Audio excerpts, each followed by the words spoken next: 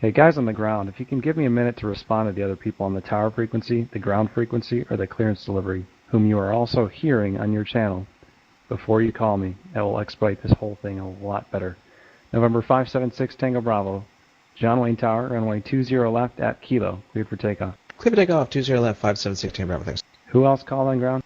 My apologies, we didn't mean to step on you. It's American 250 requesting taxi runway 8. American 250, roger. Runway 8, taxi via Charlie, cross runway 33 at Charlie. Alright, runway 8 via Charlie, cross 33 at Charlie for American 250. Santa Barbara Tower, Legacy 323, Delta Echo, hold short 25 at Juliet, ready for takeoff. Legacy 323, Delta Echo, Santa Barbara Tower, runway 25, cleared for takeoff, wind 0404. Clear for takeoff, runway 25, Legacy 3 Delta Echo. Saratoga 12 Alpha, turn right heading 090, report Qualcomm Stadium in sight. 12 Alpha, turn right 090 and report Qualcomm in sight. Saratoga 12 Alpha, traffic 1 o'clock at 2 miles westbound, altitude indicates 4,500. 12 Alpha looking. November 10 Echo, contact Santa Barbara Tower 119.7. 119.7, 10 Echo. November 90 Whiskey Echo, contact Los Angeles Center 125.27. 2527 Whiskey Echo. Van Nuys Tower, Grumman 28507, runway 16 right at Charlie, ready for takeoff. Grumman 28507, Van Nuys Tower, south departure approved, runway 16 right, cleared for takeoff. Clear for takeoff, 16 right, Grumman 28507. And John Wayne Tower, Mooney 46889ers, holding short SoCal 20 right. Qualcomm in sight. Saratoga 12 Alpha, cleared Sweetwater visual approach, runway 27. Cleared visual, runway 27, 12 Alpha. I wanted to confirm when you say Sweetwater. I just want to make sure that we're talking about Saratoga 12 Alpha, your clearance is for the Sweetwater visual approach for runway 27. It's a charted visual approach procedure. Are you familiar or not? 12 Alpha, no. I've never actually heard of the Sweetwater visual approach. Saratoga 12 Alpha, roger. Maintain flight present heading, descend and maintain 4,800. The Lindbergh Airport is at your 3 o'clock and 3 miles. 12 Alpha, roger. Down to 4,800. Maintain present heading. Somebody else had the field in sight. Who was that? 3610 on the VOR 25 approach. November 3610 Echo, Santa Barbara Tower, runway 25, clear to land. Runway 25, clear to land, 3610 Echo. Legacy 3 Delta Echo, contact departure. Going departure, Legacy 3 Delta Echo. King 90 Whiskey Echo, Los Angeles Center, climb and maintain flight level 210. 2100 Whiskey Echo. Bonanza, correction bearing 576 Tango Bravo, turn right heading 320, contact SoCal departure. 320, SoCal departure, 576 Tango Bravo. Cessna 176, early Mike, COM Santa Barbara departure, Legacy 323, Delta Santa Barbara Echo. approach, Sky 135 on the left downwind now for runway 29, looking for a frequency change. John Wayne Tower 46889ers, holding short 20 right, Kilo, ready to go. November 3 Papa Foxtrot, roger, contact Santa Maria Tower, San Luis Tower on 124.0. Florida Tower, 3 Papa Foxtrot, thanks. November 323 Delta Echo, Santa Barbara departure, radar contact, climb and maintain 6,000. SoCal departure, Baron 576 Tango Bravo, 2000. Burbank Tower, American 250, holding short runway 8 with the weather, ready to go. Baron 576 Tango Bravo, lost SoCal departure, radar contact, climb and maintain 6,000. Climb maintain 6,000, 576 Tango Bravo. Number 12 Alpha, turn right heading 180, do you have the field in sight? Right, 180, and I do have the field in sight, 12 Alpha. San Luis Tower, Skyhawk 113, Papa Foxtrot, turning left base, runway 29. November 113 Papa Foxtrot, San Luis Tower, runway 29, are cleared to land. Clear land 3 Papa Foxtrot. November 12 Alpha, cleared visual approach, runway 27, contact Lindbergh Tower 118.3. Cleared visual, runway 27, contact tower 118.3, 12 Alpha. Yep. Mooney 46889er, John Wayne Tower, runway 20 right at Kilo, cleared for takeoff. Make left traffic. 20 right at Kilo, clear for takeoff, we'll make left coast traffic, 889er. November 507, contact SoCal departure. SoCal departure, 507, thank you. Cessna 176, early Mike. SoCal departure, Grumman 28507, 3,500 for 5,500 Coastal Bravo, southbound. November 28507, SoCal departure, ident, remain outside Bravo airspace. Ident, remaining outside Bravo airspace, 28507. Legacy 3 Delta Echo, climb and maintain 6,000, radar contact. Climb maintain 6,000, Legacy 3 Delta Echo. November 507, radar contact 5 miles southwest of Van Nuys Airport.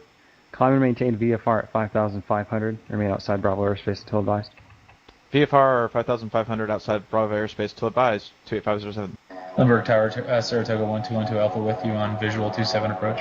Saratoga 1212 Alpha, Lindbergh Tower, runway 27, clear to land. 27 cleared to land, 12 Alpha. American 250, Burbank Tower, runway 8, cleared for takeoff, wind 360 at 5. American 250, Burbank Tower, did you call ready? American 250, that's affirmative. American 250, runway 8, cleared for takeoff, wind 360 at 5. Alright, runway 8, clear for takeoff, American 250. Mooney 889er, change to runway 20 left, cleared for the option, then make left traffic. Roger, 20 left, clear for the option, make left coast traffic, 889er. Cessna 3 Papa Foxtrot, remain this frequency, taxi to the ramp via Alpha, and have a great night. Pass the I-10. Ramp via Alpha, and I just want to check on the I-10 rating. Number 3 Papa Foxtrot, you did pass the I-10, correct. Great, thanks.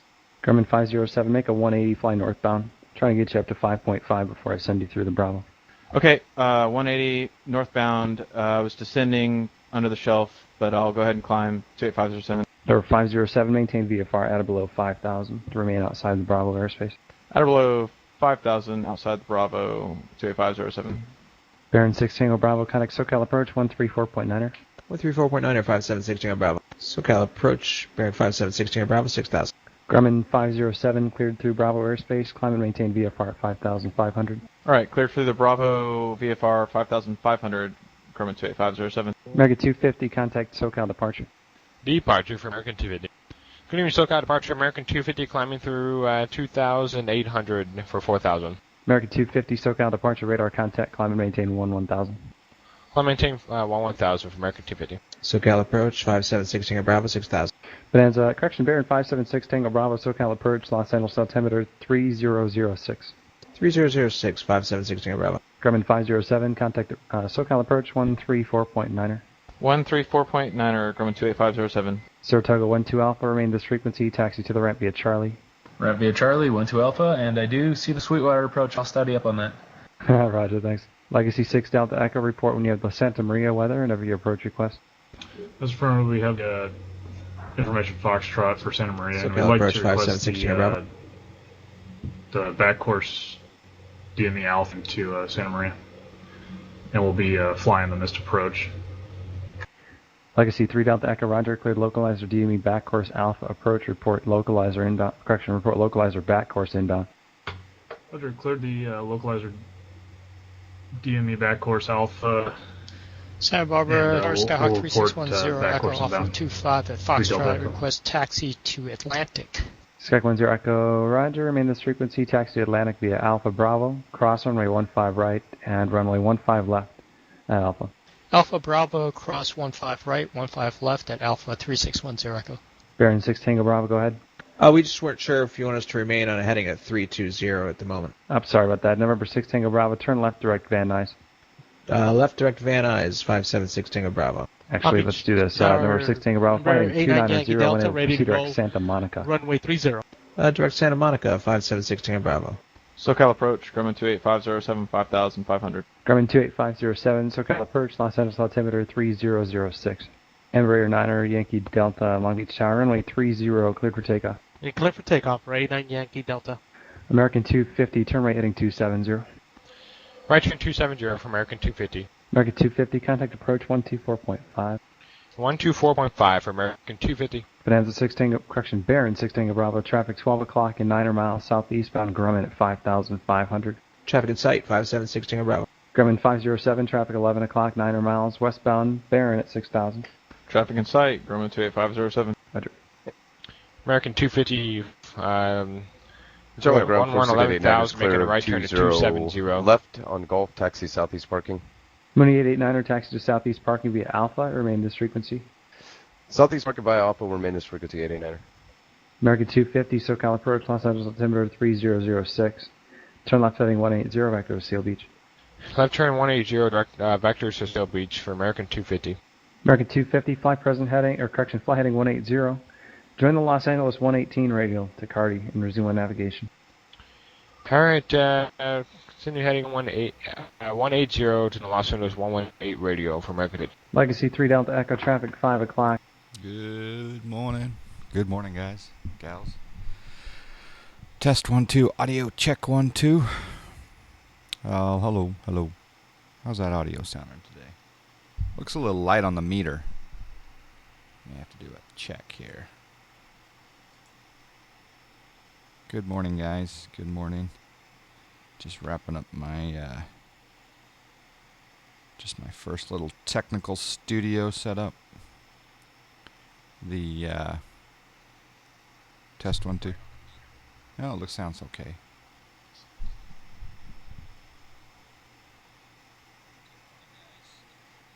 Yeah, it sounds okay. I just got to remember to stay near the mic. Anyway, good morning. Kind of excited today. It's been a little while since we've had a good stream. First off, good morning to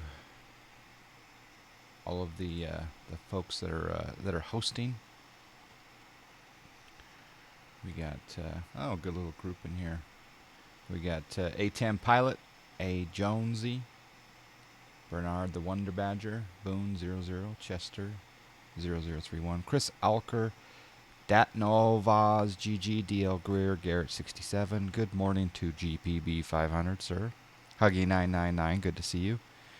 It's J Matt, Snaggy 87, Marcus 07XXX, Mayhem for the win, Mickey Dribbler 59, Mott 6619, Packlebert, Pete 1963, Pop Forward, Reverse Idol, Skid Rock, ST 54 Kev, Vane Reeps, W28, Wakey 0, X-Plane 1982. And I'm not sure how much hello Nagy 87. Good morning, guys.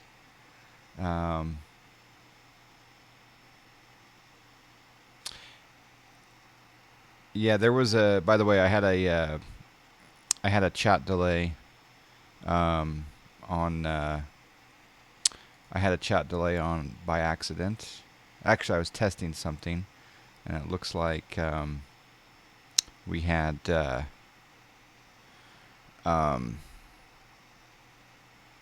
chat delay on by 6 seconds, so there was a delay. Anyway, McKay AJ, good morning. B Daveness, morning. Gonna be doing a couple of different flights today. Hoping that we have time to do all of the plan. The first plane we'll be taking out is the IXEG 737-300 Classic, otherwise known as 733. Nagy 87, I had a 6. You can do a 2 second, a 4 second, or a 6 second delay. And really, what it does is it gives time for the mods. The mods aren't delayed, but the mods have a chance to respond to certain situations. But I turned it off so we can be a little more live. So yeah, the IXEG 733 now, I am running X-Plane 11. So there are a few bugs. So just for those of you who want to try the IXEG 733, keep in mind that you do need to go into Plane Maker. Well, I guess I'll show you guys. Can you open up Plane Maker when X-Plane is open? Maybe I won't do it. But if you want to follow along verbally, I believe these are the steps. You open up Plane Maker, you open up the IXEG 733, you then open up go up to the top and choose Systems, and then a window comes up and you have to tab over to Electrical, and then when you're on the Electrical tab, there's an APU toggle box. Boom, you turn the toggle on, you save, exit, and then you've solved the APU problem with the 733. Now, when you first load the plane, you're going to get a gizmo crash. You just close that gizmo crash window, and things are okay. Now, some people have said that you can start up the plane, but some people are saying you need to do the ready to fly. So we may experiment with starting the plane from scratch in a little bit, but for today's stream purposes, I'm going to be testing navigation, takeoff, taxi, landing instead of startup. So forgive me as the plane is already started up.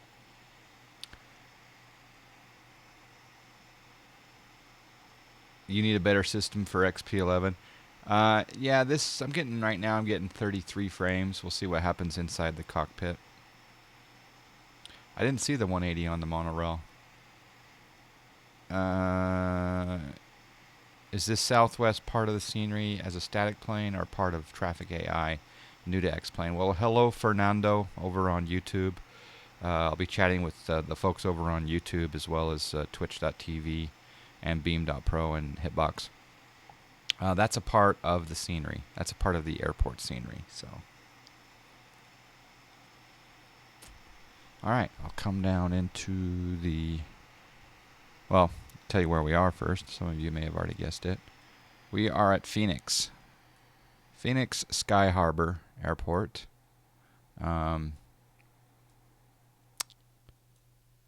We are Delta 572. There's downtown Phoenix over there. We are running, I believe we're running real weather. If I come up here to file or flight edit, yeah, we're running, well, customize. Actually, we're not running real weather. I think I want to turn on real weather though. We may see some clouds on our way up. We're going to Denver, so we may see some definite clouds. Okay, so there, the layer kind of increased there. K Nagy. Nagy, remind me again how to say your name. You told me once. Would you? Is it? Can I just say Nagy or K Nagy? Or does everyone call you Nagy because it just looks like Nagy? You may want to research XEnviro before you buy. Been hearing some quirks that make it odd. Yeah, I've heard there's some issues, and I guess oh man, this ortho photo looks great around Phoenix. And I tell you right now, the X-Plane 11 Autogen looks awesome also. The freeway looks awesome. Nagy, okay.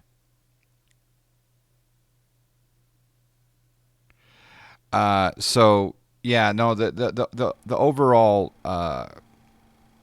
thing that I've heard about XEnviro is that in some situations it looks better than anything out there, and then in other situations it doesn't look so great. Now I know that they're going to continue to I don't mean to improve alarm anybody, but I think we're being followed. Thank you, Stormy Flyer, for the follow. Now, I think that it's an interesting price point, that's for sure. The other thing that I heard, and I haven't verified this yet, is that you cannot do custom weather. You have to run real-world weather with it. So is that true? Has anyone heard? So anyway.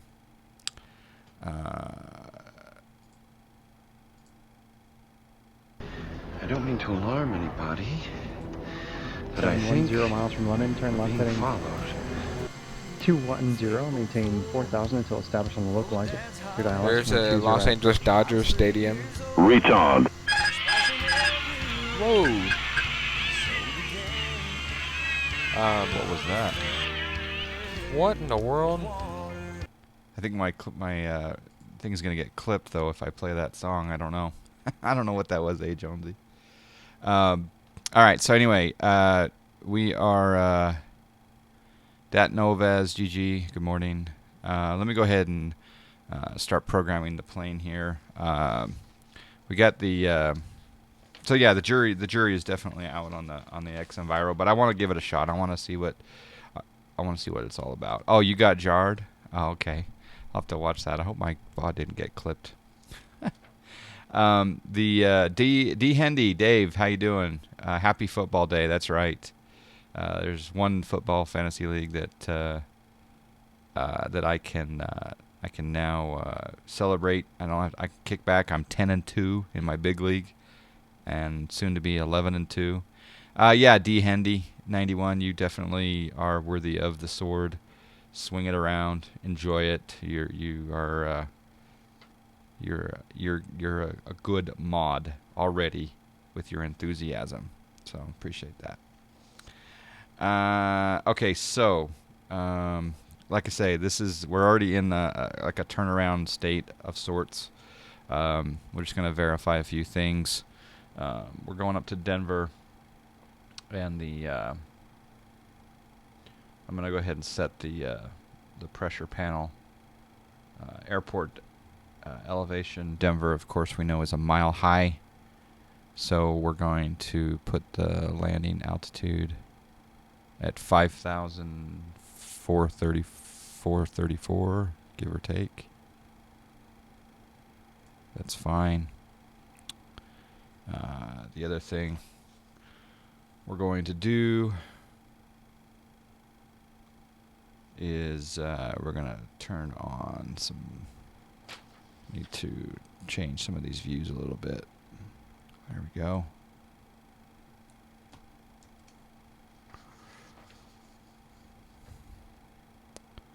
Go ahead and put our position light on. Our APU's already started. Gens are on.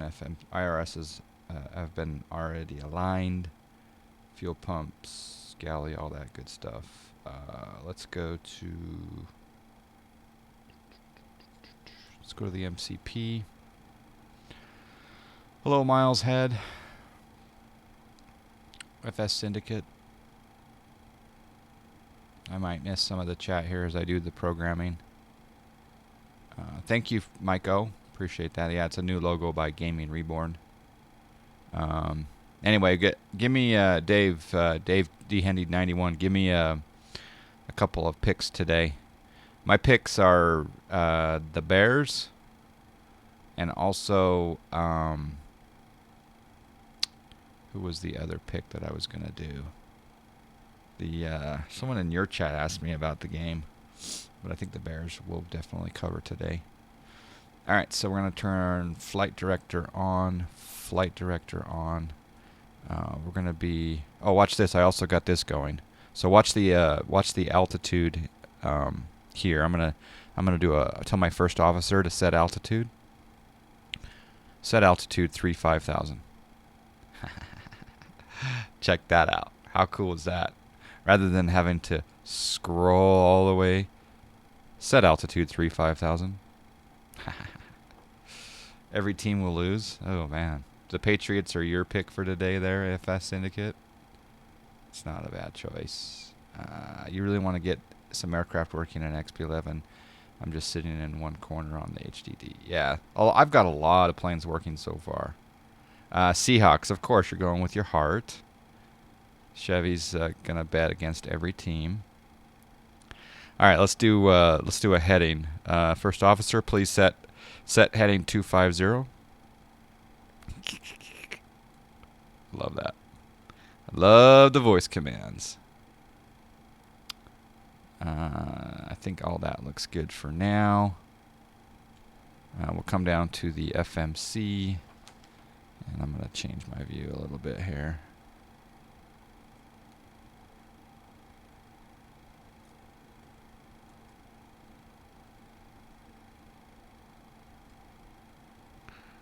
All right, that looks good. Yeah, there was another. Well, Dallas is Dallas. Your pick's Dallas. That's a good pick. I like that pick. The rumor is, everyone, by the way, is that the John Fly bot. We already have betting on landing rates and betting on other things, but the rumor is that we're going to have a little JSnap 1982 production where we're going to incorporate NFL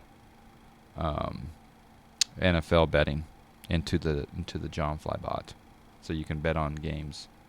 The other, let's see, yeah, I think the Bears are going to cover against San Francisco.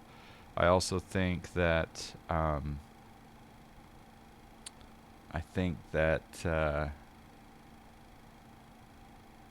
Seattle's down -6.5. D Hendy, that might be a little tough.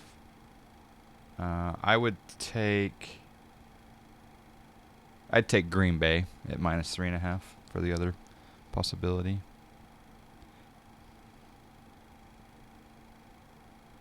Yeah, Jay Jonesy, I just picked against you. I think Green Bay over Houston. All right, let me program a little bit more here.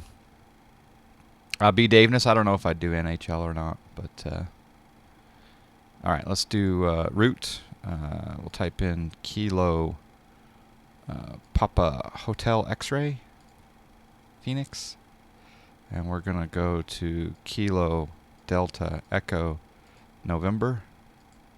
That's our destination. We'll go route. I think our first, well, we'll do our departure here. So departure out of Phoenix will be the Yotes 3. Yotes 3. Oh, Snack Lips. You know what's interesting? Well, I'll have to check it out in a second. But we're going to go Yotes 3 versus Uper. And then we're going to be going, we'll take off 25 right. That looks good. So Yotes 3, Uper. And then we're going to go to waypoint Oscar, Uniform, Romeo, Alpha, Yankee.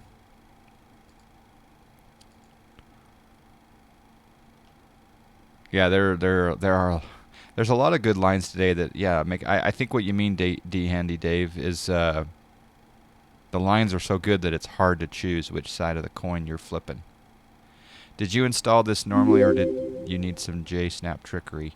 JSnap, I created a Lua script for the 757 that I've been using, but apparently you can also do the same thing with PlaneMaker. So I don't mean to alarm you, he gave me this tip, and I think someone else. We're being followed. Thank you for the follow, Rooster 1977. Appreciate that.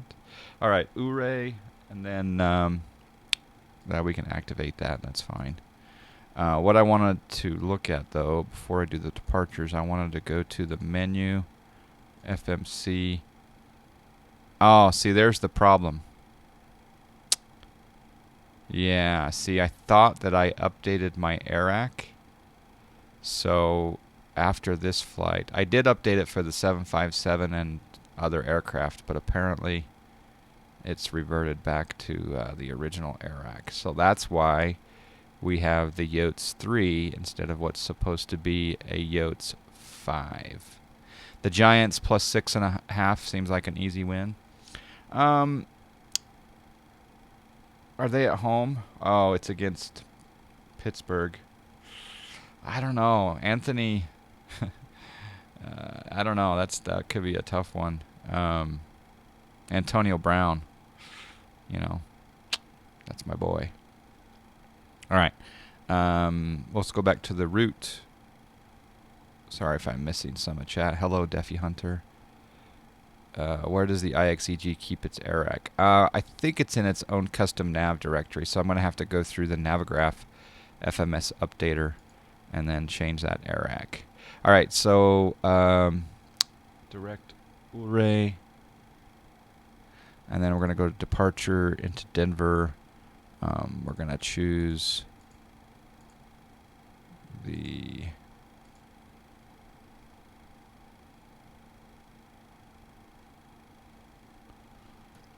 I'm going to go over to the IFR flight analyzer.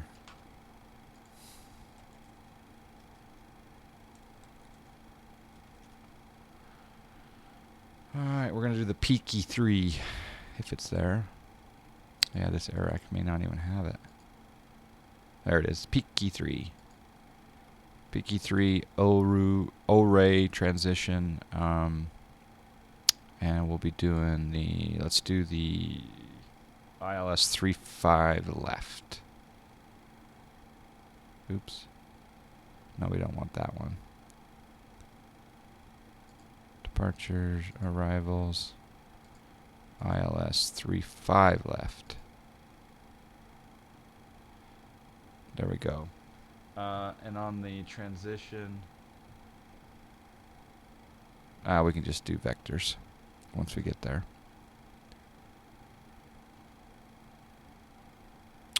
Pitt wins that game.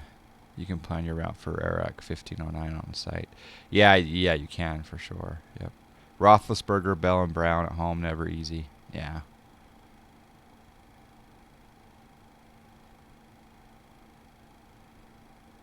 Yep. All right, let's go to the legs page. We're going to go there. Townsend, Oxygen, Zulu, Mr. Bill, Yotes, Uper, Olre, Nosa, Rawa, Freeze, Peak, Larks, V. All is looking really good. Then we're going to get vectors into the ILS 35 left. So that looks really good. So let's go to perf. Well, route. Takeoff page. Yeah, flaps 5. I got to do our performance page here, though. Perfinet. Come over here to the ground. We'll go 38 on the gross weight. Reserves of 2 and a cruise of 350. And then execute, and then N1 limit. Takeoff, no D rate. V speeds 109. Look how low those V speeds are. 109, 111, 122. And the trim is 3.4.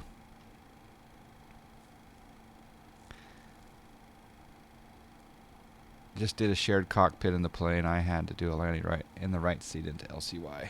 I want Tampa Bay or Washington lose so Dallas can clinch. I think Washington's going to have a hard time against Arizona. That's why I benched. I shouldn't have done. Maybe I shouldn't have. I benched Kirk Cousins in favor of Phillip Rivers, San Diego, today. Might come back to bite me though. All right, legs page. That looks good. We got our we got everything going there. All right, cool. All right, we'll come down here. We'll pretend we're squawking. Oh, watch this. Let's see if it works. Set transponder 1972. Set transponder 1472. We'll turn that on. That looks good. Let's see if it works on the comms.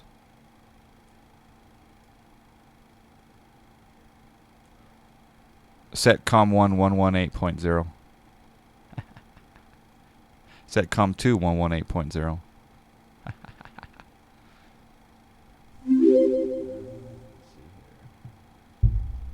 Set nav 1 108.5. Set nav 2 108.5.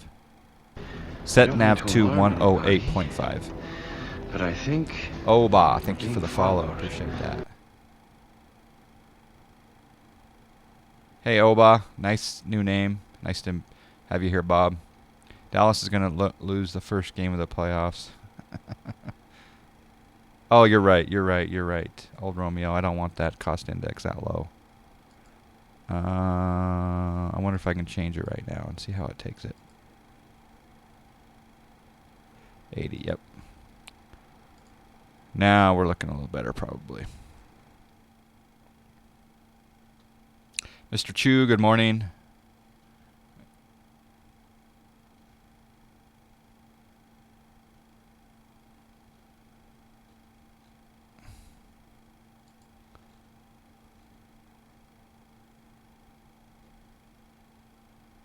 I don't know if the issue is due to the mod X-Plane 11 or pure IXEG issue. I missed your question. Sorry about that. All right.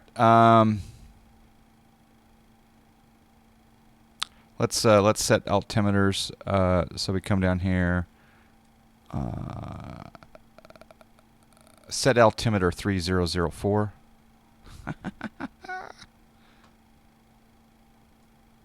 On the first officer side. I'm not sure how to set altimeter on the first officer side via voice command, but thank you, Pedro. Now you got to recount your V1, VR, V2 in the flight planner. Good. Thank you, Old Romeo. Old Romeo is my first officer today. 108, 110, 122. And the trim is now 3.4. Okay. Which I think we'll set right now. So trim is going to 3.4. Okay.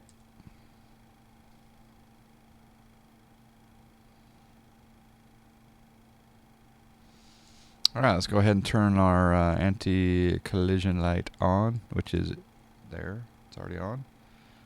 We're going to do... I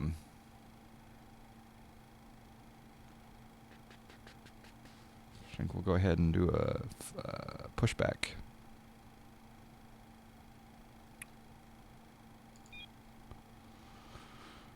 And here at Phoenix Sky Harbor, it looks like we're going to push back. I think we'll just push back straight.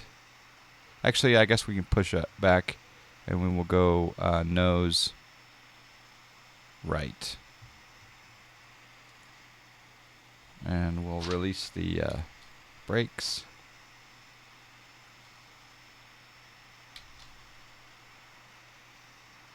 There we go. Push back. In progress. See, did I calculate that correct? Nose right, or did I calculate that wrong? We're going to find out in a moment. All right, I'm going to tell my first officer, set flaps 5. Set flaps 5. Set flaps. Set flaps 2. Set flaps 3. Set flaps 4. That's a little bit off. I have to say that instead of set flaps 5. But yeah, nose right did work.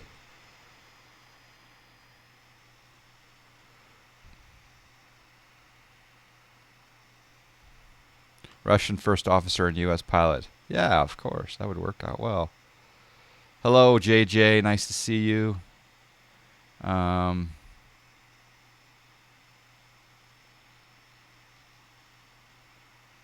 Please show me where it is.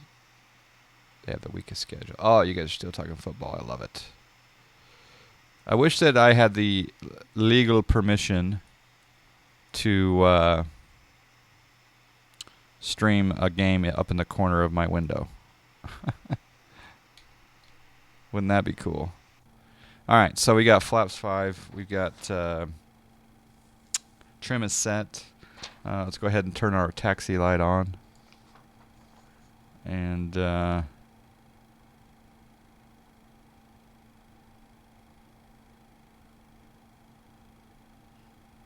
only peasants take off with flaps 5.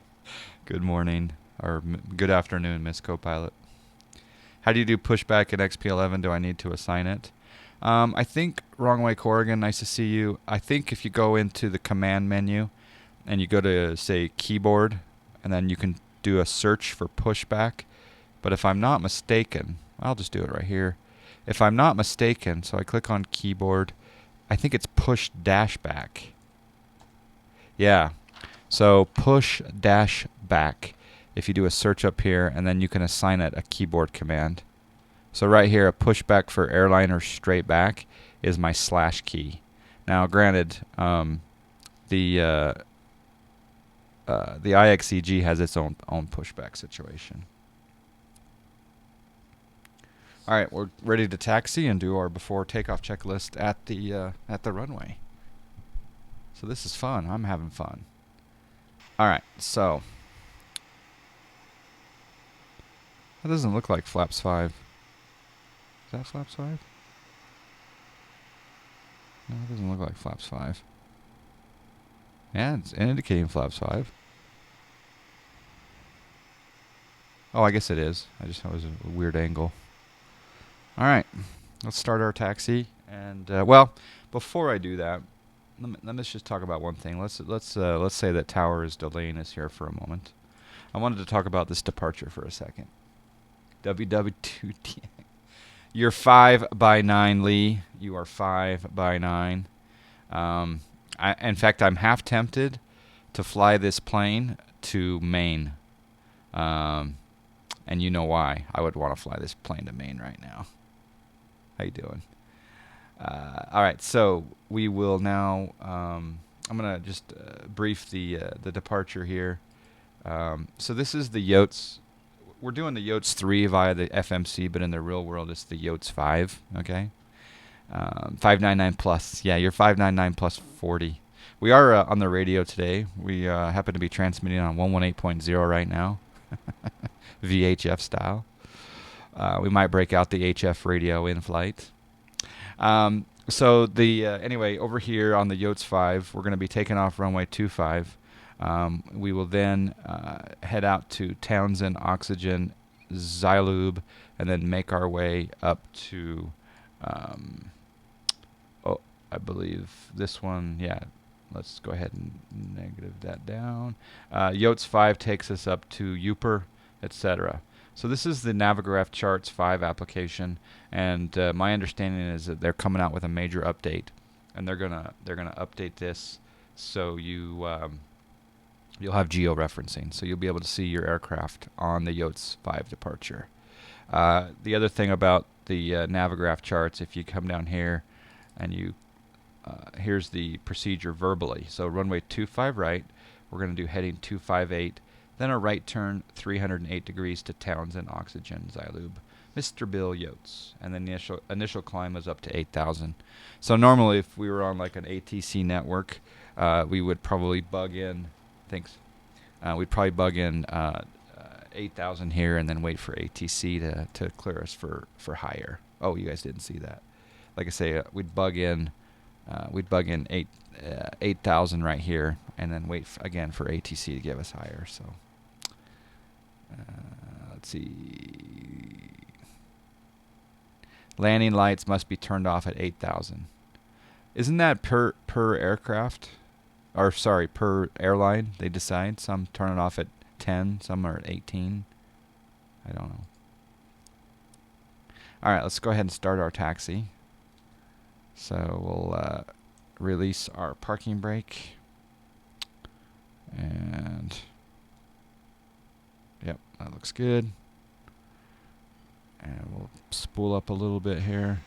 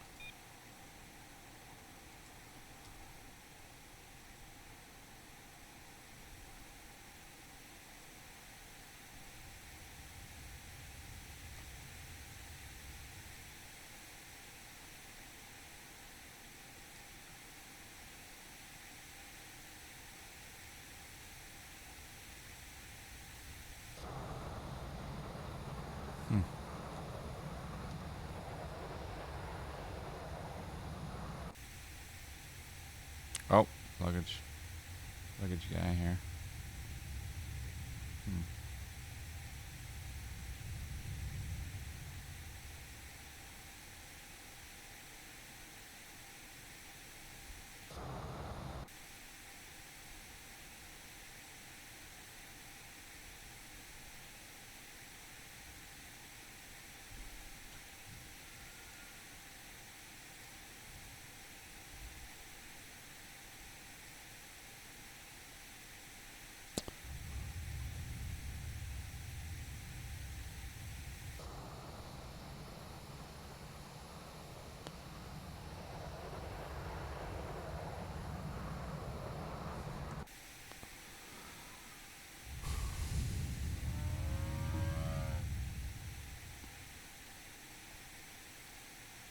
Yeah, for some reason I'm having to use a little more engine than normal to get the plane to react there.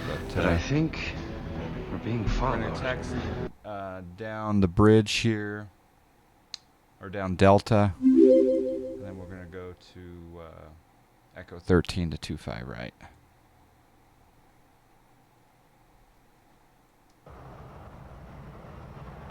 Not sure if this is a it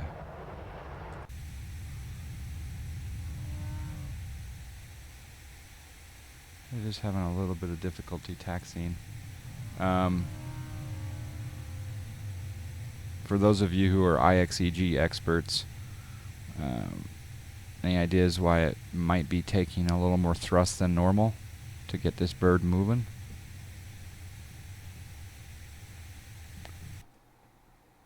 Huh. That could be part of the problem.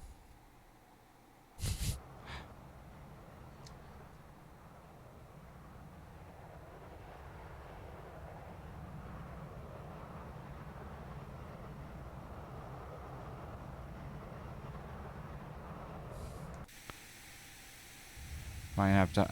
No, A Jonesy. It was. I did a test flight in this same plane. I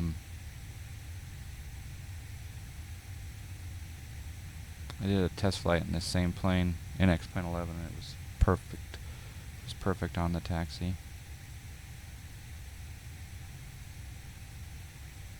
What's the answer?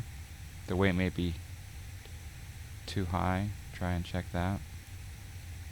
It's possible.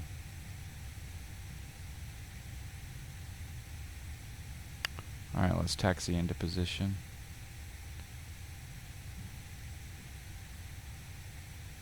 We've been told to line up and wait on runway 25. Such a good looking airport. Yeah, we need more power. Yeah, it's kind of interesting. JJ, no, I'm not. I'm not using the Titan XP. I ordered the Titan X accidentally, and not fully realizing why the that there was the Pascal version. So now had to do a return on that one. Yeah, it's really bizarre, so I'm hoping that we don't have issues on takeoff. Famous last words.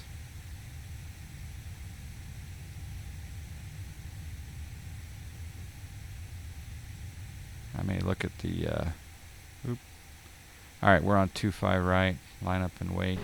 I don't mean to alarm anybody, but I think we're being followed. Thank you for the follow, the fried chicken. Appreciate that.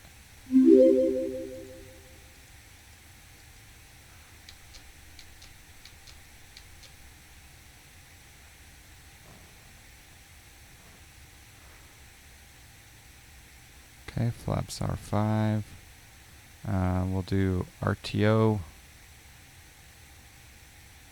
And come up here to the MCP and we'll do auto throttle.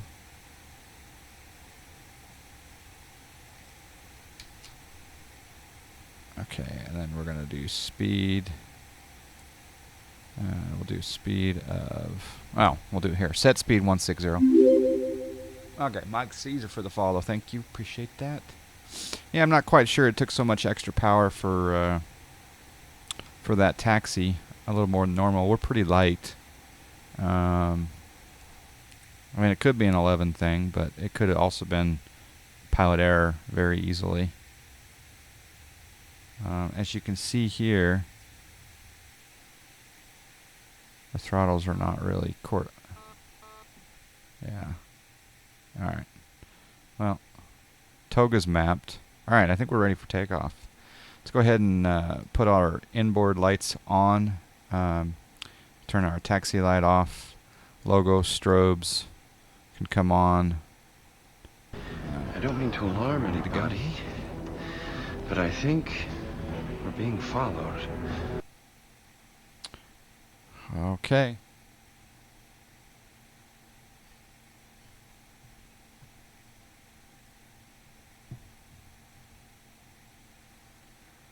Alright, thank you for the follow.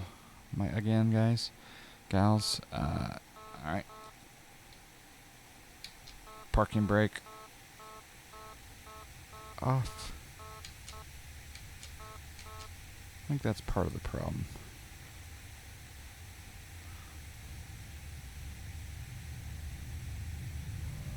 Yeah, see, it doesn't kick in until like 80, 90, it seems like there. Alright, so let's hold the center line. We do have a toga button. And there's toga.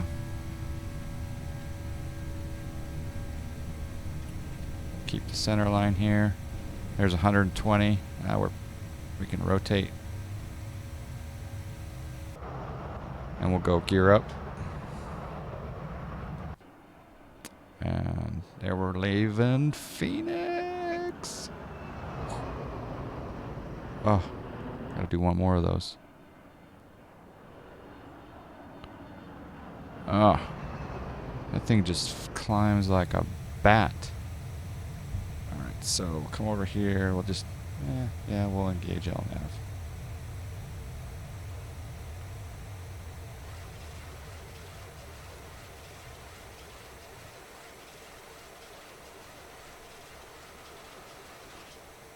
Alright, so we should make a turn up here to 308.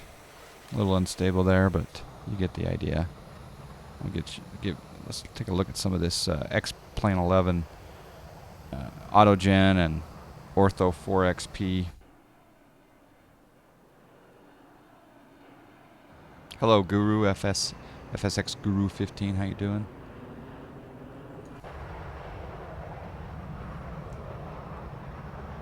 There's downtown Phoenix with the X-Plane 11 Autogen. Oh, and there's the stadium, the football stadium over there.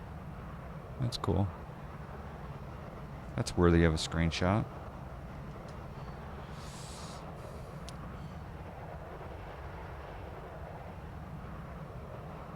Can we have a out of 10 vote on X-Plane 11 Autogen? I say 10 out of 10. Yeah, no, it's really good. It's really, really good. And I can't stop doing these flybys.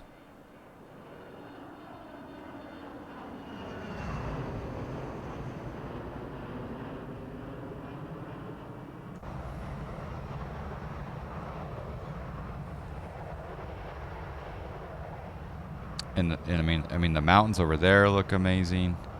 20 out of 10, yeah. I'm able to pay a little more. Oh, you know what we need to do now? We need to go flaps up. It was long overdue. But we were at a slower speed due to ATC. The stadium shouldn't be in downtown. Maybe that was the college stadium? I don't know. I'm not familiar with much down there except for I just love their golf courses. Alright, let's go inside here. Let's check things out. Probably need to... Not sure. I gotta change the field of view here, so we'll go over here to view presets. And we'll bring that in. Should we go right there? Is that a good view, or... Probably just below the MFD, maybe? I don't know. What do you guys think? Thank you for the follow, the Airbus guy. Appreciate you joining this Boeing flight. Alright. Let's see. You want to see it in 4K? Yeah. I don't tempted mean to to reload alarm my anybody, 4K. but I think... Is that the baseball followed. stadium? Okay. Again, thank you, Airbus guy, for the follow. Appreciate that. By the way, this is a fictional livery. We're flying the Delta, the new Delta livery that was never on the 7300. But I like the new Delta livery. I was flying the old Delta livery. It looks pretty good also. Called the Widget. All right, we're passing through 13,000, so we'll go ahead and shut off some lightage.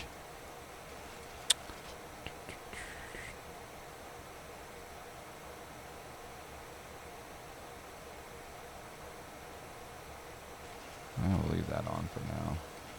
We do have a low pressure light on the forward engine. Anyone see that before? Low pressure right there. It's kind of interesting.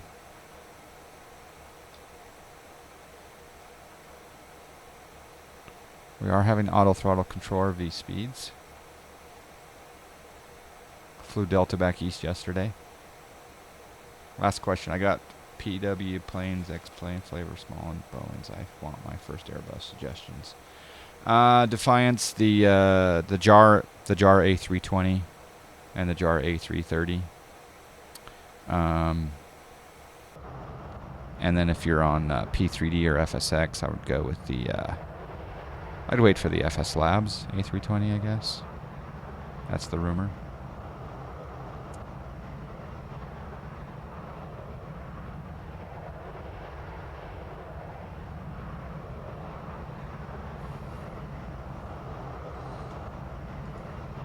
All right, well, we're into the climb. The ortho looks good. Golf course, of course. Thank you for all the follows. I appreciate it. The road to 25. Or see, where are we? The road is it the road to 2,500 in the John Fly channel? I think it is.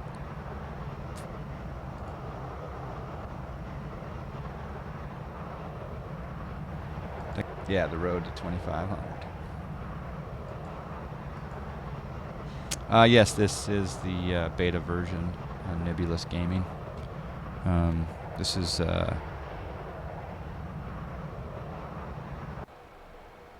IXEG 737-300 from IXEG. X Aviation is the folks that sell this fine airplane, and there's just one tweak I had to make to get it going. JW, like I say, all I did was I went into Plane Maker, I opened up the plane, I went to the systems area, I went to the electrical tab, and I toggled the APU box for the auxiliary power unit to work, and then I just had one gizmo crash. On this particular flight, I did the ready to fly mode. From what I understand, after you do the APU tweak, you're able to get the plane to start up. So the road to 250, eh? Nice.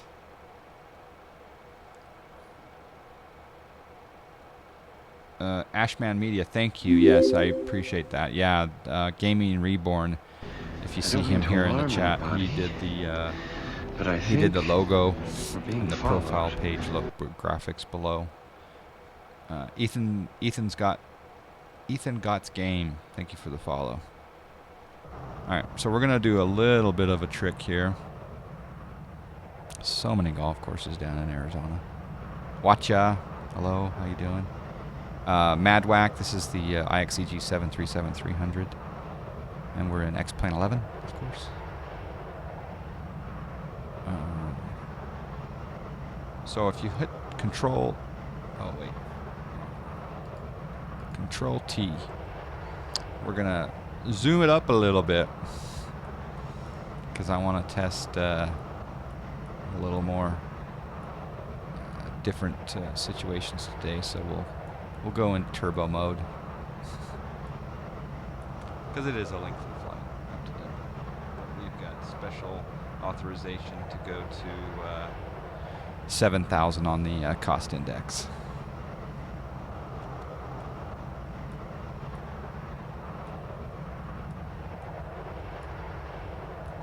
I forgot how to program a wing view. Can you, any of you IXEG experts? I thought it was.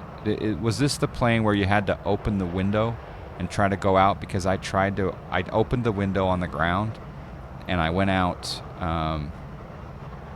Okay, we're making the turn at Mr. Bill, which I assume is named after Mr. Bill. How do you do the wing view again? Because like I say, I thought you had to open. I opened the window and I tried to go out, and it still locked me in. I couldn't get out the window, even though the window was open. So I was wondering. Yeah, open window 1. Yeah, I did that on the ground, and it wouldn't let me out. It's kind of weird. I'll have to try it again. Maybe it was I don't know. Maybe I wasn't in 3D. No, that's in 3D command. Look, I'll have to try it. Maybe in, yeah. Someone try to remind me. Have to fiddle until you get out. Okay, I'll have to try it again. Remind me in Denver if we remember. All right. Well, for those of you new to the channel, we give away prizes from time to time. Now, right now, we gave away a lot of prizes in the last week. So, but for those of you who are new to the channel and you clicked the follow button, you are now earning John Fly miles. Those John Fly miles are good towards prizes, gift certificates, etc. Hello, Hello over there, Mr. W2RE. I'm very impressed with Mr. Eastport. The Eastport situation. It looks amazing. Good to see you, Ray. Hope you're doing well.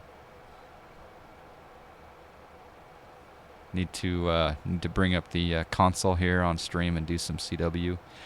Silent Gaming Nation, how you doing? You headed to Vegas to try the new blackjack betting scheme. Oh, you're talking to someone else, maybe.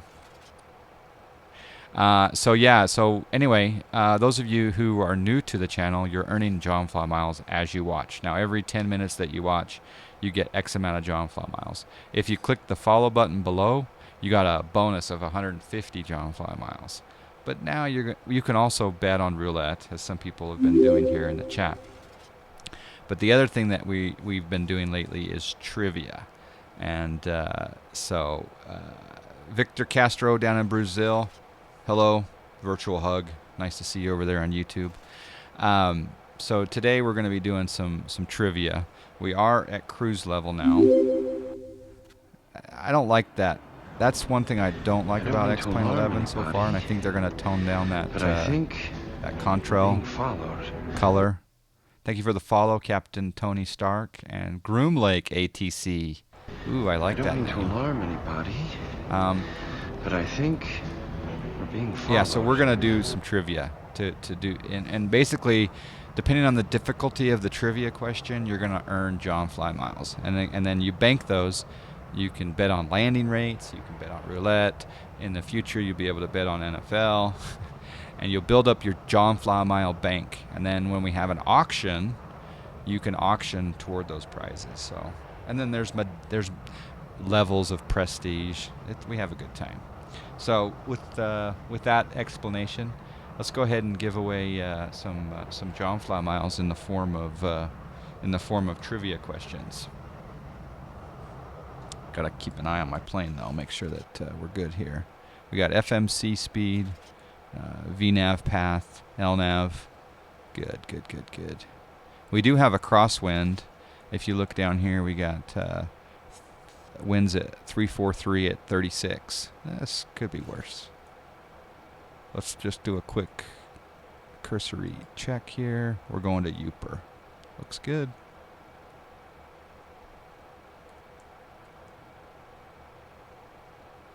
All right, I'm going to bring up the trivia questions. And, oh, that cockpit looks so good. Watch ya, I'm speeding up the sim just because we're going to be doing some variety today. We'll be testing a few other planes. So in cruise, we'll be playing this as not as immersive as we usually do. We'll be looking at some scenery. We'll be testing the, I don't mean to alarm anybody, the ILS approach. But I think anyway, we're being followed. Thank you for the follow, Madwack. Appreciate that. Okay, so first trivia question. This one is a mediocre difficulty. So we'll be giving away 2,000 Johnfly miles for this. The first person in chat to answer this question. Now, unfortunately, when we do bets on roulette and landing rates, etc., we can only do those on twitch.tv/Johnfly. So any of you over on beam.pro or YouTube or Hitbox, in order to participate in the Johnfly miles, you have to go over to twitch.tv/Johnfly. Jonfly. So go over to twitch.tv/Johnfly. Can someone in the chat just put a link in twitch.tv/Johnfly? But that won't work because it won't go to them. So never mind. All right, the first trivia question's 2,000. Over on YouTube, you can type in the twitch.tv/Johnfly if you want. I should probably have an overlay. All right, here we go. Are we ready? This is for 2,000 Johnfly miles. All right. Who is the arch enemy of one of the most famous lagomorphs? Who is the arch enemy of one of the most famous lagomorphs? All right, that one is pretty difficult. That's why it's worth 2,000 John fly miles. Might take you a minute to figure that one out. Like I said, I don't like the contrails there in X.11. They need to tone that down. I'm not sure if that's something we can do in inside PlaneMaker or not. I am running photo scenery. This is Ortho 4XP. If you're interested in learning how to generate Ortho 4XP, just type in !Ortho. So yeah, that's not an easy trivia question.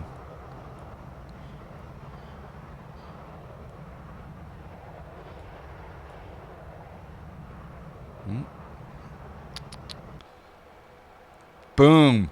Haha! D Hendy 91 got the question. Oh, look how. Oh, wait. It's kind of a toss up. Elmer Dude or Elmer Fudd. That's it. I love it. I love it. I love it. All right. So Elmer Dude with gun or Elmer Fudd. I think I'm going to have to give. I'm going to give partial credit to Elmer Dude with gun, and then Elmer Fudd. So we got G3R 1982. So now we're gonna have to. You knew biology would pay off. Yeah. Yeah. No.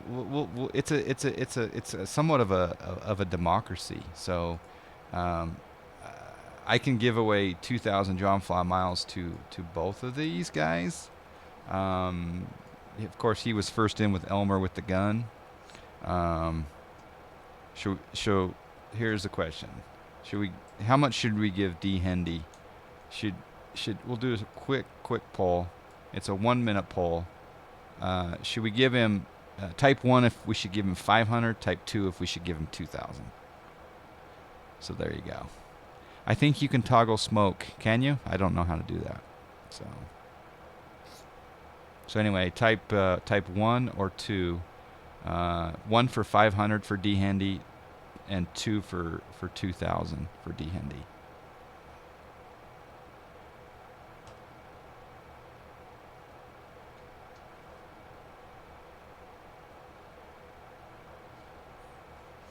Oh, look at that. Look at that. Everyone is being generous. Well, 11 of you are being generous. $1 trillion. All right, looks like D Hendy's gonna win as well. So I'll come over here and I'll do.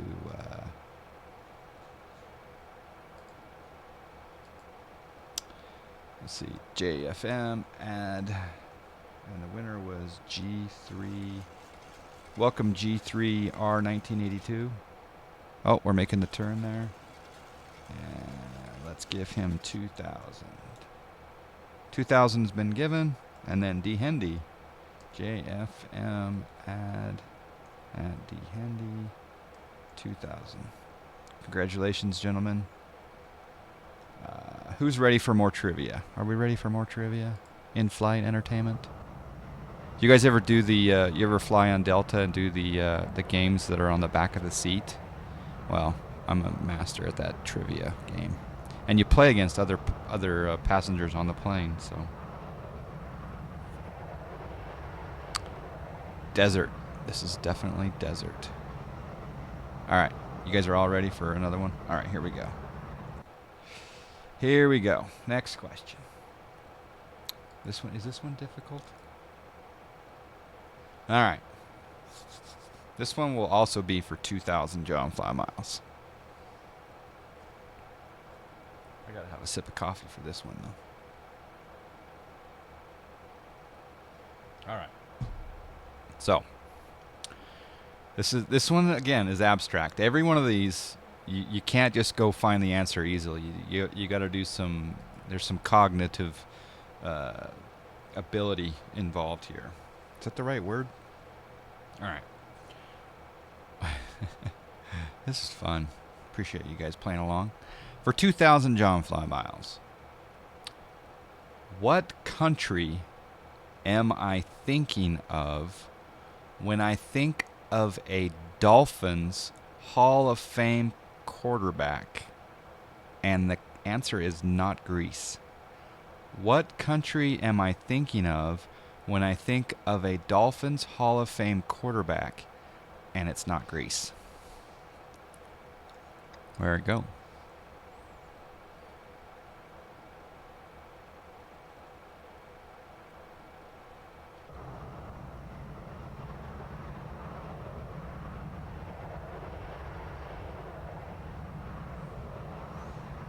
We got a few guesses, but I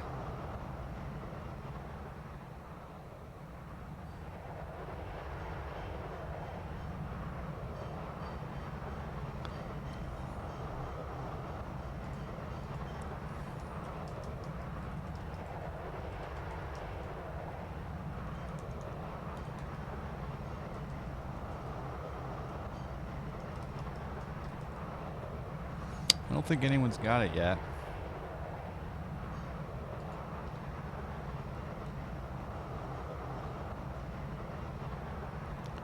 This one you're going to have the exact country name or I won't give you credit. So we've got Canada, Russia, Italy, Kazakhstan. Brolik Bronx.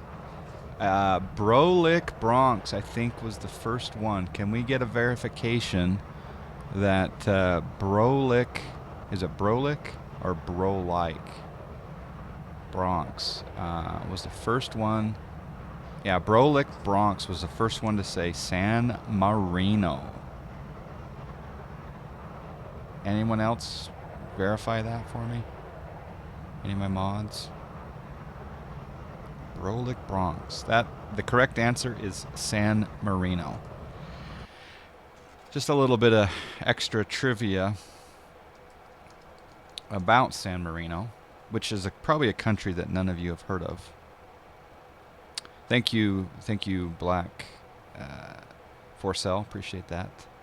San Marino is one of the smallest countries in the world. It's basically all surrounded by Italy, and it's fascinating to learn about it if you just do a Wikipedia on San Marino. And you been to San Marino, D Handy 91? Nice. Well, congratulations to Brolik Bronx. Go ahead and give you 2K. Petrie, my friend, hello. How are you doing? JFM ad at Brolik Bronx 2000. 2,000 given to Brolik Bronx. You don't want the points? You don't want the JFM? What is this world coming to? Who would you like to give those 2,000 John Fly miles to? Brolik Bronx. Oh, okay. Maybe you give them to the poor. Well, you can have people campaign for them to be the recipient of your generosity. Anyway, Petrie Ron, how you doing? Good to see you, my friend. I've got a question for you, Petrie Ron. Have you been flying in the United States at all? Checking out the wear. The guy who has been there. Oh, D Hendy? You want to give D Hendy the miles? Okay. I will arrange that, but that requires a little bit of banking. So I'll give D Hendy 91 another 2,000 once I withdraw it from your account. But we have to go through a lot of paperwork. The IRS gets involved, so I'll have to do that after the stream.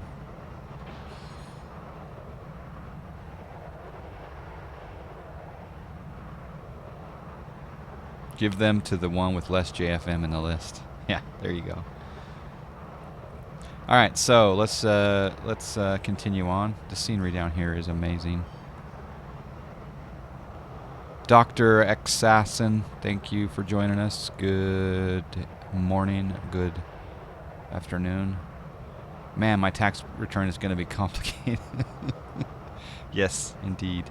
You guys ready for another trivia question? This is kind of cool scenery down here. This is actually what you'd see when you're flying over this part of the world. You guys ready for more trivia?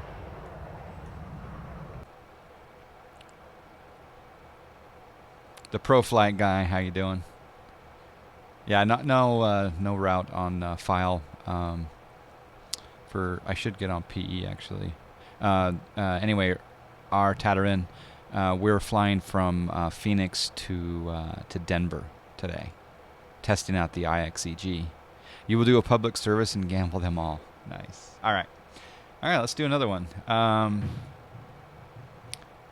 right, we'll go more into. Well, I won't give too many clues away. Yeah, Old Romeo. I agree. The vapor trail. I mean, it's too dark. We need to submit a request to Laminar to have the ability to kind of tone that down, because it's it's a little much. I do like the idea that they're there, but and what's interesting is I think on the outside view, yeah, see, it's too much. But it's a beta. Oh, look at that. There's a little mountain down there. Okay. Yeah, this is an acceleration test. That's right. Plane runs on diesel. Yeah. Okay, here's your next trivia question. This one's only worth 1,000 John fly miles. So again, the difficulty of the trivia question determines the value of the prize. So the vapor trail looks like a Vulcan bomber on full power. Yeah. All right, ready? Here we go. And by the way, you might want to refresh your screen so you're as live as possible. Some of you, if any of you have buffered, you're going to be a little bit delayed on the video compared to others. So here we go. Happy Little Mountain. Yep.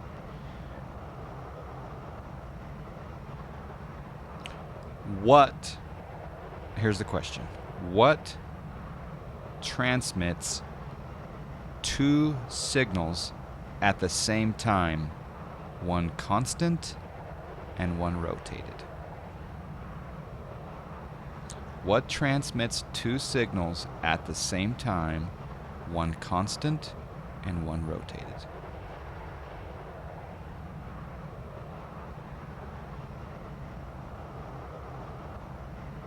If you were doing a refresh in the middle of that question.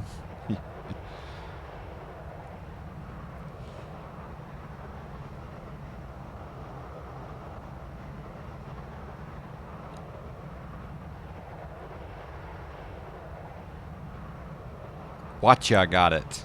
Congratulations, Watya. The correct answer is VOR.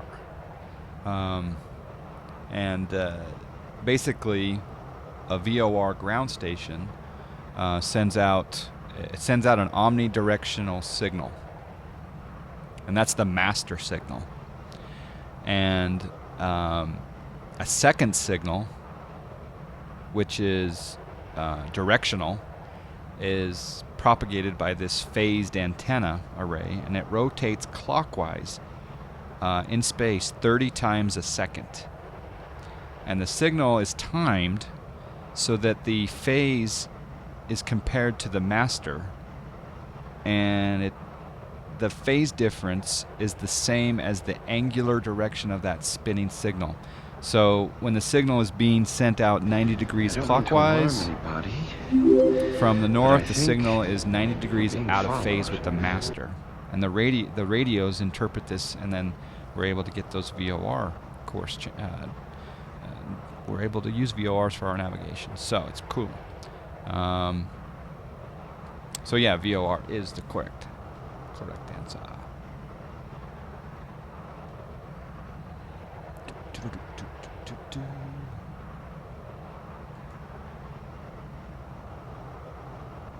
Gotta add some John fly miles.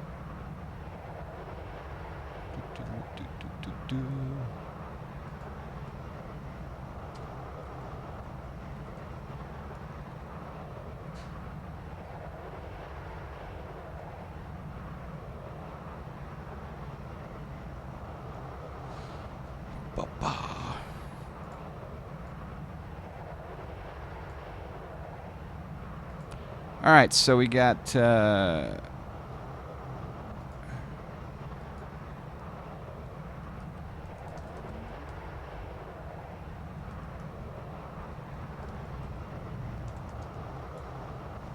Thousand John Fly miles given to Watcha. All right, let's do a check on the plane. We're still at 350. True airspeed 417. We got a crosswind at 57 knots. 300 coming from 310 degrees. Just type X key to toggle smoke. Okay. X. Nope. No X toggle. It's interesting how we have a layer of overcast now. Ooh, look at that. Look at that. Look at the fog layer down there in the canyons. That's kind of cool looking, actually. That is really cool, actually.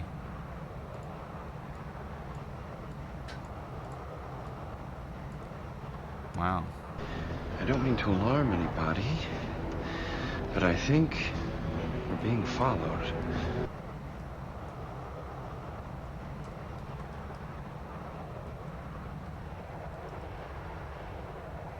Yeah, this is SkyMax Pro version 3, actually.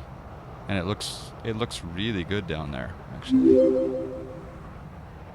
I am impressed. I'm very impressed. I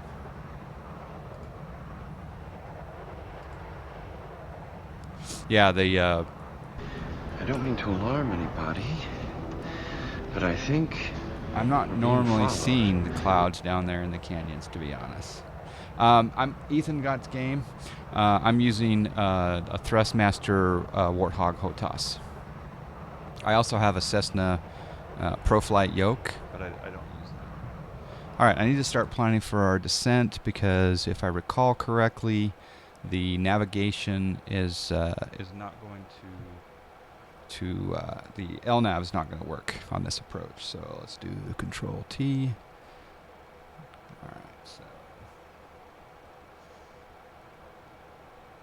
Good morning, Ron. How you doing?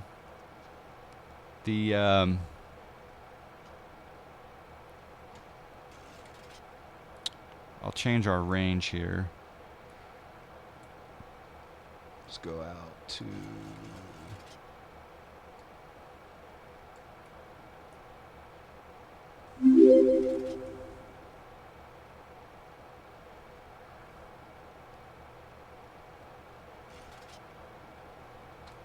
all right, we'll go ahead and do a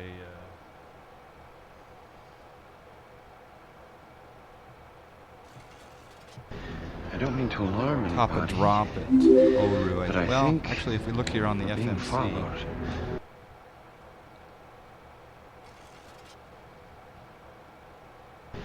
I don't mean to alarm anybody, but I think we're being followed. It says here we need to be at Rawa at flight level 270. So 34. All right, so we'll start our descent in about just when we're coming up to Nosa. Or maybe after this waypoint. Actually, O-ray is 457.4. So we've got a while, so we'll probably start our descent around there. But on the display here, I don't see the T of D. But I'm going to change the range. I don't mean to alarm anybody, but I think we're being followed. The T of D is not coming up. I don't know why. I don't mean to alarm anybody, but I think thank you, we're being Arcan, followed. Goats, none. Let's see who else in there. I missed a bunch of follows there. Callum H for the follow. Thank you, Reza, for the follow. Thank you very much. Appreciate that.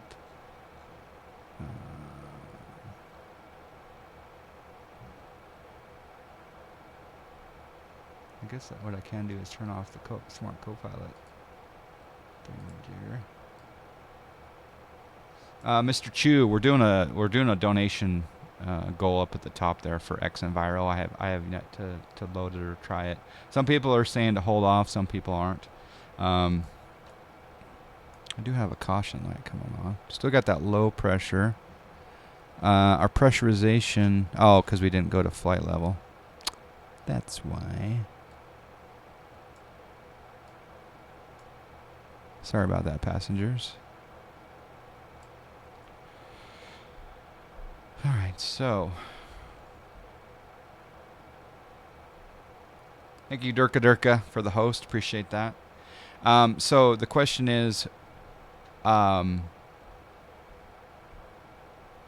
we ready for another trivia question? Because I got more. Are we ready for another one? We lost some of that canyon fog. Oh, but the scenery around here is just... It's just GG. I mean, look at that.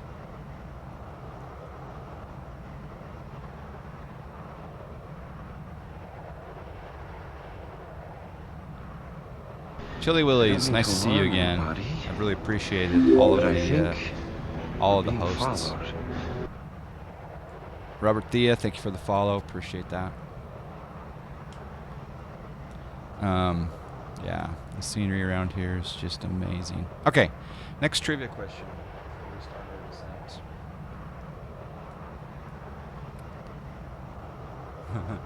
This will be a fun one. All right, you guys ready? Here we go. All right, yeah, none shall pass. Yeah, you can post a link. It'll say message deleted, but everyone can click on it anyway. It's a video of flying in XP11 with XEnviro. Yeah, go ahead. So here's the question.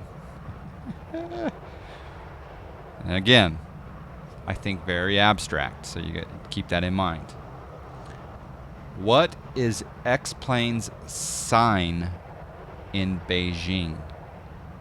What is X-Plane's sign in Beijing? Let you guys stir on that for a little bit.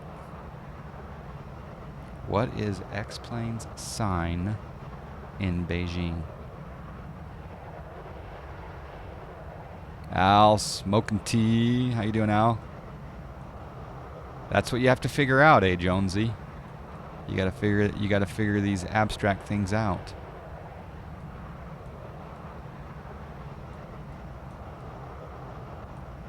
Yeah, no, I'm gonna lose a lot of people on that one, D Handy. This one, in fact, I'll make this one worth 3,000. Better make a note, 3,000. I'll give a clue. I'll give a clue. Yeah, they do have Air Canada liveries in this game.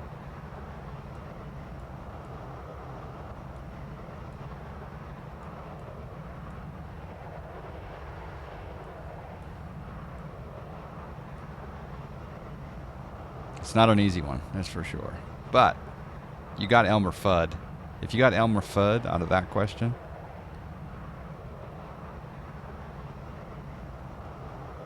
all right, you guys aren't going there quite yet. Let me clue you in a little bit. So let's think Zodiac. Okay. If you think Zodiac, what is X-Plane's sign in Beijing from a Zodiac perspective?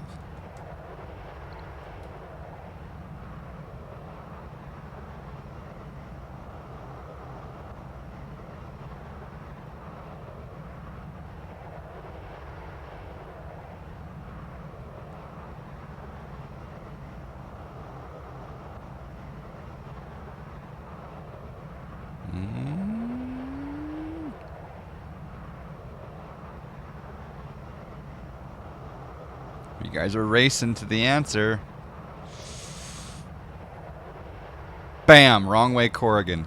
Wrong way, Corrigan. Got 3,000 John Fly miles. Congratulations. Please verify anyone that wrong way Corrigan. He's answering a bunch of different things, but he got it with Rooster. Rooster is the correct answer, so I believe wrong way Corrigan, who's typing every single possible answer, he said Rooster. So why is Rooster the answer? Wrong way Corrigan? Why is Rooster the answer?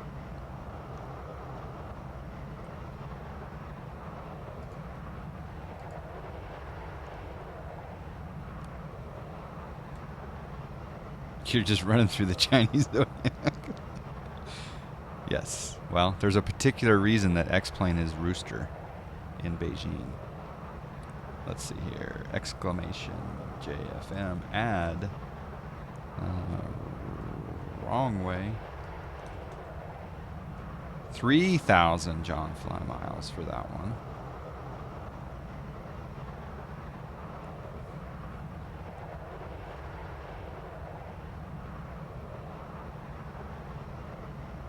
Yeah, so those of you who didn't quite get the trivia question, I try to make it abstract so you just can't easily find the answer. So the correct answer is Rooster, 1993. 1993 was the year of the birth of X-plane, and according to the Chinese calendar, if you're born in the year 1993, you are a rooster. All right, let's go ahead and tell our first officer. First officer, please set altitude. Set altitude 9,000. Boom, see that? It just changed like that. Wow. All right, so we're way ahead of our T of D, our top of dropping, but we'll go ahead and get that ready to go. Put gear into off position. Oh, man. That is correct. You know what's kind of interesting, Coral, is the 757 V2 from Fly Factor, it puts it into that position automatically.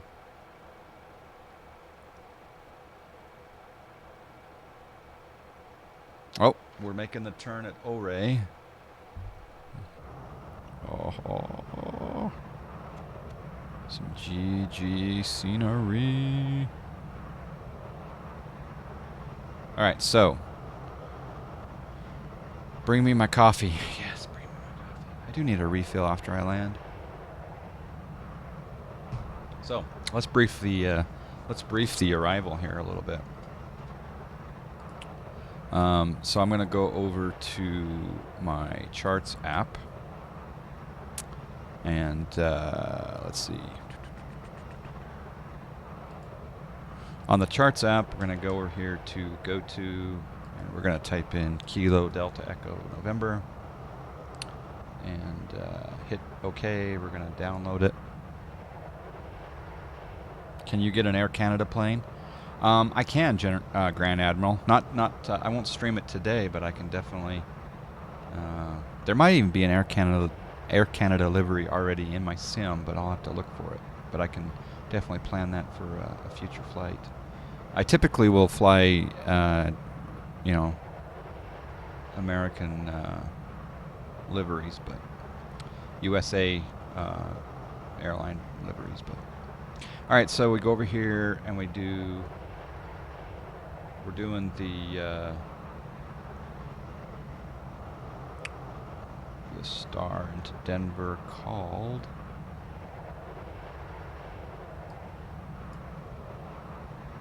The Peak 3. Alright, so if we look here, the Peak 3, we're coming in via Ouray. So it's going to have us coming from this direction.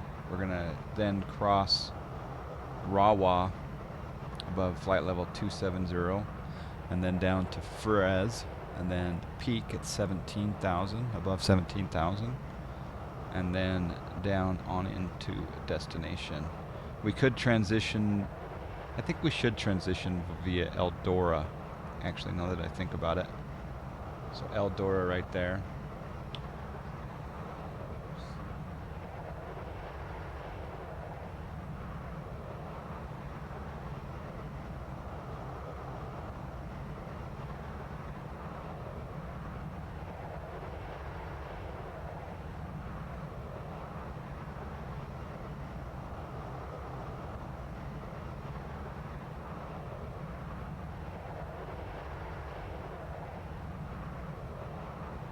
All right, so that's that. Now let's brief the ILS approach. So just quickly, if we go over to the ILS.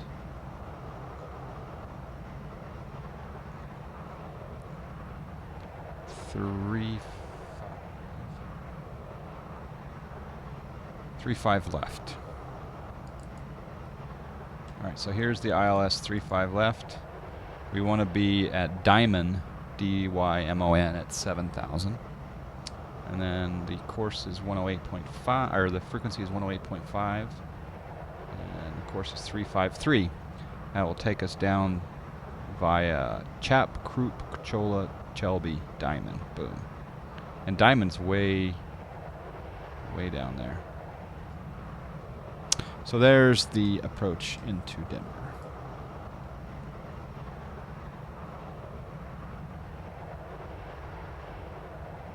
There's an option so you can have it put it into the off position. Yeah, mine by default mine was on.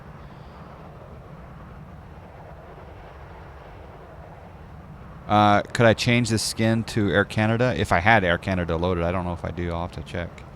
There was one other thing that I wanted to do on the ground, but I can't recall what it was.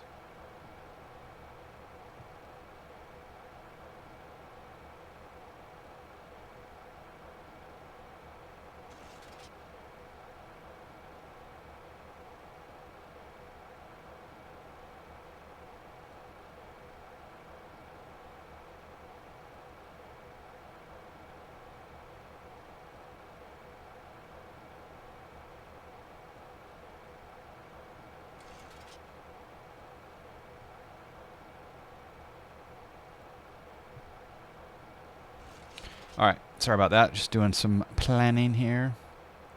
On ground, set the wing view. Yes, that's the Defiance. Thank you. That's exactly. Hopefully I remember that. Alright, so we got a fuel problem going on now.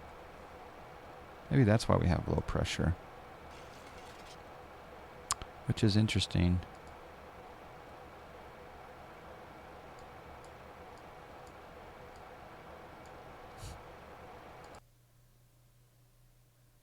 Gizmo.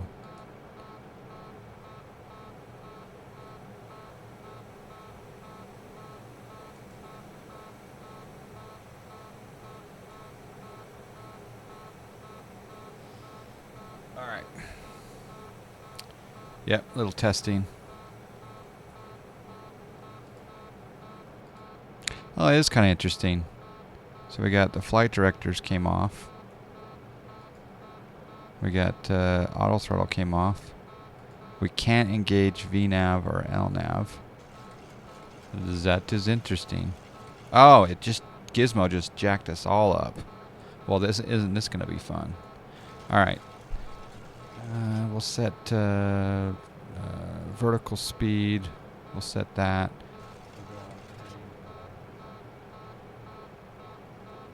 .50. Set heading 050. We'll go into heading select. Oh my gosh. Gizmo really jacked that up. Gizmo did not like that cheating. It's okay. We're testing, right? Testing. Beta. It's all beta. Alright, so we're at flight level 330. We're coming down. Yeah, the gear came down because Gizmo crashed. We lost our LNAV, our VNAV. So now we're into heading mode. Set speed 350. So we'll go into we're into speed mode here with the MCP. We're descending at. We can change this to 2500 on the descent. Oh snack! I just got hosted with the mostest. Thank you for the host.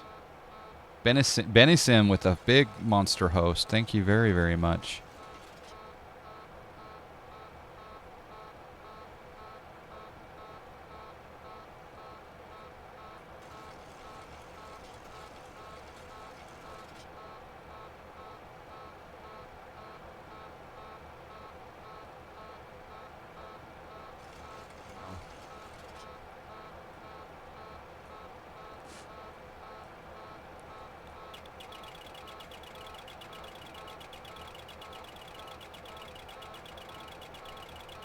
Yeah. Dang it. Gonna have to do it again.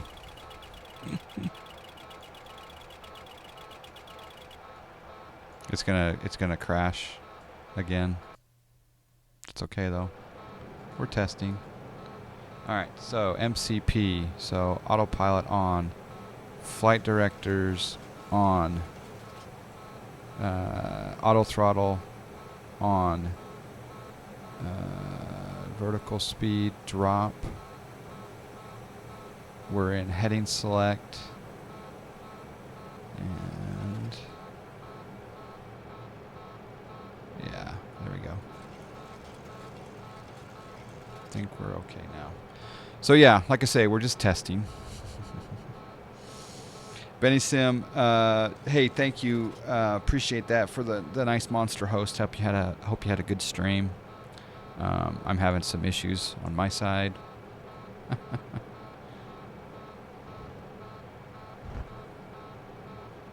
Mostly due to Gizmo and poor planning. Yeah. All right, so what I'm going to do down here is I'm going to program in the ILS 108.5. And a course we'll set up here on the MCP course of 351. So right here, I'm going to tell my first officer, set course 351. Boom, 351 is set. Yeah. And yeah, we're going to try to land. We might have to declare an emergency, actually,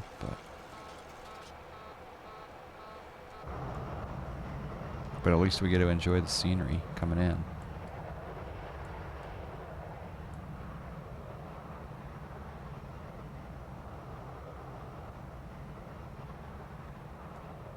All right, I'm going to go ahead and turn some lights on.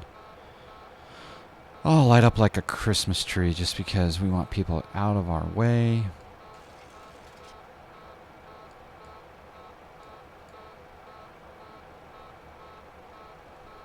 We did have a pressurization problem earlier, but that was first officer's fault. We'll go ahead and just increase our descent down here. 2800. Ah, I think we lost our fuel again.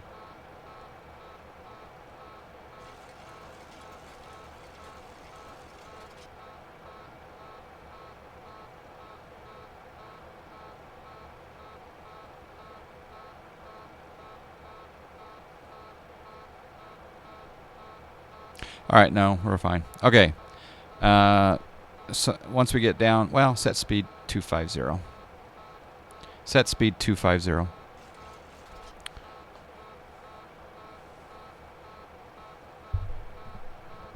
Nah, we can't panic quite yet. But what we should do is one more trivia question.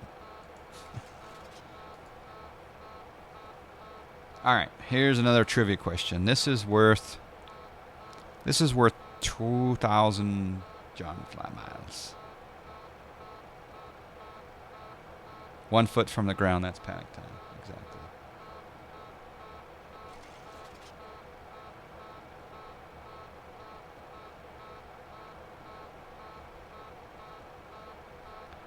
I am going to put my boards out, though.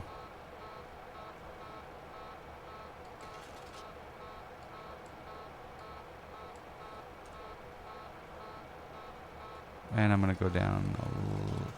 We might have to do some vectors, but that's okay. All right, trivia question. More trivia.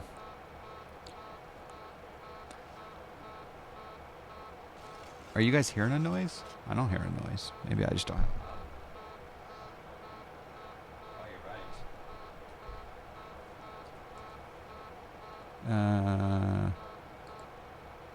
Altitude call out horn. Sorry about that.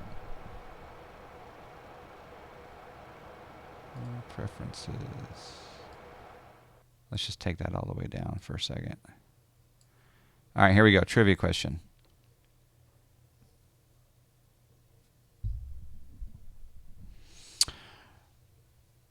Here we go. You ready? Who did a DJ spin and said, I want the Ijanti dagger? Who did a DJ spin and said, I want the Ijanti dagger? I don't mean to alarm anybody, but I think we're being followed. Shaney Lad, thank you for the follow. Appreciate that very, very much.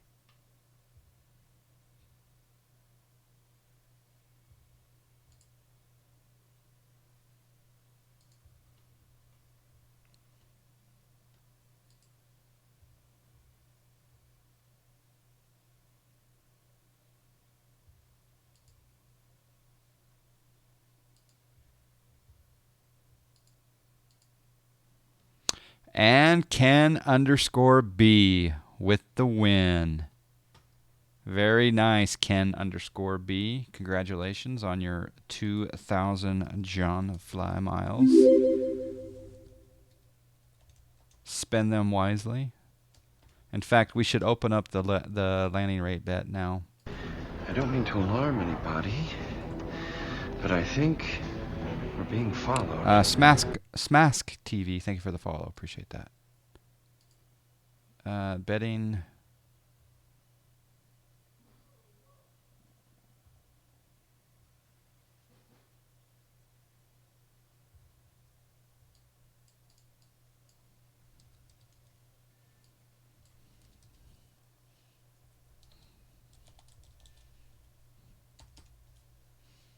Okay, the betting is now open.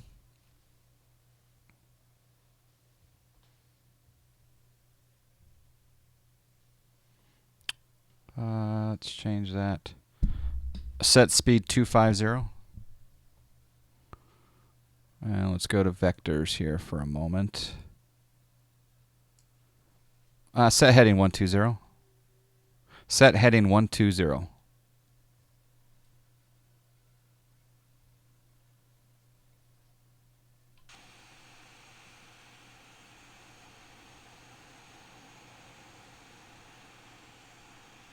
Such a gorgeous plane.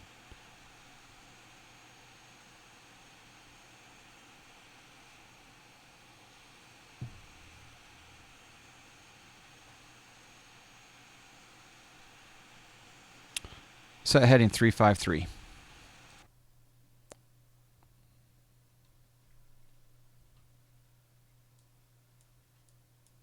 We got our, yep, our speed brakes are out.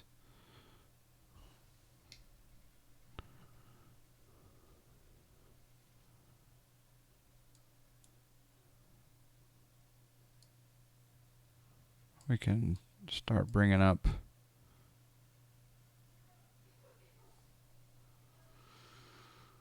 you bet all of your points.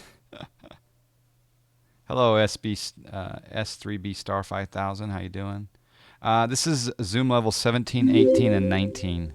Hey, Jonesy, I've got 17 everywhere. I've got 18 around the terminal areas, and I've got zoom level 19 on the approach and departure corridors for each X-plane airport. But I think we're being followed. Well, congratulations on being a ladybug. First officer's dead. All right, let's get our speed down. That looks good.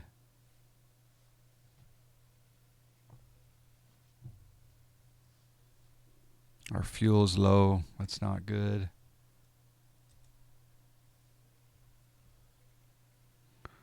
All right, so we'll go heading, set heading 300. Okay, that looks good.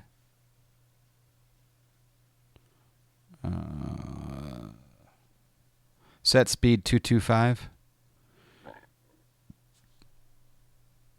Flaps 1.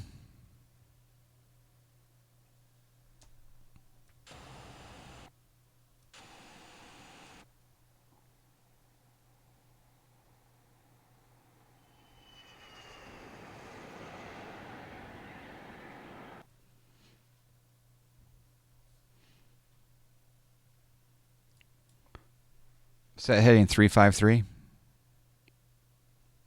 Crap. We may not have enough fuel for landing. That's okay.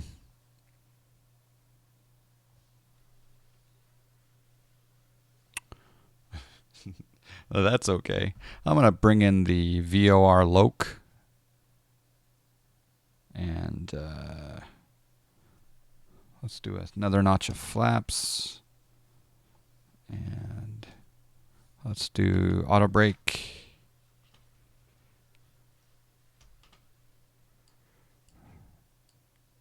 Auto brake 3. And let's...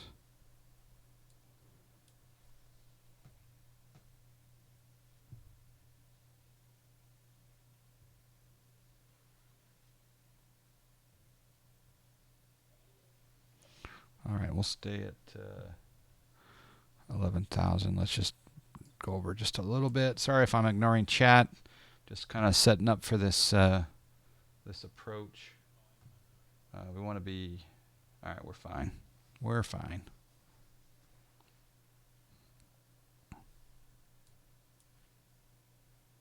I'm going to take the VOR Loc off for the time being. And...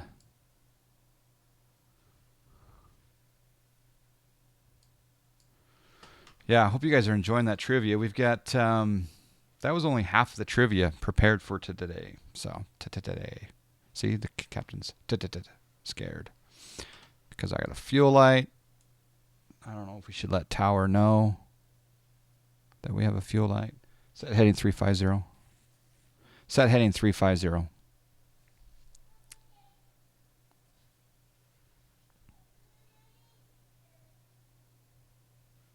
I got fuel in the center. I should use it. Yeah.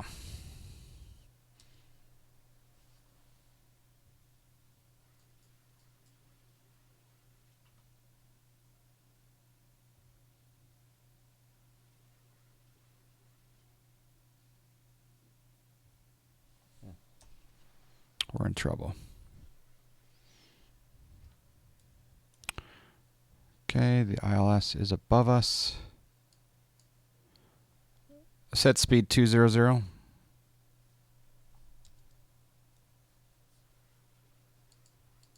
Yeah, make sure those all look good. Another notch of flaps.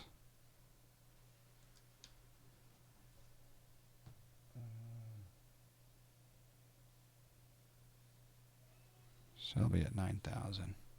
Turn the switch above the pumps.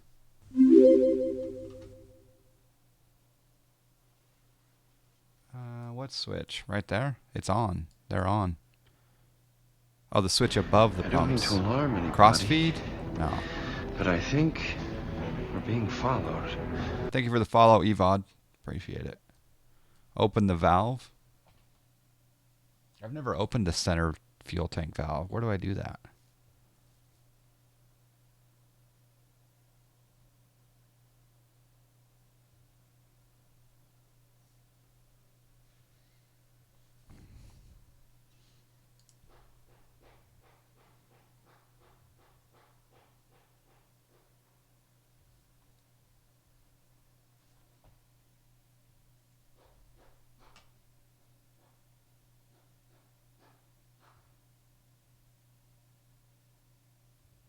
All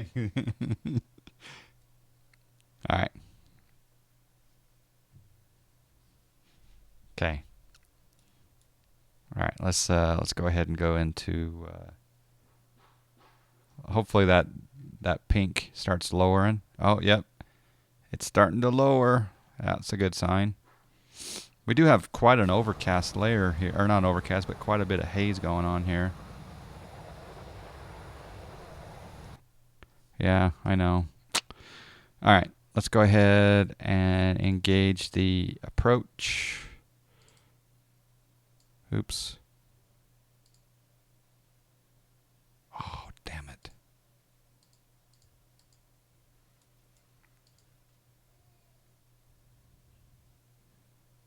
Oh, it's on the glide slope. Yep, I'm engaged. So that's good.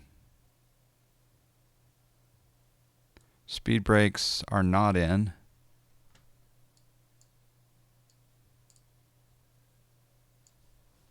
I gotta arm the speed brakes though, huh?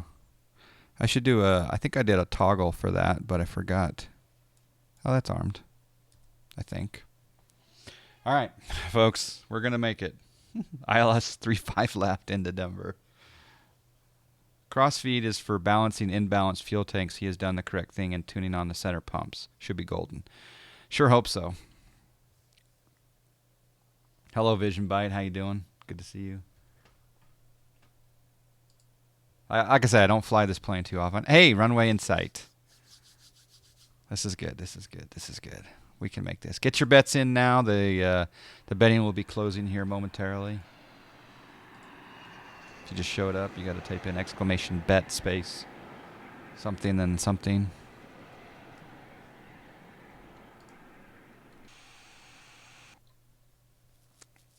All right, we're looking good. We're looking good. I'm keeping the speed up a little bit. Set speed 130.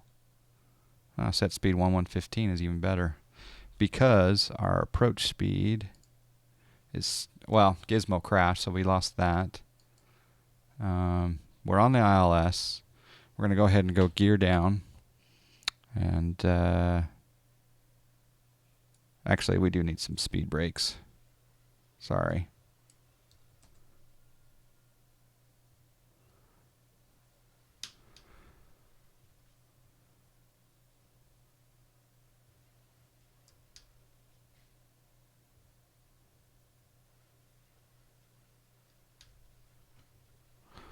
Set speed 125. Okay, we got Pappies are happy. We'll go ahead and turn off the bedding for the landing rate. I'm going to disengage autopilot here momentarily. 500 feet. Check. We'll disengage the autopilot. And we'll my airplane, a little bit low. We're going to float this just because we're coming in a little faster because of the fuel situation. But, so yeah, we're going to float.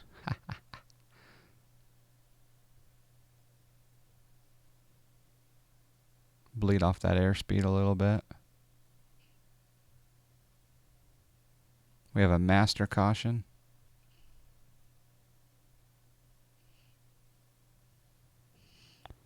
And let's go reversers.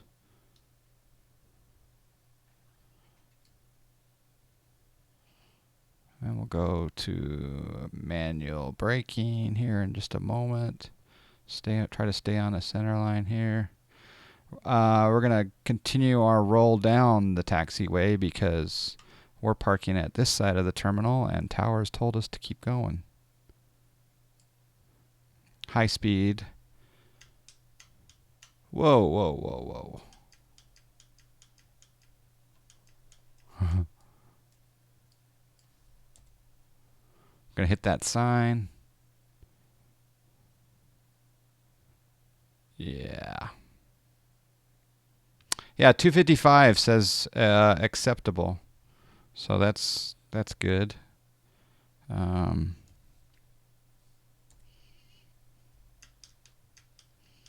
We'll come up here and we'll stop it, and we will set our parking brake. Turn off our lights.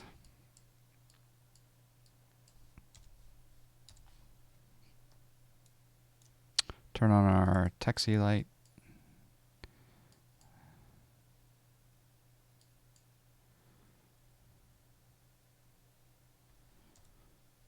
And yeah, welcome to Denver.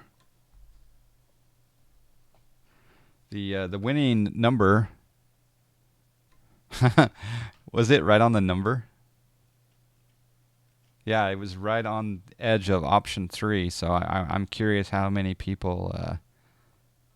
I'm curious how many people bet on that one.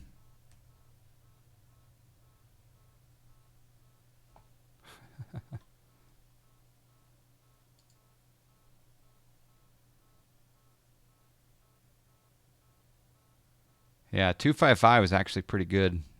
in a jet. I do believe 255 is very, very, as it said, acceptable. Is JSnap up and about? JSnap, I have a question for you.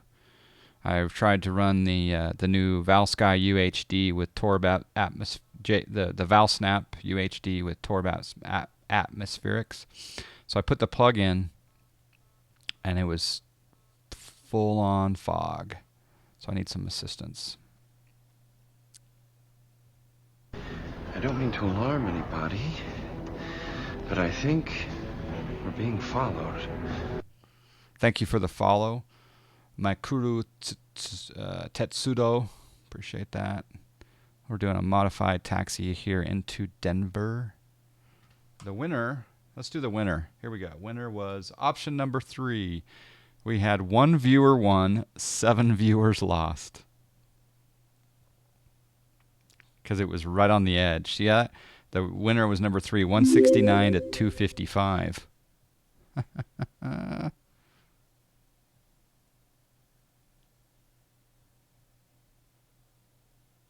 All right, so coming in.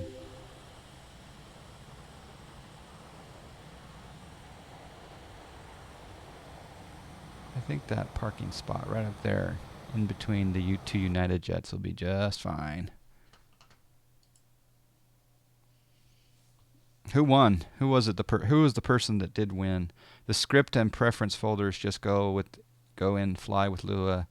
Yeah, that's what I did. I put that entire folder in there into the scripts folder, and the tool did display. Yes, but it was pure fog. I could not see my plane. And it was, I think it was stormy conditions maybe in Phoenix that I had loaded up. So yeah, one person won on that landing rate, so that's kind of cool. One person had faith. 3 black ats, you won. Very nice.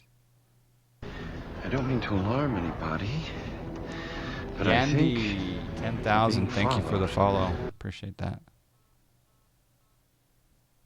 All right, so we're pulling in here into gate B54.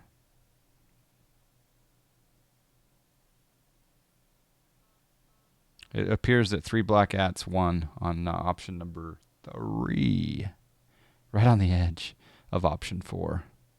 I think a lot of people may have chosen option 5. I didn't look at. I'll have to look at the tapes.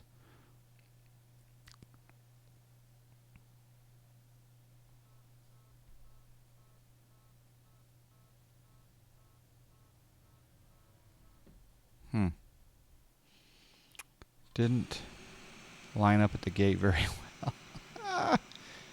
There's a modified.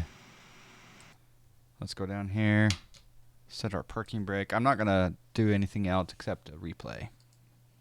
So we'll go R and we'll go into the replay mode. And we'll go on the outside here.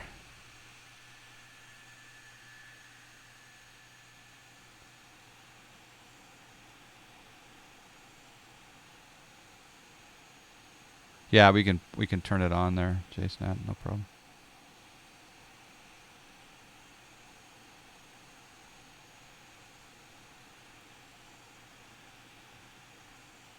Meanwhile, during the replay landing,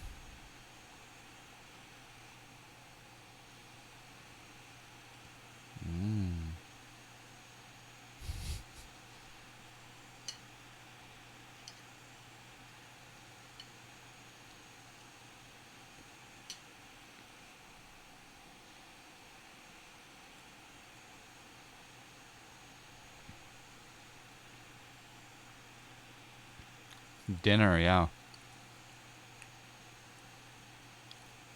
Almost right past the numbers. Alright. That was kind of cool.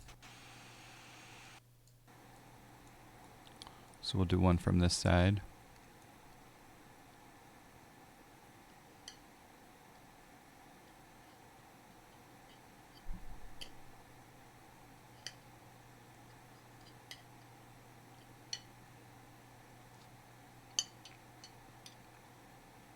You got roast chicken dinner. Nice. See ya, Defiance. Thanks for joining us. We should do candy chocolate beer exchange for Christmas. I totally agree with that idea. Totally agree with that idea.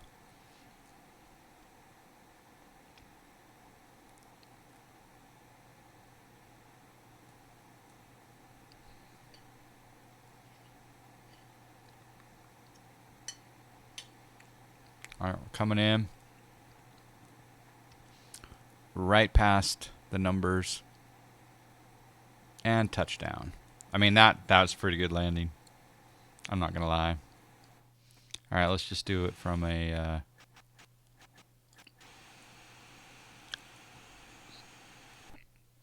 there we go. We'll do it from a runway perspective. 500.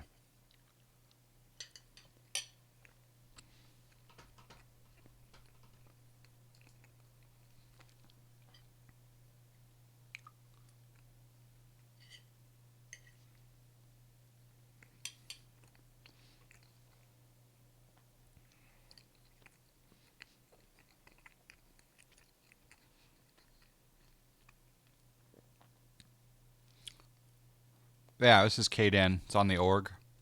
Captain Tony. Let's take this baby into the Hudson. I don't feel like getting... It's cold in the Hudson. I don't feel like getting cold today, so I'll avoid that situation. Oh. Alright, that was kind of cool. One more time. Oh.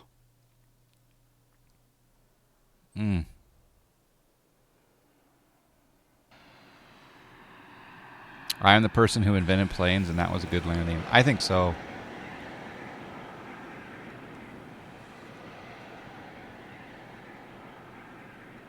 Alright, so we'll do a tower view. What did the tower's a different tower. I'll have to wait till we're a little closer in on the before we get the tower view, I guess.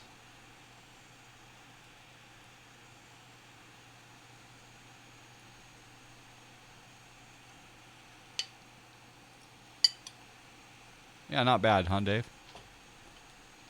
Alright, let's see if we get a tower view now. Yep, we do. So this is what Denver saw with the binoculars.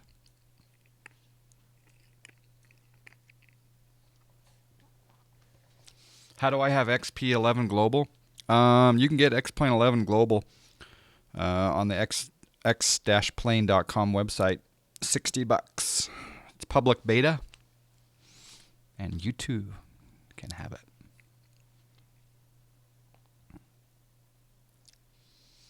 Alright, Towers says, this Delta flight's looking good. They look like they have plenty of fuel.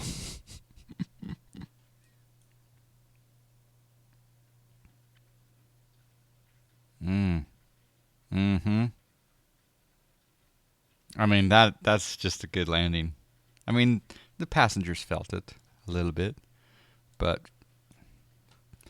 for this Cessna guy, that was a GG landing.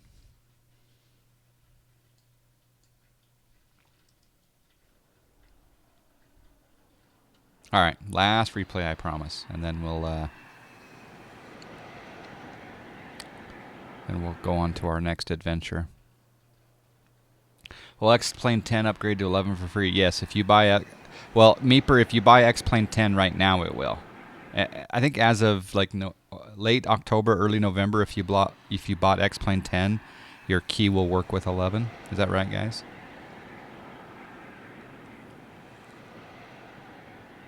I love the shadow.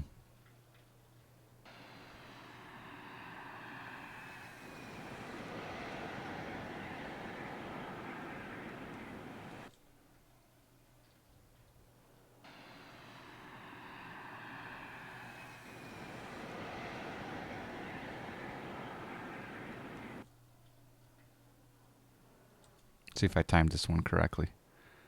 Oh.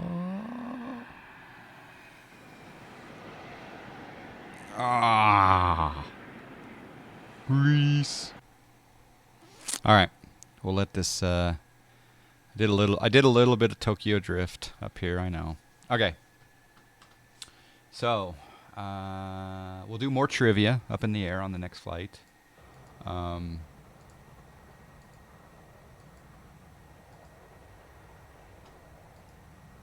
got to pull up our next flight, though.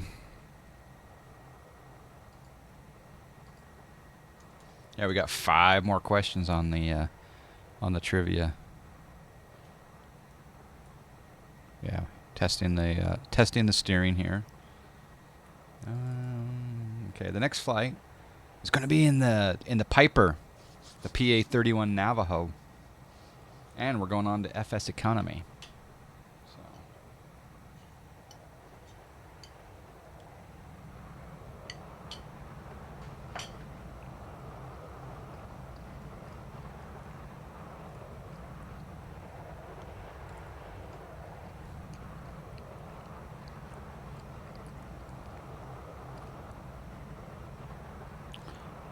Are there if you join the John Fly Mile program, are there blackout dates and annual renewals? Yes, there are blackout dates. Every Friday night, between about 6 Eastern and 11 Eastern, that's the blackout date. Every Friday between 6 and 10 Eastern is the blackout time frame. As far as expirations, yeah, when you do what's called a prestige level up, the default is 1 month, but I change it to 1 year. So there are the answers to your questions.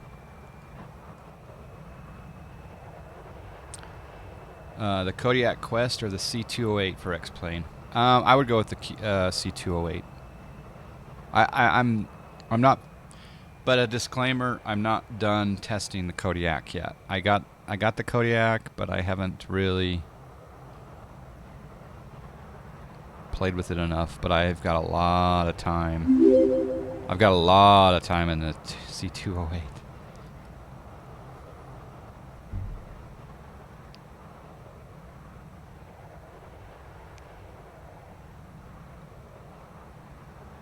How do you get the Sky Miles program thingy?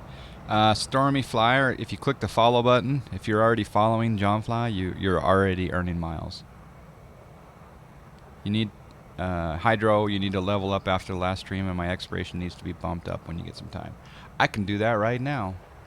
So if I go over here to the system,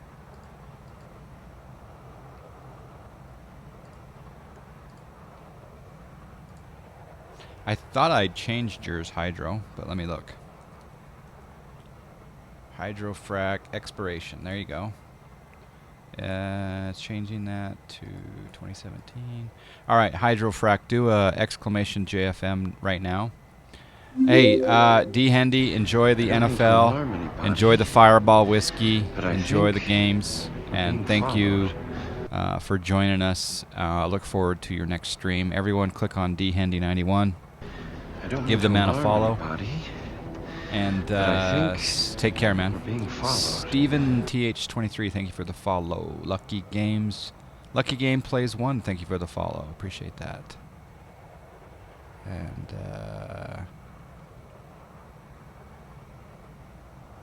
how much do you need to rank up? It's 5,000 for the first rank up. I think it's 10,000 for the second, and then on and on and on, up to level 4, which is a long haul captain.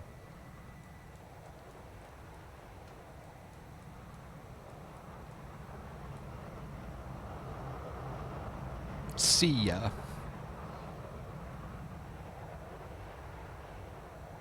Yeah, Dat Novas, we're about to load up in the Piper PA-31 Navajo. We're just doing a replay here of the gate screw up.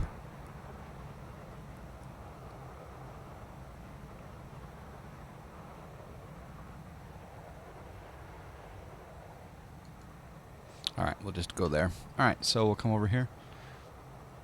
And to make things fresh, we will quit.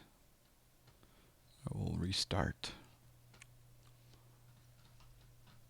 And to give you guys a little information, I will brief you on what our next situation is.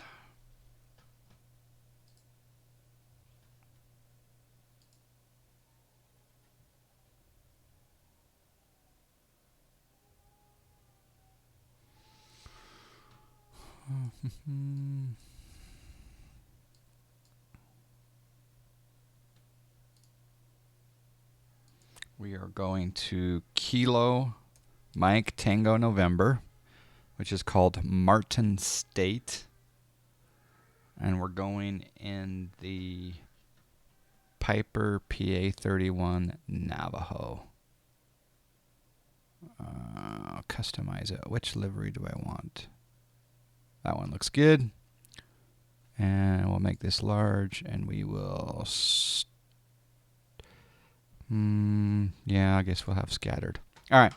So what we're doing is we're doing an FS economy flight. We're going to Marmos in the house. How you doing, sir? Can you get some peanuts and seltzer water for the next flight? Absolutely. In fact, I'll give you 2 bags of peanuts and 2 seltzers, Alex, for sure. You should do Pilot Edge with Cat Strader or Jeff Faviano. I would enjoy that. I was clanking beers with Cat Strader just a few weeks back. I was in Massachusetts, and we were having beers on the dock.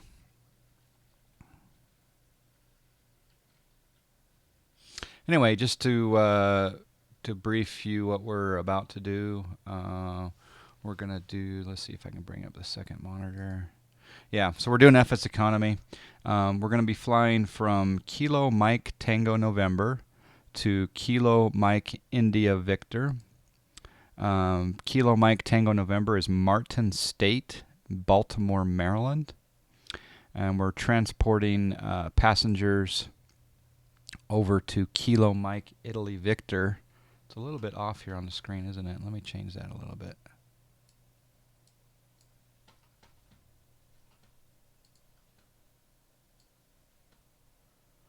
All right, so like I say, we're going to Kilo Mike Italy Victor, which is Millville Municipal in New Jersey, right? And we're going to be taking the oh yeah, we're fine. Okay, my flight. Let's go to Kilo Mike Tango November, and let's grab that plane. It's very important that we have a plane.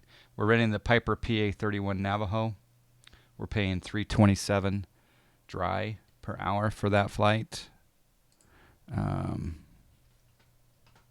Yeah. So in our queue for FS economy, we have a bunch of flights queued up, all worth about 18 grand, which we're going to try to complete over the next day or two. Yeah. So this is, as far as I know, this is the first time that I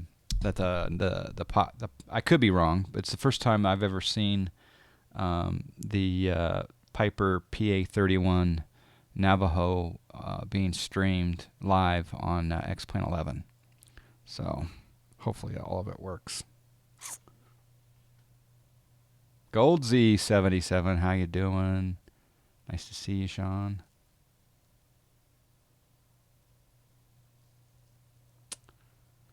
Yeah, we're working our balance up. Let's do some banking here while we wait for the load. 89, 90,000. I do have 3 aircraft that I own in FS economy. I own November 572 Delta X-ray. So if you want to rent the famous November 572 Delta X-ray, it's a Cessna 172 Skyhawk. It's sitting at John Wayne right now. So if you were on FS economy, you could take it from John Wayne to Santa Monica and carry 2 passengers and make $1,200. The other aircraft that I have are November 572 Charlie Quebec, which is the Cessna 206. It's at Fullerton. And November 572 Alpha Uniform is my Caravan at John Wayne also. All very reasonably priced for your enjoyment. Yeah, so we're gonna take the Navajo out for the first time here. May need to set up some views, etc. But here is the Navajo at quite a field of view. I might need to change that a little bit.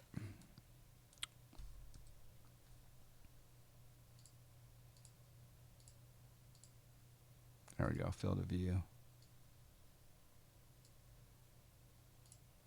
Field of view. I'll bring that out. Do you guys, there's a field of view of 85. Does that look okay? Or do you want a little tighter?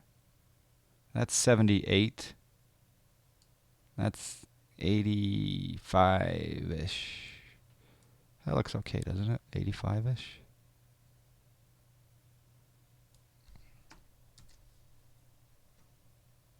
Asus Gaming, hello, how you doing? All right, let's take the Smart Copilot off. The other thing I'm doing is using SciTech panels. For those of you new to the John Fly channel, I'll give you a quick tour of the cockpit before I get going. And those of you who are regulars, bear with me as we repeat the tour.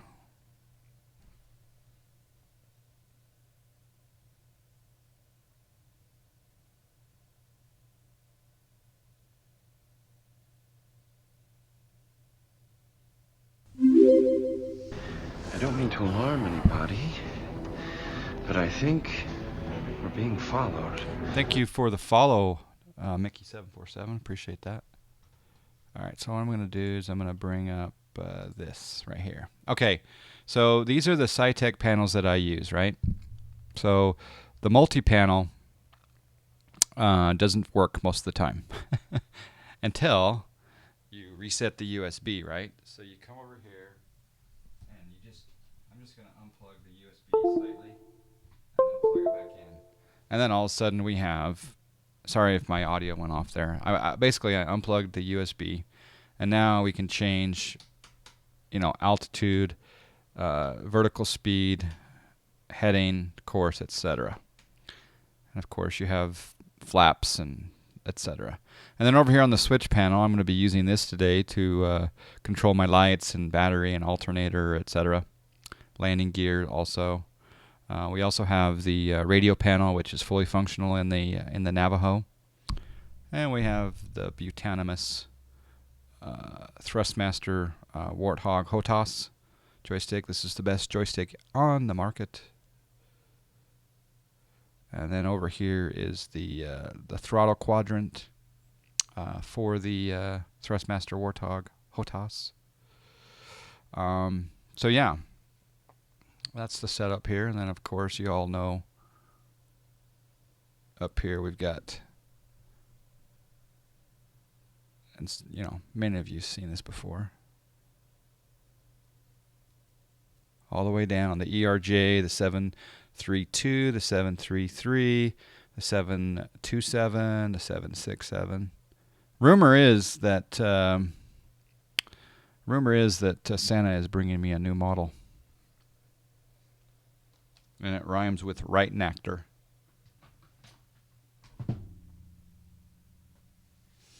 So that's that. The other thing is, what about leftover the throttle? What's that plate of food? Mermos. I'm still eating that. That's a waffle with some blueberry syrup. All right, so let's continue with the ForeFlight action for a moment. So we'll come up here, we'll close this, we'll go to map, we'll go to flight plan, we'll clear the flight plan from our Phoenix to Denver flight. We're going to be let's see. These are airports that I've loaded up for the first time, by the way, these two. I'm going to type in Kilo Mike Tango November, and I'm going to Kilo Mike Italy Victor. And I'll go to flight plan. As you can see, it's a pretty short flight. It's 63 miles. We're not too far from DC, and it's kind of busy airspace. We'll change this to the sectional. So we're just going to do a VFR flight. We'll fly out here over the Chesapeake Bay, and we'll make our way over to Millville Municipal with our we've got 2, 3, 4, 7 passengers that we're taking. So that's the situation on the flight. Any questions? I'm not back on the 40-inch Samsung. No, I'm not. I don't mean to alarm anybody.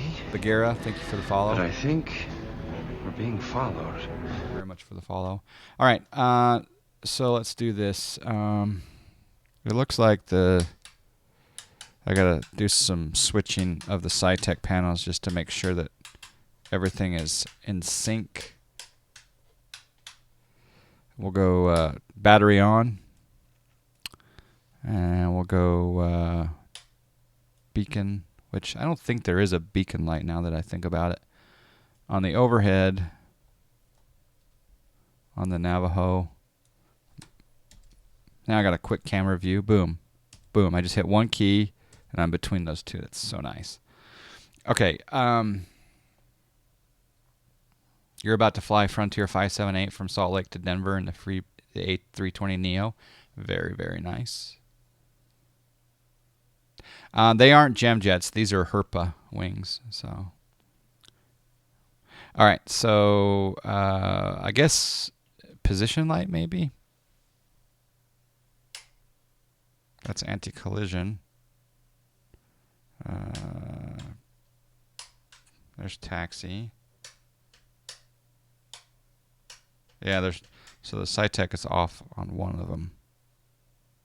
We'll just do position light for now. One thing we do need to check on, yeah, we got 92 gallons, so we're fine. We got 7 passengers. Yeah, we're fine. Hello, Skipjack. You got 78 gem jets, Ethan. Very nice. Well, can you take a picture? Take a picture of like 12 or 14 of them. I want to see these bad boys. Yeah, the quick sweep doesn't show the monitor too well. Gem jets are better than Herpa. Oh, I'll have to check them out. Do they have 500 scale? I'm wondering. All right, so we'll come up here and we'll go ahead and turn on our left magnetos. Let's see if our engine starts. Well, let's change our mixture. Boom. Prop we don't have to have all the way forward. Come back up here. And left. Let's see if it starts here. Ooh, yeah, we got start. We got no engine sound right now, though.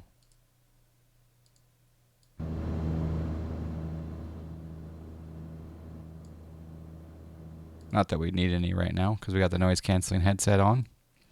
We'll bring that RPM down. And then we're going to turn on the right mags. And we'll look at the left start.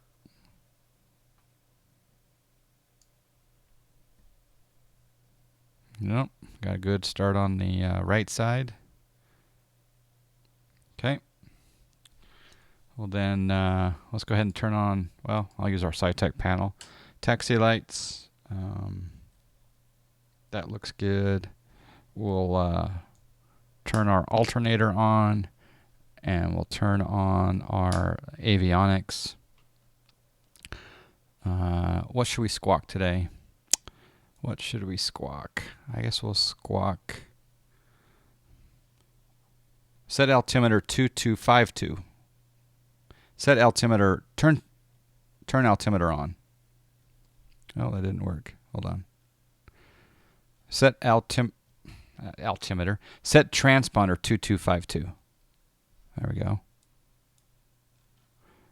Set altimeter 3030. Okay, so 2252 in there. We'll turn the panel lights on. So we get our other navigation. It's 1-400, 1-500, and 1-600. Oh, nice. Okay, so there we go. We are... we'll go ahead and put in our destination. So we'll click on flight plan. And we'll go menu. We'll delete the flight plan. We'll then go direct to Kilo. We're going to Kilo Mike, Italy, or India, Victor. Hit enter, activate. So that's now there. Okay, I think we're ready for taxi. By the way, this is, like I say, the Piper PA-31 Navajo, done by Carenado. It's a gorgeous twin-engine aircraft. And this airport scenery is available on the org. If you just Google Kilo Mike Tango November KMTN and X-plane scenery, it'll come up with a link for the org.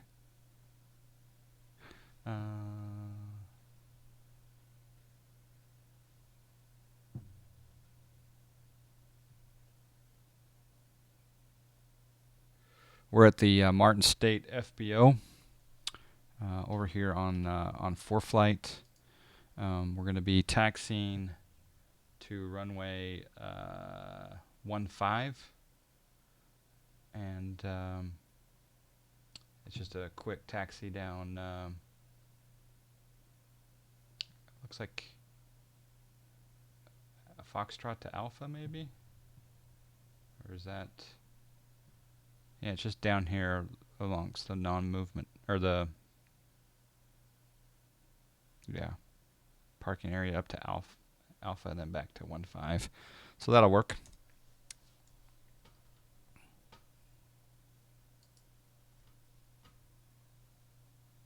Yeah, hey Jonesy, shared cockpit would be awesome. In fact, JSnap loves to hear that someone's willing to do shared. All right, parking brake is released. That's interesting.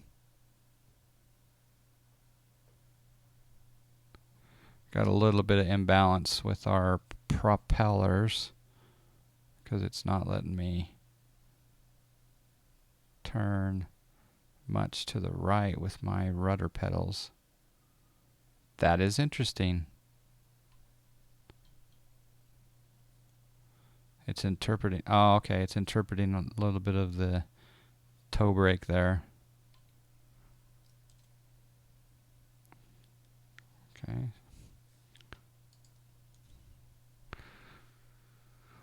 All right. Make our way down. Like I say, free airport scenery here. Not bad at all. Can you do an FMS instructional step-by-step on YouTube? How does 4Flight navigation work? What? Oh, I think you're talking to Mermoz, aren't you, about the FMS instructional step-by-step, or for the 767? I'll do a 767 flight today. Hello, Depot Shredder. How you doing? Yeah, yeah, we had a good time. Did a flight from Phoenix up to Denver, and the IXEG 737-300. And we had some issues. I had a gizmo crash. I had some fuel issues. I had a couple other issues, but very enjoyable flight. We had some in-flight entertainment. Hello to Isabella. Hope you're doing well, Isabella. Yeah, it was a good time. We got 5 more awesome trivia questions that we'll do in cruise. That reminds me, I do need to go up to X Economy. open X economy. We'll go ahead and log in, and we'll start the flight. And we'll double check our fuel. Fuel looks good. Hello, Depire. Is it Depire or Dep?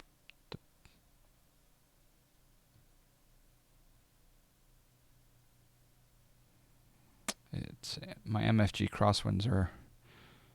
I may need to recalibrate them.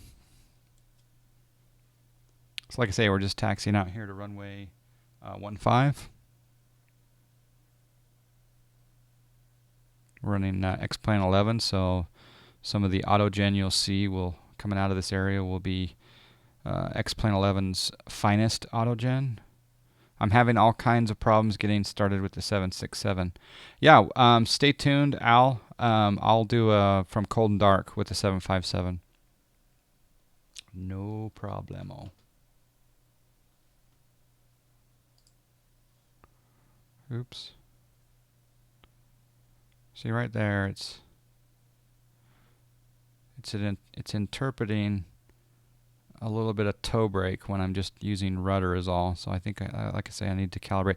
I need to go to Home Depot or Lowe's and get a block of wood, because right now my rudder pedals are resting against my subwoofer, and it's not really ideal. Hello to Linda. What is it all with the sister shout-outs? Hello, Linda and Isabella. Welcome. Welcome to the stream. Yeah, the right. We're just doing some testing here. Yeah.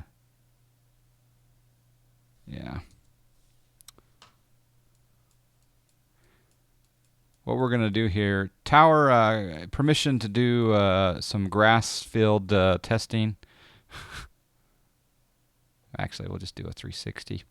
I think I need to adjust those rudder pedals because it's, like I say, it's interpreting my using the left rudder as partial left toe brake. And that's not ideal. So again, that's a calibration issue, I think. But it also could be some torque factor from the two different engines, but I'm not sure. The other thing that we need to do, we'll go ahead and Towers told us to line up and wait on the runway 15, so we'll do that.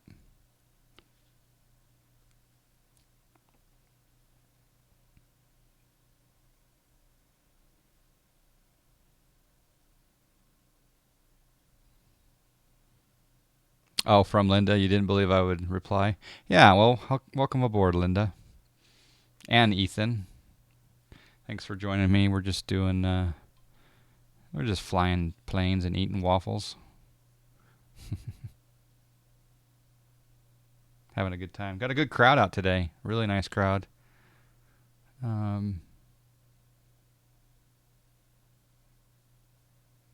Texture here at the airport looks good. A little bit of pavement I haven't seen before. Here's the ILS critical area.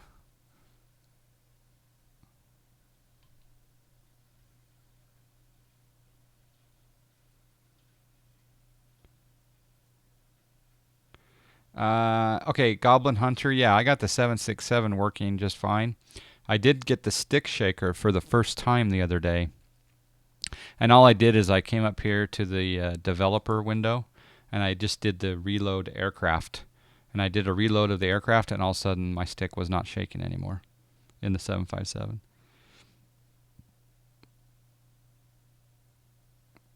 So let me know if that...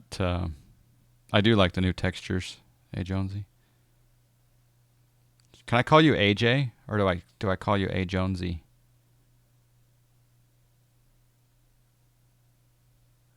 All right, so we're coming up here to runway 15. Green 0? Green 0 is hit like, I think 3 times in the last like 6 days. And before that, I don't think I ever saw it before. Well, maybe I did, but are those stock XP11 runway textures? No, I don't think they are. I'm pretty sure that they're not. This is X-Plane, or this is Mr. X. I think I'm running Mr. X Airport Enhancement. Let me just set the parking brake here. All right, parking brake is set. Yeah, Mr. X has a brand new airport enhancement package. I think it's what it's called. I'm just looking here for...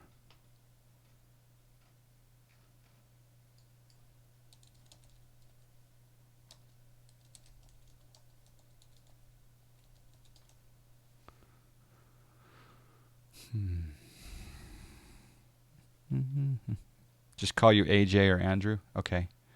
I'll call you AJ.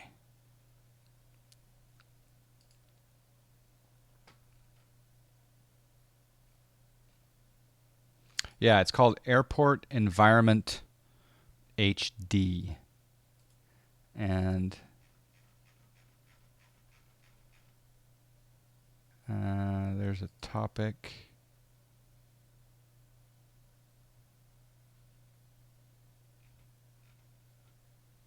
I want to get to his find other files. Yeah, there it is. Took me forever. I should probably build a command for this. But right there's a link, Goldsy, unless someone else got to it before I did. That link right there is it's called Airplane Environment HD 0.9 from Mr. X, and that's what I'm running. It's got signage for taxiway markings, all of the runways, it's got a lot. Check it out. Check out that link. All right, I do need to turn on some panel lights because this is a little bit dark.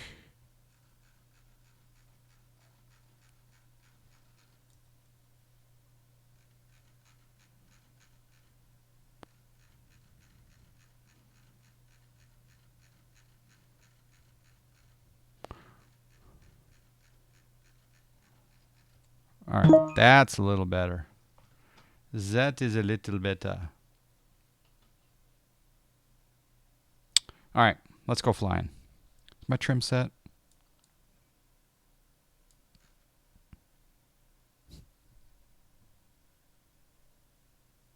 Yeah, trim set. All right, we're going to do a no flaps departure.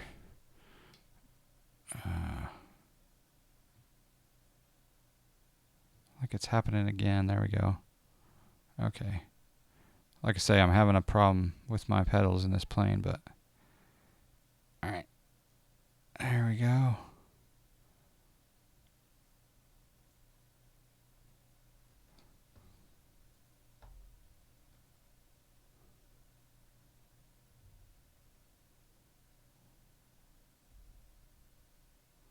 Little wobbly, I know.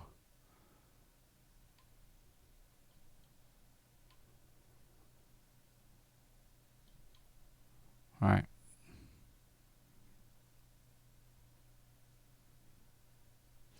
There's some wind there on takeoff. We'll go ahead and go gear up.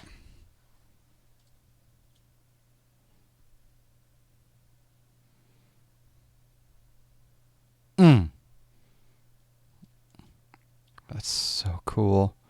Oh, X-Plane 11 for the win. And one more.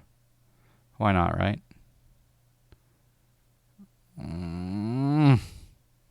And look at that ortho down below. I mean, there's that autogen. That autogen's just awesome. All right, we'll go ahead. Let's hand fly this for a little bit here. So we'll make our. This is the Chesapeake Bay. We can bring back our engines a little bit there and our prop back into the green. Make our way out here. Look at a little bit of the X-Plane 11 awesomeness. The auto-gen. Getting good frame rates, about 28 to 30 here. What do you guys think?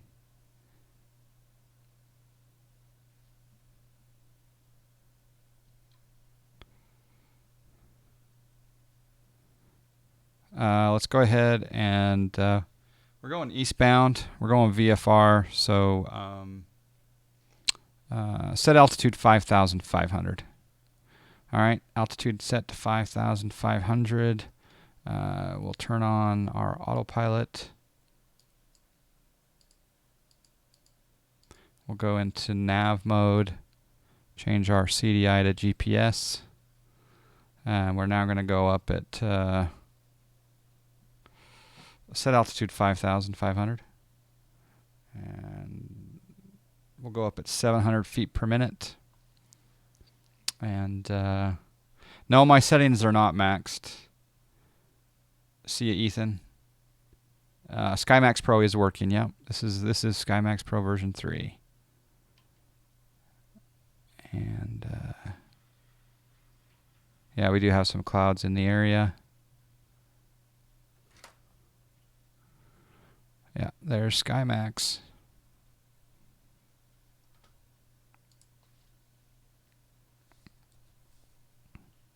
So this is going back to the magenta, which I think I can change if I just go that and activate. Yeah, that's a more direct path to destination. Does the new GTN 750? Richard, over there on YouTube, I have not tried the GTN 750 on X-Plane 11 yet. I should do that because that's a really awesome add-on, and I'm really looking forward to the time when they incorporated it into the panel of the aircraft. So my question, ladies and gentlemen, are we ready for some trivia? We're not quite at cruise, but I think that if you're ready for trivia, I'm ready for trivia. We're going to give away John Fly miles, and then clouds don't look too bad. How much work is getting involved in getting the Carenado C210 and SkyMax Pro? I haven't loaded the 210 or the rep package for the 210, Steve. So I wouldn't know the answer to that question. Some nice reflection off the water. All right, let's go to some trivia. This the first 5, they were fun. I had some fun preparing the trivia. All right, so here's this one's going to be worth 3,000 John Fly miles. Let me write that down.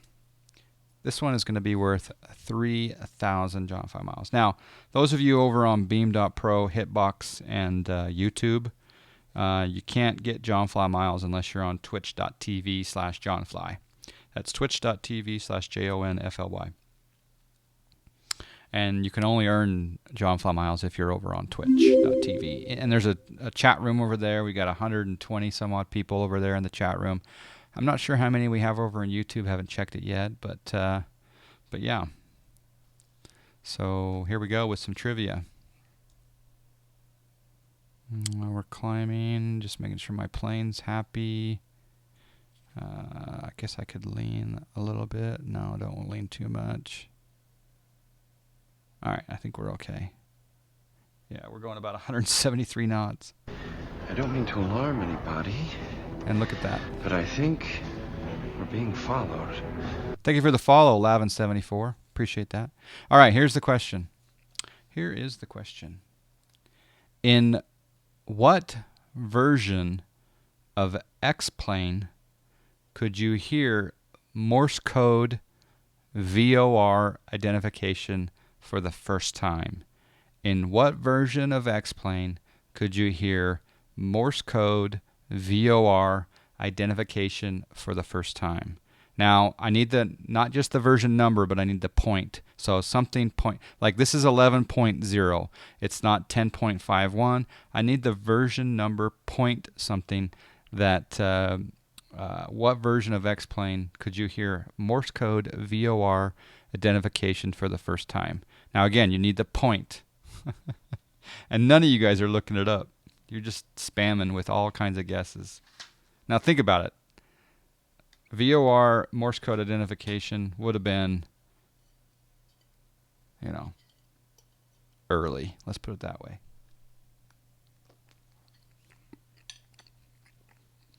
I'm in some soupage.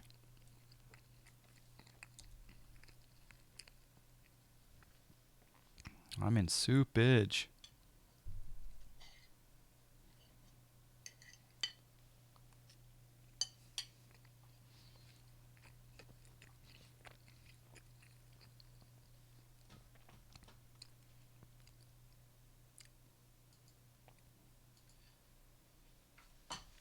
You guys are not even close.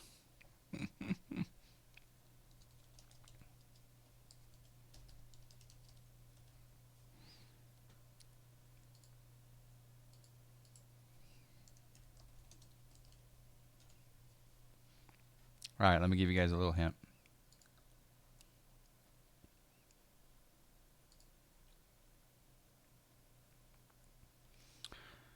Go to, try to find X-Plane's website that was dated April 13th, 1997. Try to find X-Plane's website that was dated April 13th, 1997. And quick, just throwing out guesses. You got to research this bad boy. I don't know if I like the soupage.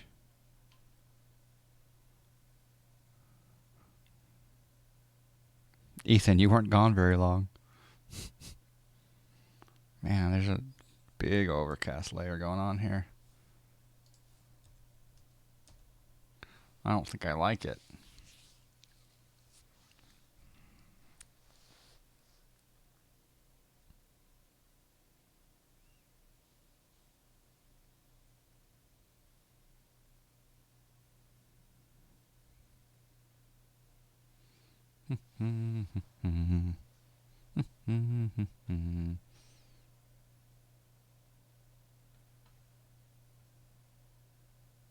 No.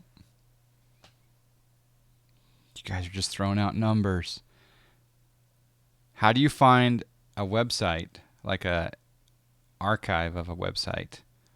And how do you go back to watch, how do you go back to see what was on the x-plane.com website on April 13th, 1997? Or any date between 1996 and today? How do you do that?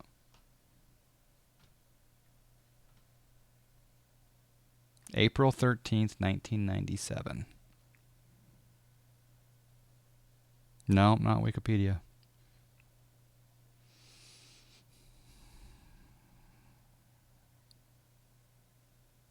What does Tiger Woods have to do with it? ST, you're joining too late in the question. The question is, when did what version of X-Plane specifically? Yeah, there you go. There you go, Depot Shredder. So everyone that wants to take a look at the X-Plane website back on April 13th, 1997, we have a link there, Web Archive, and bring up that link. It's really fascinating to see the improvements that X-Plane did. For example, improvements from version 1 to 2, they actually went to 800 by 600 resolution. But if you look down in the second paragraph, or actually it's not, it's the first paragraph, improvements from version 3.1 to 3.2, audible Morse code ID for NDBs, VOR, and ILSs. So there you go.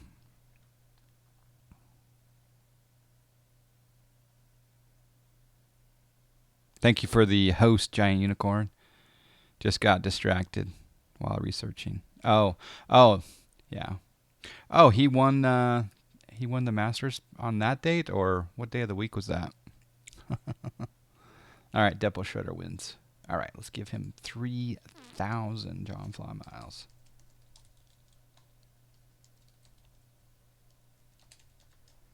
That's a lot of miles. All right, next trivia question. how many miles away? We're 32 miles away. We're still in the soup. I'm a little annoyed that we're in the soup. I guess, you know what? Before I do trivia, I'm just going to have a quick poll. Quick poll. This will be a 2-minute poll.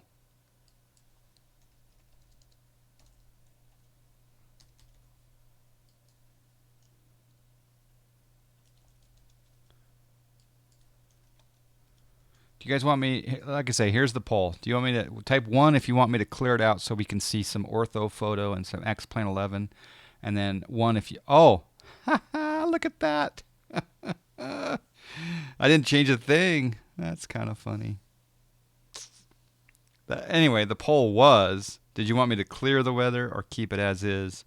And as is came out. I don't like flying on real world weather because of the weather changes. Yeah, it's kind of a pain in the butt. I do like seeing the photo, though, for an area that I've never flown over before. Like, I've never flown over this farmland before. And it's kind of cool to see. And in the clouds, I can't see it. So, but it looks like it would have been a tie anyway. But as is winning out. This is as is weather. But the detail... the level of detail.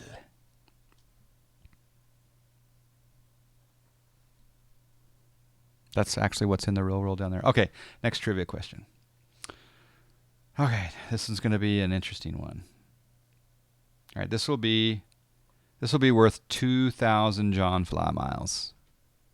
Are you ready? You're going to have to be quick with this one.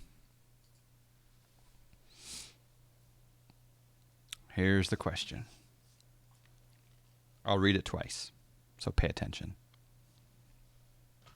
By the way, the weather's not is as is, so we can clear that poll. It won. All right. Timer's still going down. That's funny. Stop the poll. Okay, here's the question.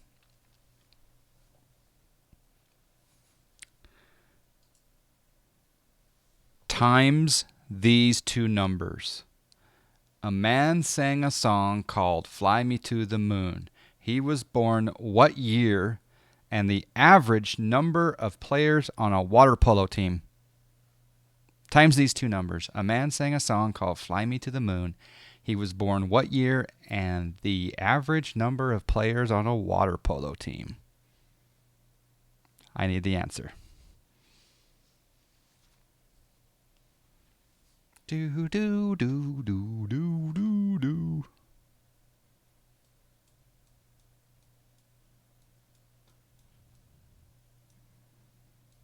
Val dudes.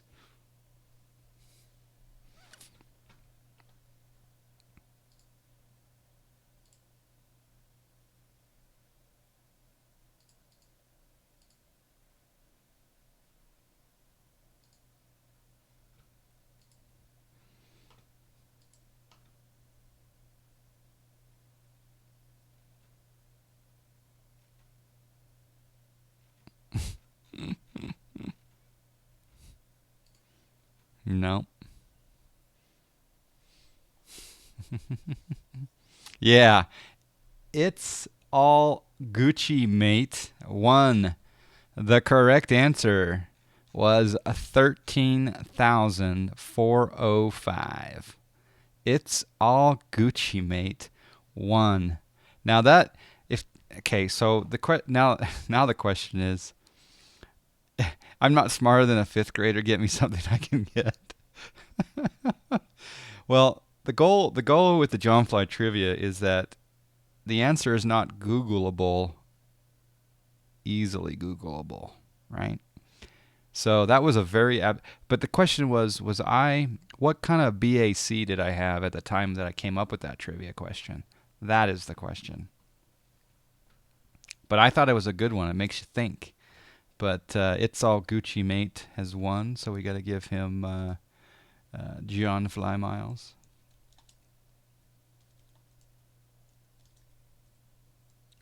We're going to give him, we'll give him 2,500 just because that was cool. Oh, I got to get rid of the @ sign.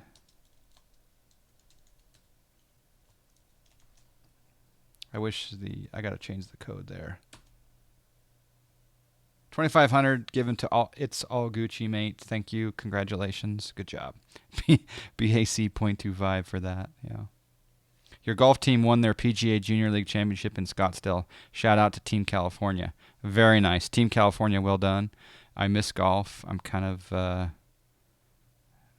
going through a little withdrawal. I may need to drive down south here this month to go play 18 holes, maybe 36. All right, we are 14 miles to destination. The field elevation at Millville is 85. Pattern altitude is 1,100, give or take. We'll go ahead and start our descent down. Set altitude 1,100. Set vertical speed minus 500.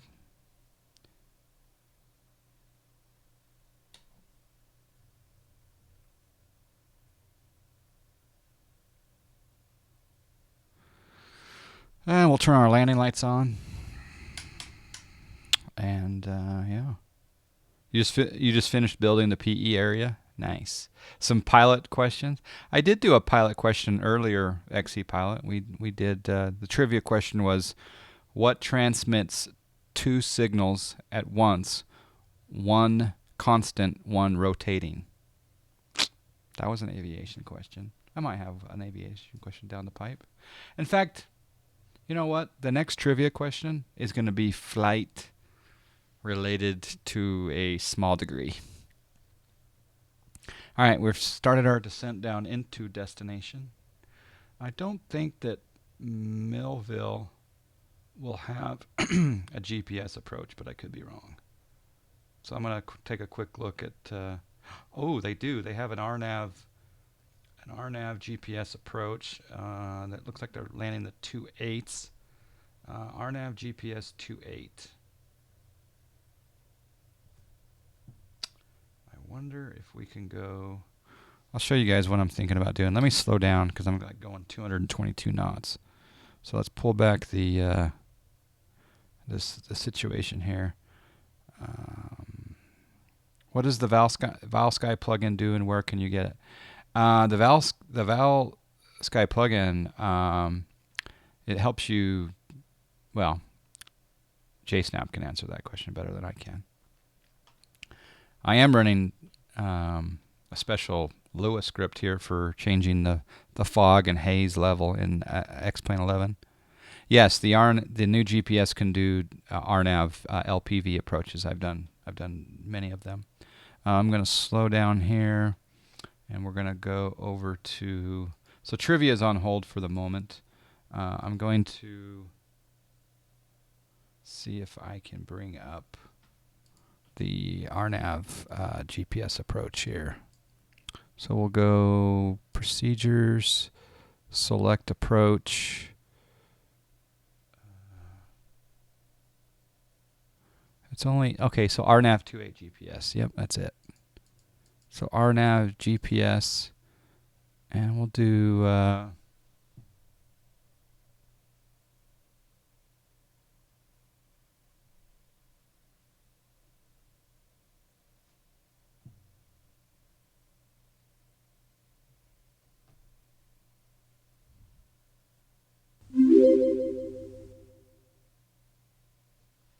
We'll do from ACY. That's fine. And we'll activate that. All right. So now we're into nav. We want to be at 2,000. So let's set altitude 2,000. Set altitude 2,000. Set altitude 2,000. There we go. All right. So our altitude is set up for 2,000. It's like Real Terra Haze Ventura Sky type replacement for X-Plane 11. Yeah, cool. Your handicap is 6.1. Are you serious? What kind of clubs do you have, Ethan? Tell me your driver. Tell me your irons. Tell me your lob wedge. I want to know your. Do you have your shaft, the brand, the stiffness, also tell me what ball you play. Hello, HamIam73. Better increase my throttle a little bit there. and I'll give you a lowdown of my equipment. But if you're a 6.1, that's pretty damn good. My official handicap right now is 12.4.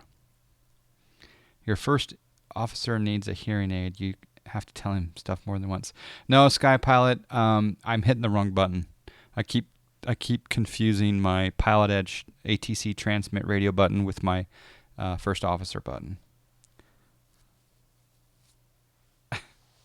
Yeah, I want to know if it's a Nike ball, Bridgestone, Titleist, Srixon. Yeah, I'll talk about my shafts that I have on my irons and my fairway woods and my driver. I could talk about my clubs all day.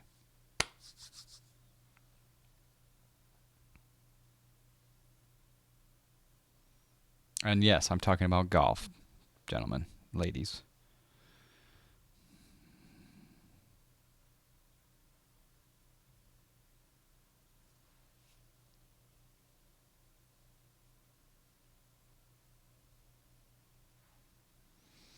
KSEA Flyer, you're descending in about 20 minutes. Well, enjoy the descent. I'm descending right now down to 2,000. You use range balls, and my handicap is 22, but my son did get a one-on-one lesson with Davis Love this summer. Ah, very nice. I love Davis Love. No pun intended. You can hit the ball over 400 yards, but you have no idea where it's going. Yeah. Miss Co-Pilot's going through puberty also and has no handicap. Yeah, I'm sponsored by Nike Golf, which happened to go bankrupt. There's a trivia question. What? I'll give 500 John Fly. No, I'll give 1,000 John Fly miles. This is an impromptu question. So,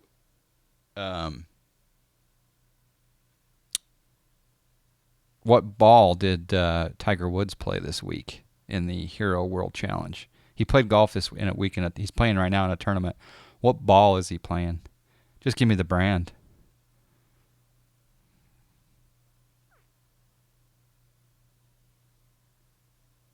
Your dad works for Cleveland Srixon? Oh, nice. I love the Cleveland wedges. Although I can't afford them. I do have Vokies though. But I do like them. So puberty sure is delayed in those cold northern countries. Yeah, I've heard that. Yes, Depot Shredder. Man, Depot Shredder's on it. Tiger Woods is playing a Bridgestone ball this week. And the reason why, he is sponsored by Nike, but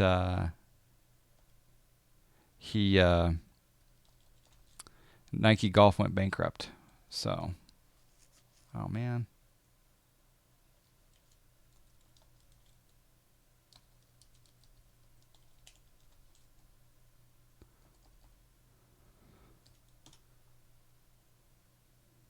Did that work? Dang it, no it didn't.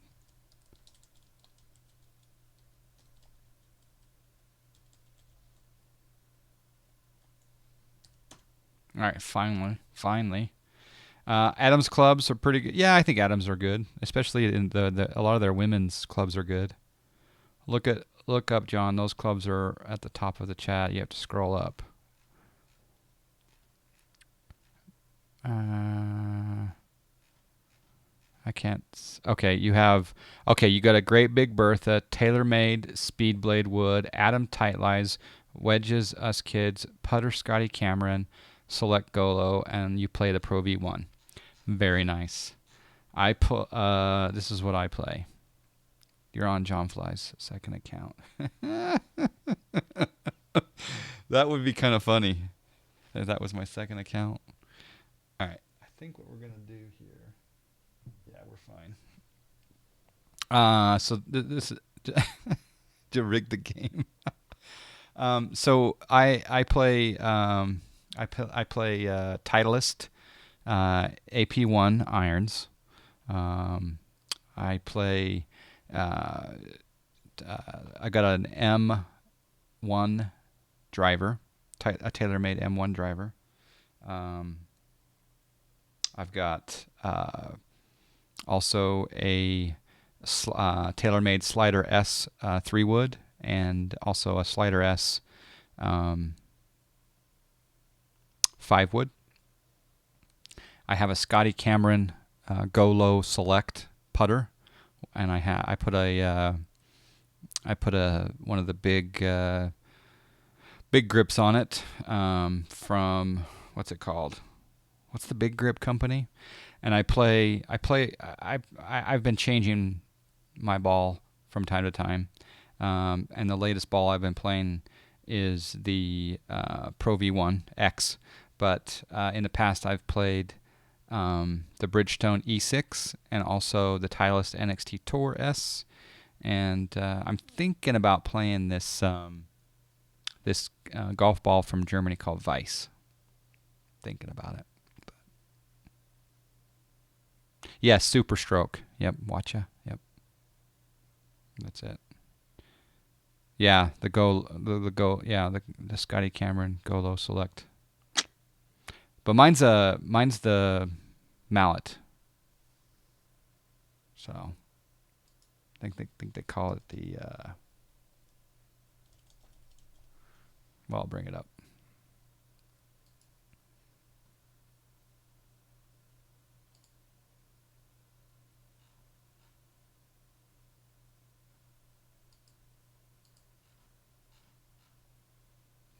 Mine's the Golo 3, so it's the mid mallet with a heel shafted. It's a Golo 3 is the actual exact model. Okay, I think we can go ahead and go direct to Nenyi. So we'll hit this and we'll go direct Nenyi, and we'll activate that. And then what we're also going to do is, I think, yeah, that's fine. I don't know if this is going to work because some airports work for their LPV approaches and some do not. So hopefully this LPV approach works. And if it doesn't, we'll, oh well, it's not the end of the world. I have done successful LPV approaches. Now some of you might be, yours is the old Select Golo, okay. Some of you may be wondering what an LPV approach is.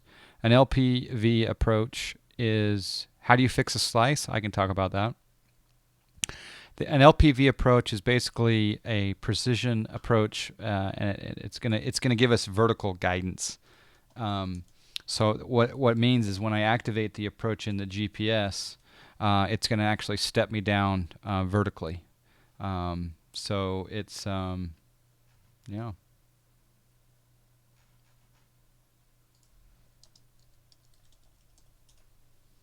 But the actual official name is Localizer Performance with Vertical Guidance. And again, it's the highest precision GPS aviation instrument approach available. So yeah, it's a new thing for X-Plane 11. So we're coming into, I'm gonna redo Nenyi. Yeah, there we go. And I'm gonna slow down the plane.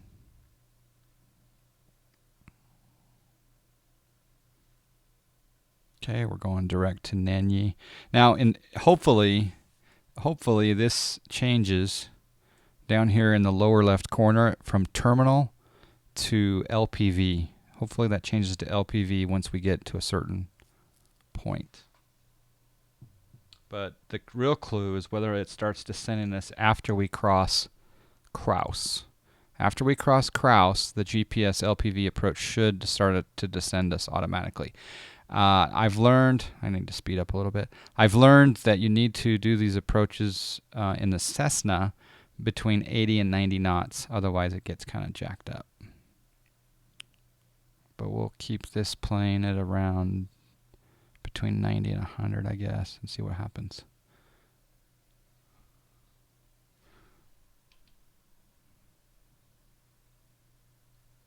Kind of got a nose-up attitude here.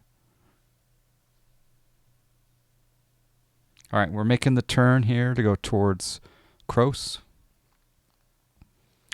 The favorite course you've played? I played Pinehurst number 2, but I will say that Pinehurst number 4 and 8 are awesome. Are very awesome.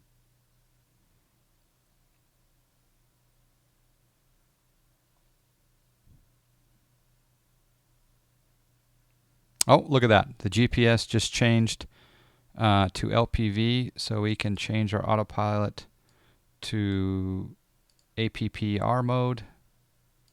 And hopefully, in APPR mode, our plane will start to descend automatically. I hope.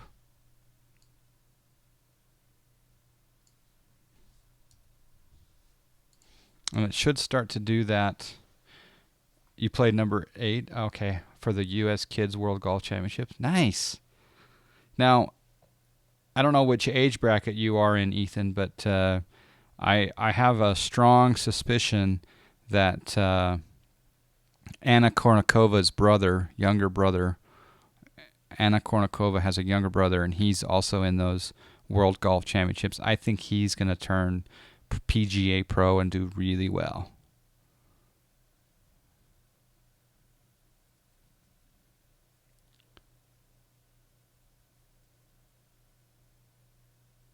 All right, yeah, we can set up the betting for the landing rate.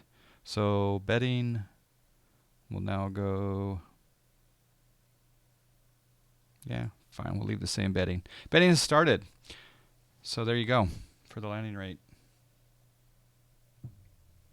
All right, so in theory, like I say, this should take us down after cross. Cross is in 3.2 miles, 3.1, and then we're supposed to start going down. But I better start slowing down. I'm going to put in a notch of flaps as well. You played with Kournikova that year when I was 8. I ended up getting 16th place. Are you serious? Oh, that's awesome, Ethan. I want to get your autograph now, actually. That's really cool that you're in top 16th in that bracket. That's awesome. Yeah, that's cool. So in about 5 years, let's go play Pinehurst. All right, so there, our descent has started, folks. So as you can see here, by looking at the altimeter, the LPV approach is in place, and we are now doing a vertical descent, an RNAV GPS runway 28 approach. I'm not controlling the vertical guidance at all. It's all systematic. How cool is that? SOG 4567 X-Plane 11 is $60. All right, let's turn on some lightage. Yeah, lights are good. We'll go ahead and go gear down. Whoop. Oh, baby. Gear down and locked, 3 green. I can see the runway. Bedding is open. SOG, no, I'm not a real pilot. I'm a simulated pilot. That is the runway directly in front of us. Now, what's interesting is it looks as though we're coming in at an angle. It looks like we're a little off of the lateral guidance, but I could be wrong. It feels like we're coming in a little bit off right of center. To make it simple, LPV equals ILS. No, it's not even close to ILS. LPV is like phantom ILS. That might be a little closer. How long did it take you to learn this simulator, any flight simulation? I think that I think there's people that pick it up within a month of, flying 2 or 3 times a week. They pick it up. And then there's some people that might take 6 months. For me, I'm not done learning. I have yet to, in fact, I don't know a lot about it. And I'm not very good at it, to be honest. But I learn every time I fly, and I've been flying since 1986 in flight simulation. Started Flight Simulator Microsoft version 1.0 on a Macintosh. Red 27, 1 on roulette.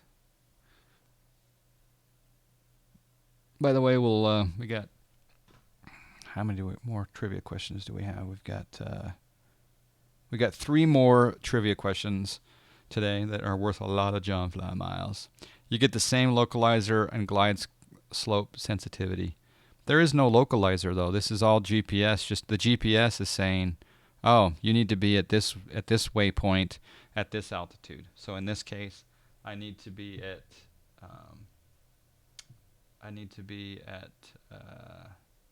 2,000 at cross, that type of situation. But it's not even close to being ILS. What are you thinking? A lot of LPV approaches have the same mins as ILS. Okay. I did not know that. It looks like we are lined up a little bit better on this one. I am a little bit fast. I am going to throw in another notch of flaps, and I'm going to get my speed down because I should have been in below 100 on this approach. I don't mean to alarm anybody, but I think we're being followed. Thank you for the follow, SOG4567. I appreciate that. Still coming in on a nice descent. The Pappies are happy. We've got 2 red, 2 white there in the distance. We got gear down. We got a mobile home park off to our left. A little bit of water action going on down here. And we are crabbing.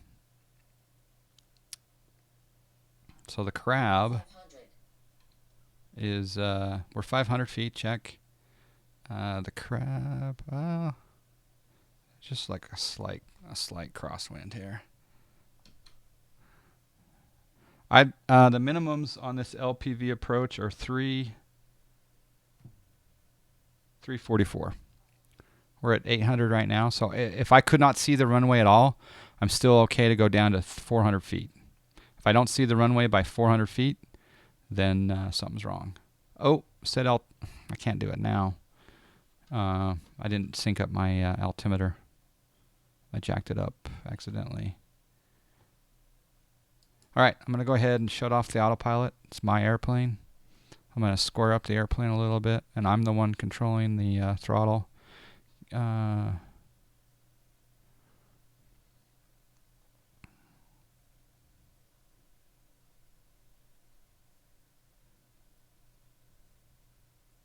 Ooh, runway follows contours.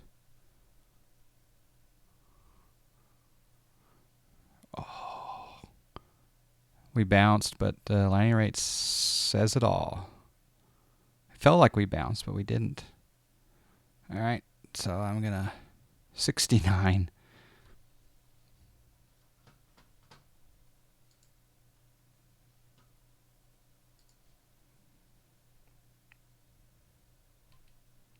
Thought I had scenery here.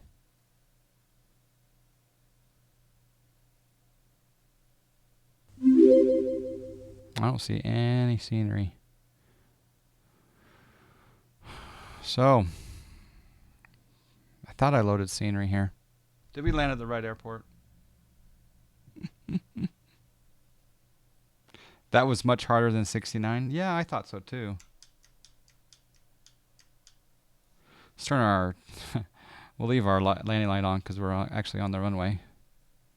I guess we could pull off over here.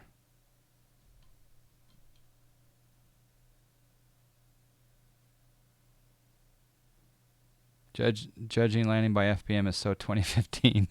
All right, let's pretend this runway is not in use. And we'll set our parking brake. And we will cut our mixture. And we're going to go up to X economy. And open X economy. And we'll finish the flight. There we go. We made some money, folks. Let's now do the instant replay. Like I agree with your statement. I don't think that looked like a 69 on the landing rate, but let's do a replay. Well, let's first see who won. Did anyone win? Winner. A total of 6,200 John Fly miles were bet. 2 viewers won, 6 viewers lost. I guess we can get off the runway here. Taxi's on. This runway's closed. Do you have a favorite NFL team, John? Yes, I do. Denver Broncos. Absolutely. All right, let's do the instant replay. What do you guys think of the Navajo? Do you guys like the? Are you thinking about getting it? I like it. I like it. I like it a lot. All right, we're coming in. We're coming in. This is an LPV approach. We gave up at about 700 feet.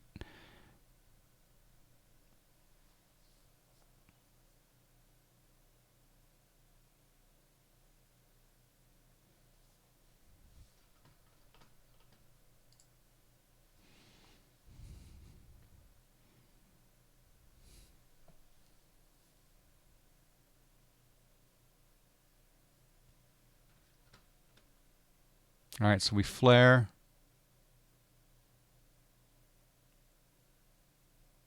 And then we set down. Yeah, you're right. That doesn't look like 69. I mean, we'll do it from this side.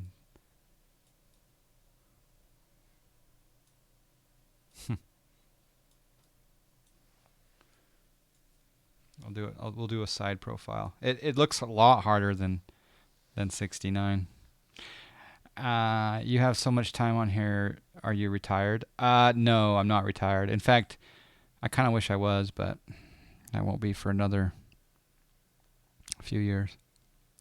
Did I get an X Enviro dialed in? Oh, Val Dudes is here. Yeah, I got a donation goal up there for the X Enviro, but I haven't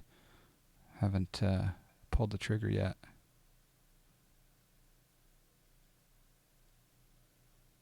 All right, so here we go. Coming in, we flare. Oh, we float. Yeah. That was harder than minus 69. Well, there you go. It's not the most accurate thing on the planet. Let's do a runway view.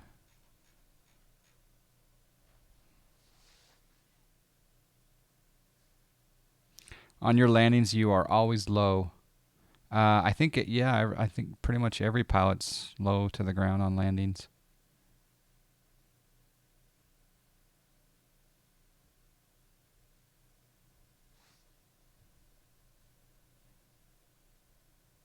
Look at the runway follow contours. Ah, that was like minus 274. Let's see what the tower saw. Oh, the tower's way over here.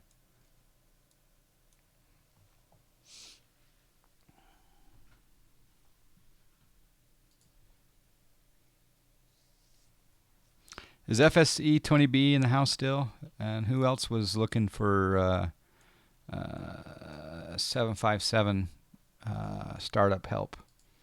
Because we're gonna do the 757 next.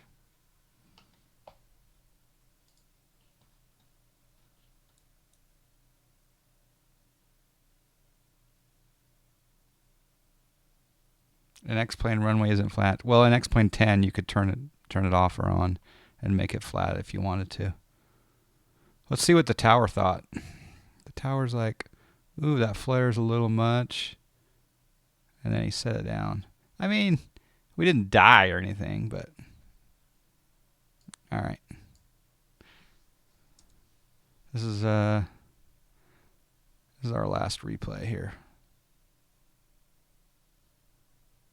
A little bit of a crab.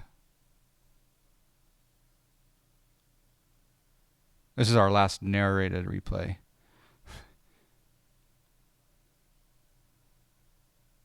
Maybe the plug-in ignores runway contouring, so it calculated by a phantom point, not your actual touchdown. That's a good point. It's possible. I mean, because like right here, like I'll go into slow motion, right? So right here, I flare, and then I just slam her down. Boom! And you can see the shocks, absorb. But, no heads hit the ceiling or anything.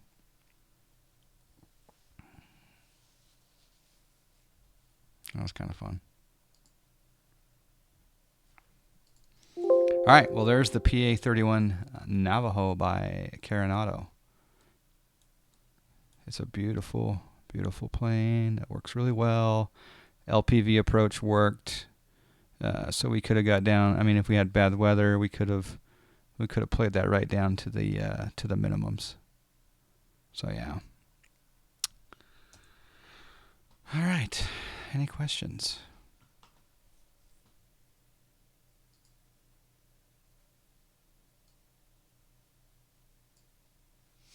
All right, so we got a couple scenarios here. What I'm going to do is I'm going to throw up a vote. The vote is going to be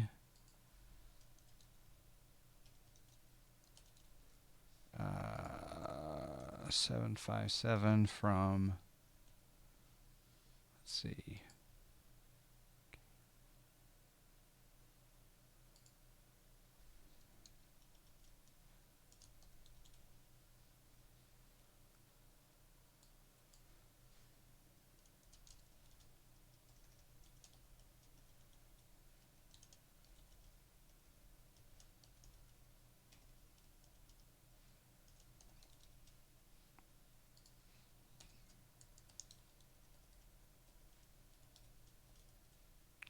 All right, so here we're going to do a little vote here for 3 minutes.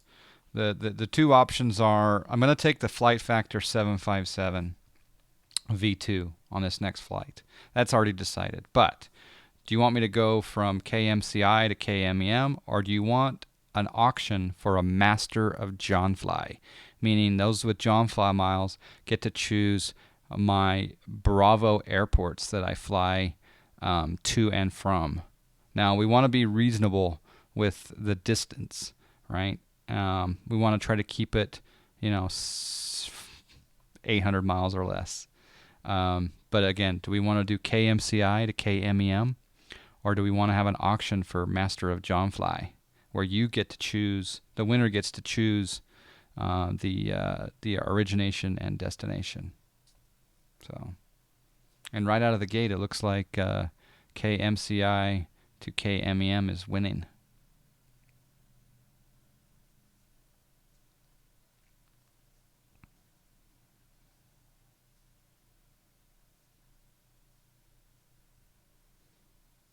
Wow, 8-1. There was only... Wow. Not a lot of people into S&M today.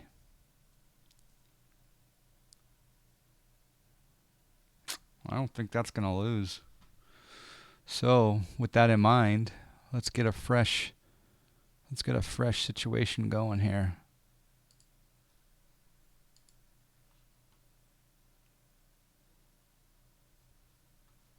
The other thing that we can talk about briefly is that last flight, which can be on, Master John Fly coming back, 16-10.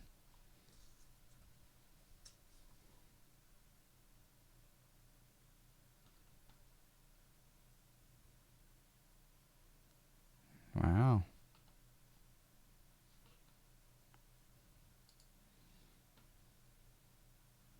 Master of John Fly coming in.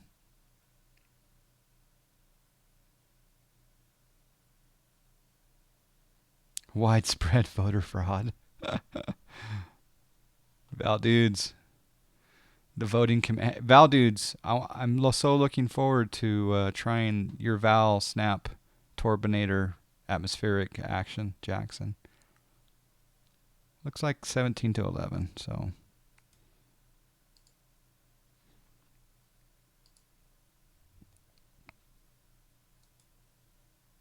All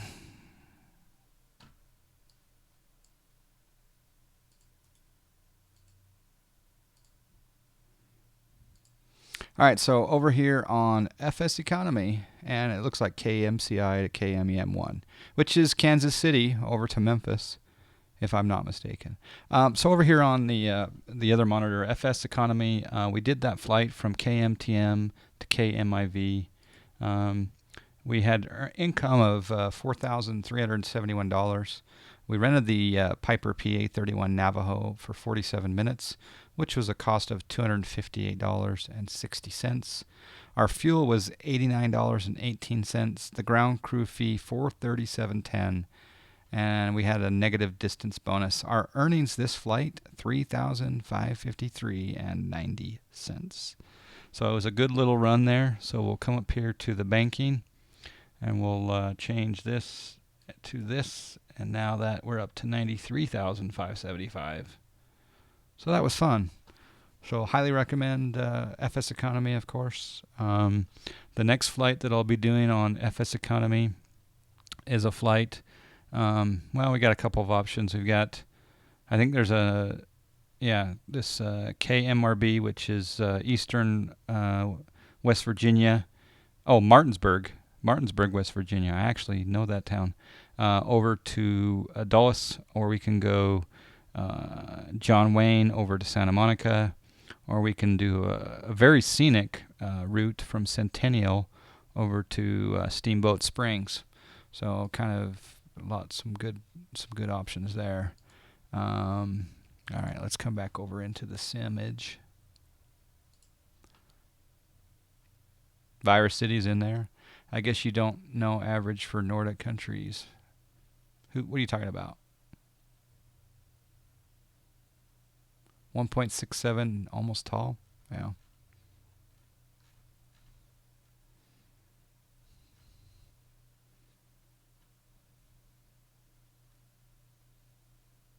Hi, Virus City. How you doing? Everyone, click on Virus City. Give the guy a follow. He's a part of the Global Sim Alliance. Believe it or not, he's given away more than 5 copies of X-Plane 11 on his streams. He's given away more than 5 copies of X-Plane 11 on his live streams. So give the young man a follow. He's got good content. He's especially when he's streaming X-Plane. Okay, so we're gonna take the flight factor 757. By the way, if you guys want to generate icons for all of your planes, you just go up here, and underneath your livery button, there'll be a generate icons. Once you've opened up the plane at least once, there'll be a generate icons button right there. As far as the Boeing 757, should we take the United or the Delta? I guess we'll take the Delta. Or we'll take the United. Should we take the United? Sure, we'll take the United.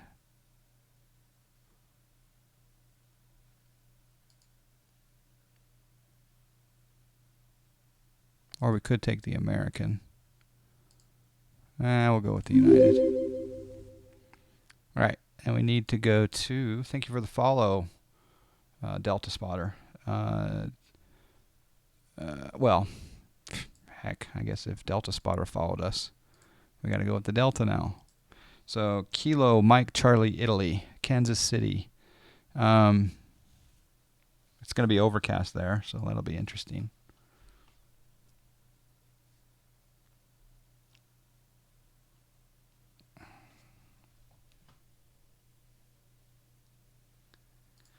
All right, I now need to go over to my other screen and do a little flight planning here. I actually haven't looked at this route before, so while X-Plane 11 is loading,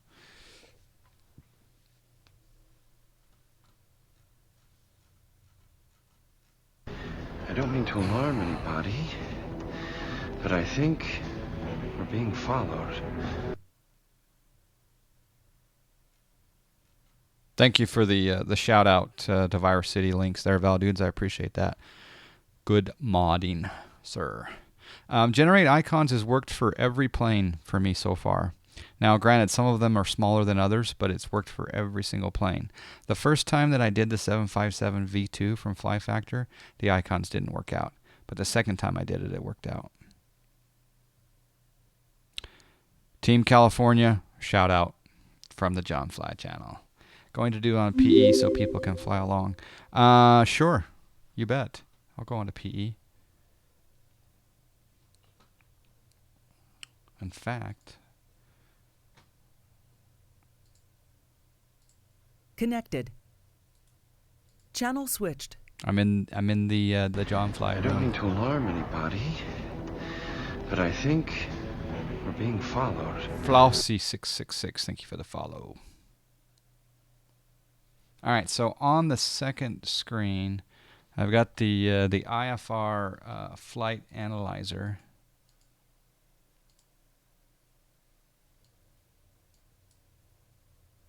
that's not it.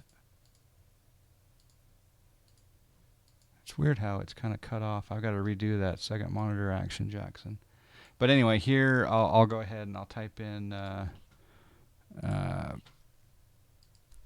KMCI to KMEM, find routes, and under KMEM, ooh, I don't want the plane started up. That's not good. Flight, end flight, customize, start with engine startings, apply changes, no. And then I'm going to come up here to developer. I'm going to reload. All right, you guys are missing all that, but basically I had engine starting. So the KMCI to KMEM, we're going to be doing this route right here. Racer 5 SGF whole barbecue 2.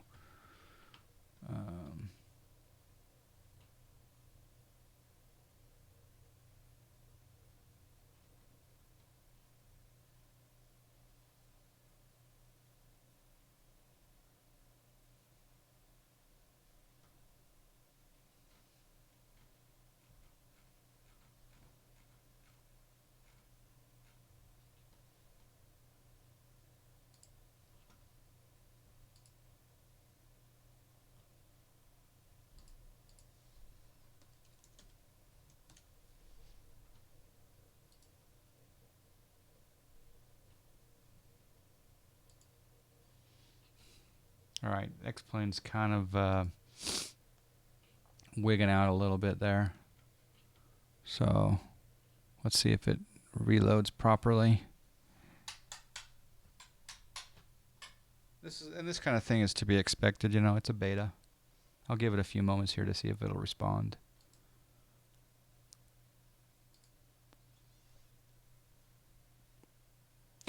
In your opinion, XEnviro is not worth the money.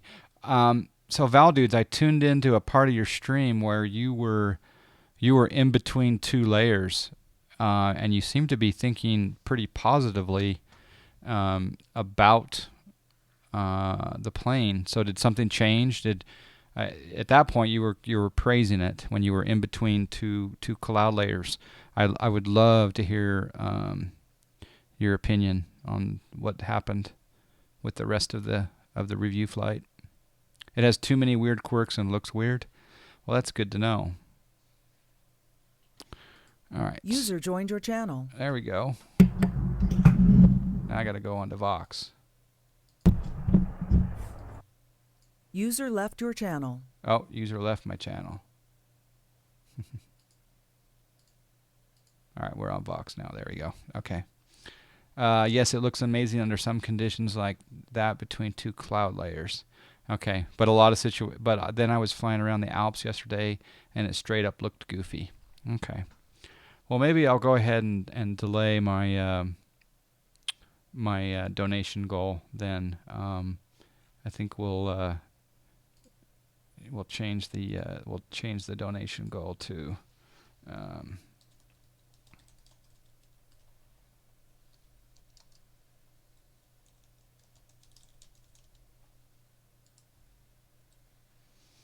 there we go. So we got a new donation goal up. We'll go ahead and change that to that. There we go. There's our new donation goal. All right. So I'm hoping that FSE Tony B is here in the chat room, but he's not. JSnap, were you going to join me on this flight from St. Louis to Memphis? I don't see Tony in the chat. He was wanting to learn this plane inside and out. You like where it's going and what it's trying to do, but it feels like a beta weather system and you can't control any of its parameters. Laminar should get Bob Ross for cloud art. Yeah, I think so too. I hate the fact that the XEnviro, from the rumors I've heard, it doesn't allow you to go to custom weather and have that. You have to go like chase weather. I don't know. So yeah, the new donation goal is BWW. I don't mean to alarm anybody. So, but I think We're being followed. So you tease me by asking me to go on Pallet Edge, and then you think you need to run out and go get some food? And there's no food in the fridge. Thanks for the tease. Thank you for the follow, courtesy 1226. All right, so I'm going to break out my checklist. My handy-dandy checklist version 1.15. In fact, I will make a copy of this available to you if you'd like to follow along. This is version 1.15. I got to find it now. Where is it?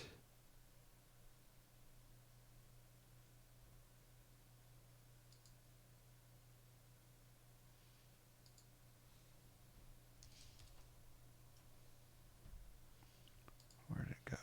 Yeah, there we go. There we go. And we'll do a quick link for you guys. Copy the link.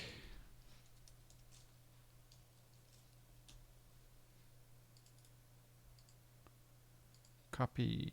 All right, here we go. So here is the checklist that I will be using. This is version 1.15 by John Fly.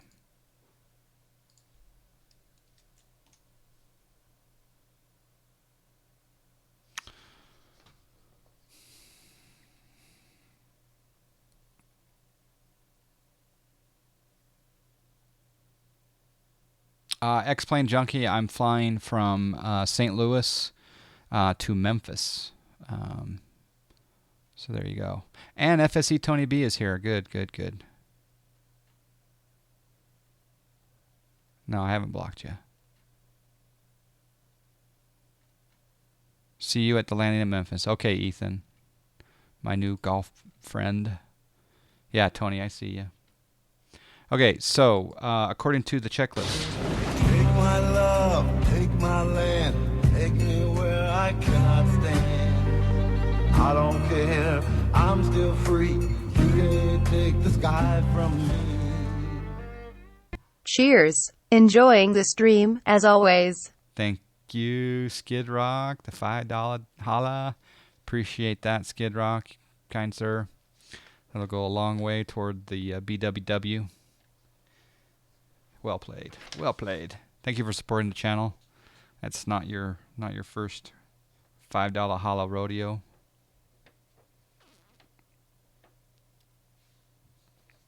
Okay, so let's do passenger fuel. Today's flight is brought to you by Skid Rock. And Skid Rock says, let's load the passengers. All right, so we'll come up here. We'll do, well, first things first. Yeah, it looks like we're at a good gate. All right, so we'll go up here to the airplane. We'll open the door. Our fuel planning today, well, we'll just leave it there at 6,030. That's fine. And we're not going to quite load yet. Let's turn our battery on. It's on the checklist, right? And then we're going to do our standby power to auto. We're then going to start our APU. And now that we can see the fuel flow, do I have real limits on? Real time? No, I don't. Okay, good. So let's load. So now the fuel should be, oh, no passenger bus. Oh, it doesn't recognize, there we go. Gate config, fuel truck, now load. There we go. See, now the fuel is loading center, or sorry, left and right tanks here. $5 holla rodeo. That's right. Hey, Jonesy, no, I'm not on PE yet. I'll go there now. Let's see here.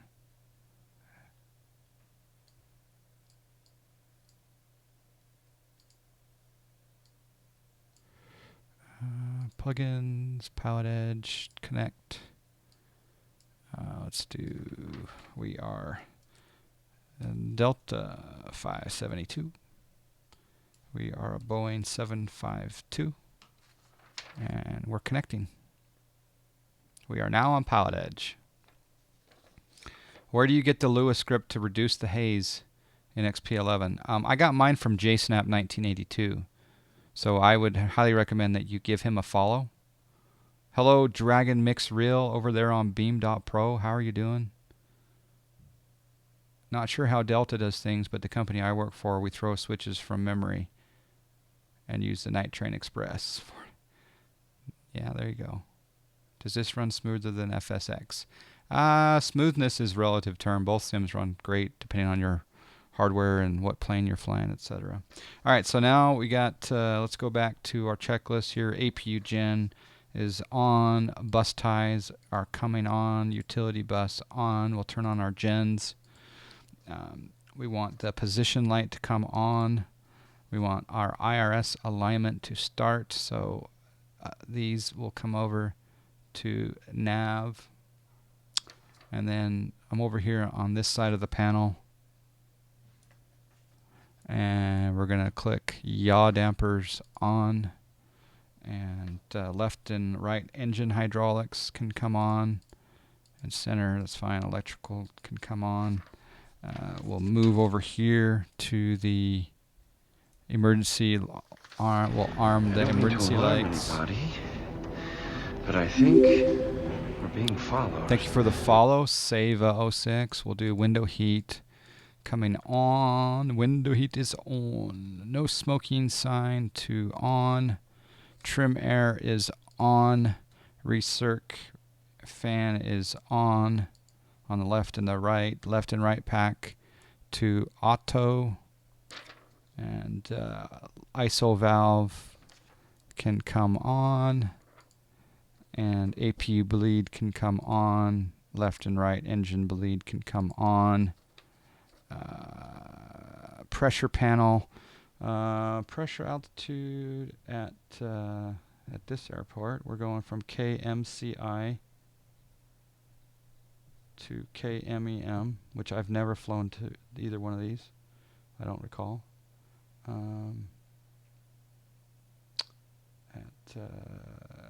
KMEM 340. So we're going to change our landing altitude to 340. And then we'll set this to auto 1. I don't mean to alarm anybody, but I think we're being followed. Prozac, thank you for the follow. ATC clearance has been given. We'll come down here to... Oh, you guys all had that 340 feet. You guys are smart. All right, TARA, set transponder. I don't think my plane command works in this one. Set transponder 2172. It does work. Set transponder 2855. Set transponder 2855. Wait, maybe there's not an 8. Set transponder 3174. Yeah, baby. All right. Cool.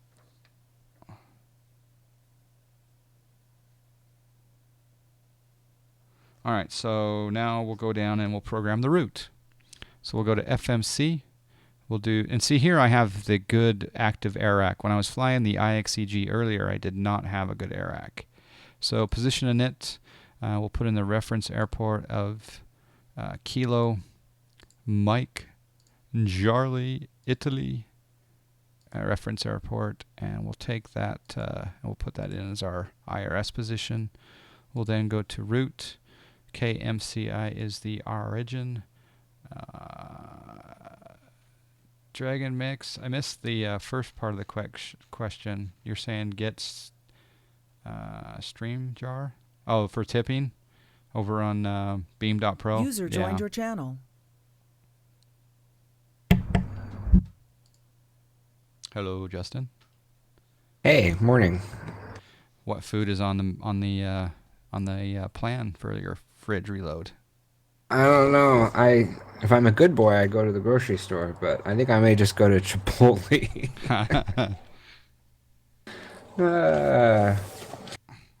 Yeah, I'm gonna run out and get some food, and I'll be back. Maybe I'll catch you on the next leg or something. What are you flying after the 757? Let's see. The next on the list is going to be The 208? Possibly, yes. That's the stream title. Yes, I think it is the 208 Pilot Edge, probably. Yeah. Ah, cool. Yeah. Cool. All right, I'll probably do a fly along on that one or something. Cool. Perfect. All right, see you in a little bit. All right, see you, man. All right, so hello, Hawkfish. Yeah, transponders don't go to 8. Holy cow, I've never noticed this and have been flying for real since 1986. Yeah, I forget. Is it, there's another number. 9, is it? Or 0? Anyway. Let's do execute. All right, so the real world. So let's do a little for flight here.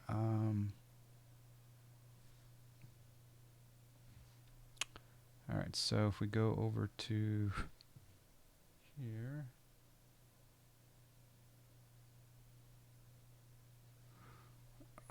Bring our for flight back up for all y'all. Where is it? There it is. Okay, so I put in the origination of KMCI and destination of KMEM. I'll just temporarily remove KMEM for now. We're going to do a Racer 5 departure. So Racer 5, we're going to do an SGF transition, and then and then after that we're going to go SGF, and then we're going to, well, it may take us, if we go over here and we go to arrival,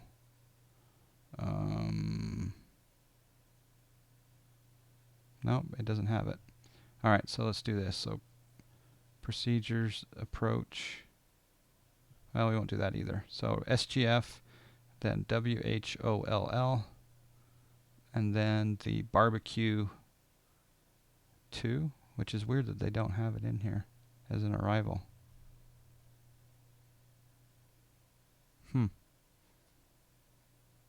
They have the BQS5. Oh, I know why. It's because they don't have KMCI in there. That's why. Procedures, arrival. No, still. Procedures, arrival. Oh.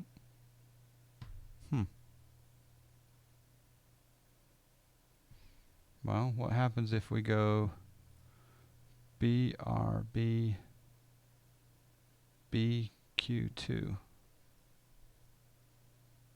And we're landing, let's land 36 left, sure.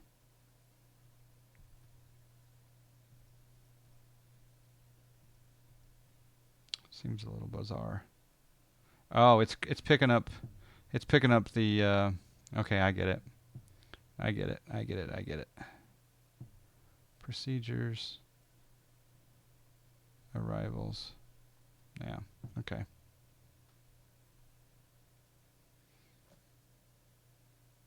All right. So, oh, and it's even frozen over there on the, there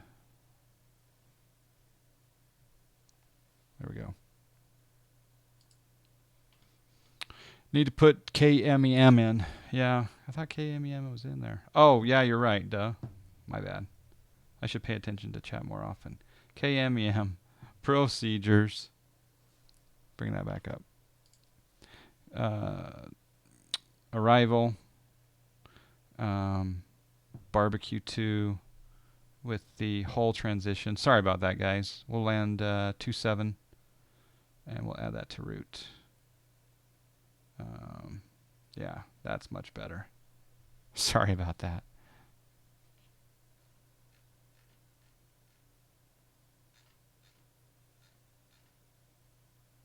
And Ethan's back.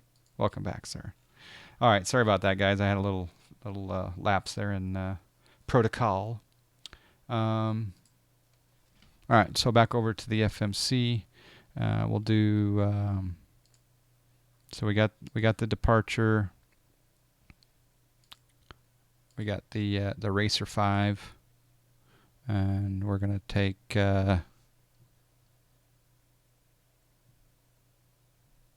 It's IFR right now at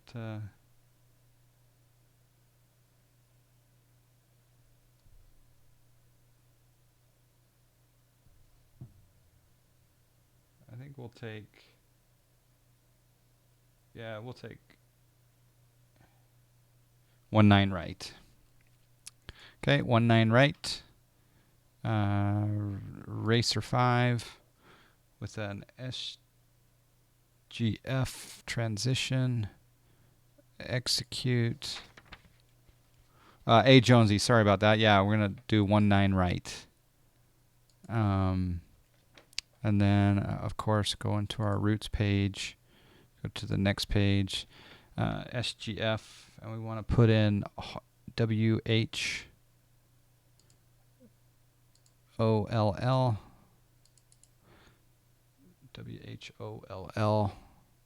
right there, and execute, and then departures and arrivals. We want to do a Memphis approach of barbecue 2 with a whole transition, and we're going to land ILS 27. Is that right? We should go look at the runways. KMEM.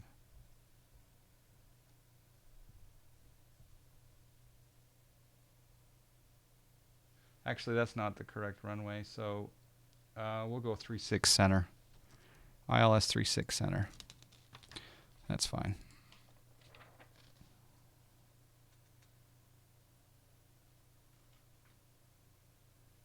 Yeah, Ethan. Skid Rock donated the $5 holla. All right, so that looks good. We'll go into the legs page. We'll get rid of the discontinuity. We'll then, we got some vectors going on. Nesbit. That's right there.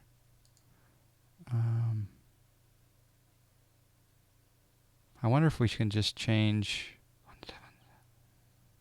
We'll find out.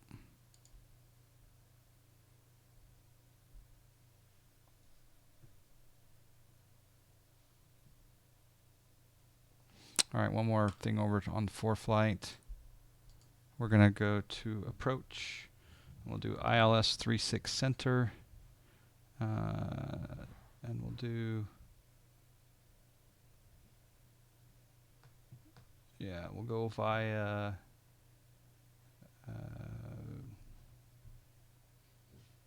yeah, we can go via vectors. We'll go via Nesbit, sure. Okay, now we've overlaid the ILS chart onto the map, so we're good to go. Sweet. All right. Hey, Jonesy, I hope you got all that. Skid Rock, the famous singer. Yes. Yes. Okay. Now we need to go to performance. We got plenty of fuel.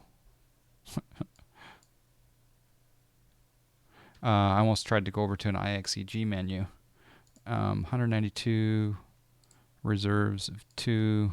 We're going eastbound. We'll be flying at 290. Cost index today will be 100. No, actually our cost index today will be how many people are in chat. 110 I've got in chat on Twitch. And we'll do takeoff, flaps 5.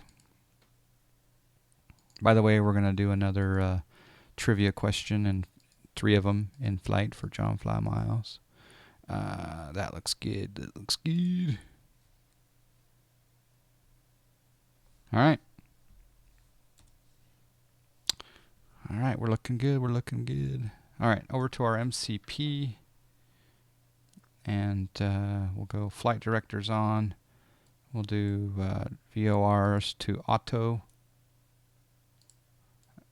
We'll do speed. We'll bump that up a little bit. Heading.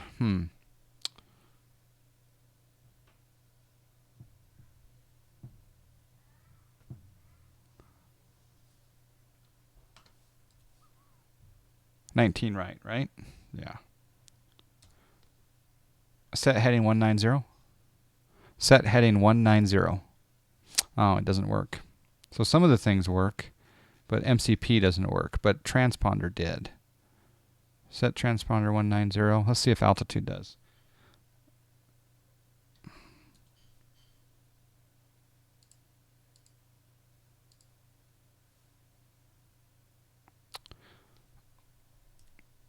Set altitude 29,000. Nope. Yeah. Sure.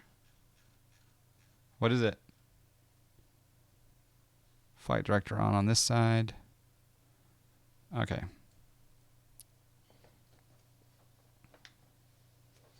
All right, let's go down to our iPad on the ground. Let's close the doors, and we can pull away the fuel truck. Oh, it's gorgeous. It's a good-looking airport. And there's A. Jonesy, I believe, over there. Let's do seatbelt signs on. Left and right fuel pump on. Aft and forward. Let's do packs off for our engine start. And anti-collision light will come on. And set our trim. Trim is supposed to be 3.0. So down here on the stabilizer trim, we'll set this to 3.0. That's an easy one to find, 3.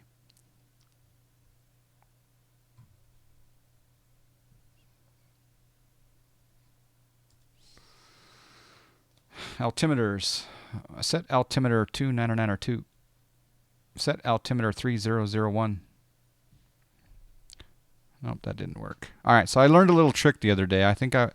Who was I watching? Was I watching you, A. Jonesy? So this 300, the altimeter is 3001, and if I click this screw right there, it's going to set the first officer side. So the first officer side shows 2992. I'll come back over here, and I'll hit that screw right there. Now, in theory, did a sync. Yep, it did. Of 3001 on the first officer side. So that's pro tip. Don't you have to say set altitude to... Yeah, I've never been able to get the 757 to work, but set speed 180. Yeah, it doesn't. The MCP stuff doesn't work with plane command. All right, let's just quickly review the departure. And can't see you due to terrain contour. Okay. Are you on X plane or P3D, A. Jonesy? What plane are you in?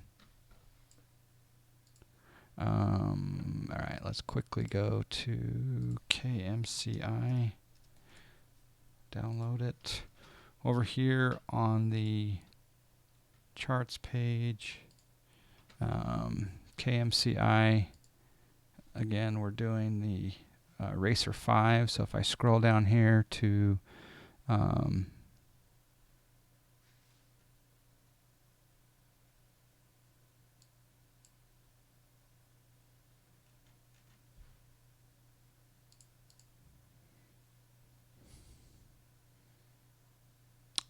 that's interesting.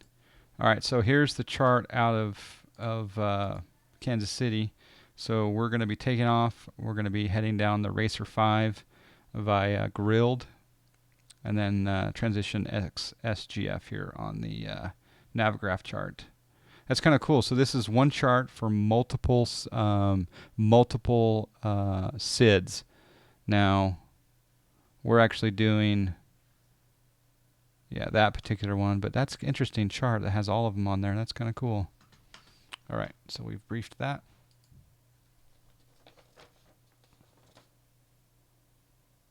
And we'll start pushback. Hey, Jonesy, are you ready for pushback? Or AJ? I'm going to call you AJ. I keep forgetting to do that. All right, pushback truck coming into play. And, yeah. Let's get going. I'm not going to start the engines until I complete the pushback. Why don't you use your Cessna yoke? I found more resolution with the Thrustmaster. It's a finer detail. Thank you.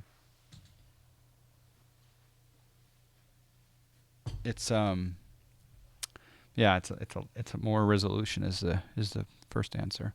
All right, so I'm gonna release my parking brake, and I'll start the pushback. Pushback is now happening.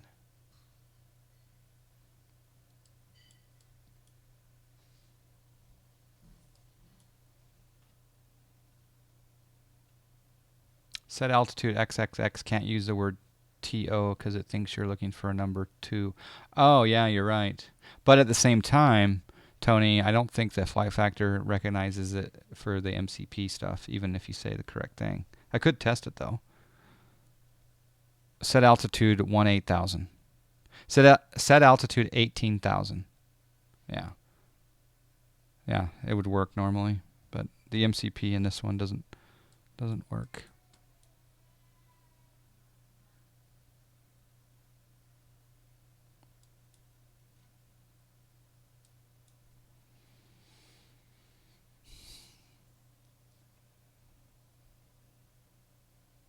Do I use VATSIM? No, I don't.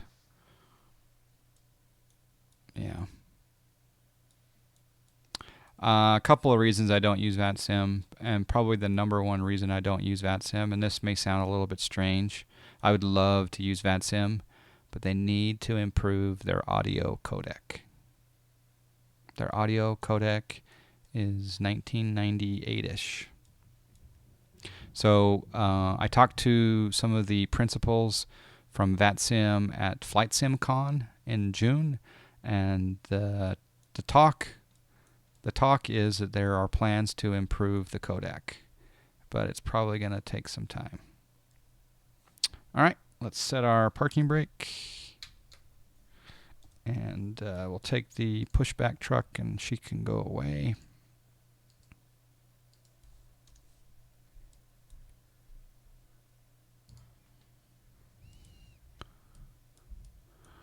I mean, doing it like a excuse me, doing like an FNO.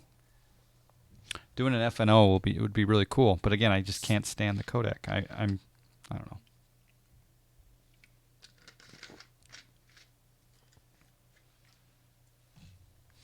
All right, we're delayed in our engine start, but that's okay. Let's go ahead and turn the. Let's see here. Actually, we can set our temps here as well. I'm going a little bit off the script here with that action, but okay. All right, let's start number 2. Come down here, turn on, and we're looking for this number right here on N2 to come up to 18 at minimum, and then we will add fuel. I don't mean to alarm anybody, but I think... Okay, we've added fuel. Followed. Get our engine back because our throttle was up.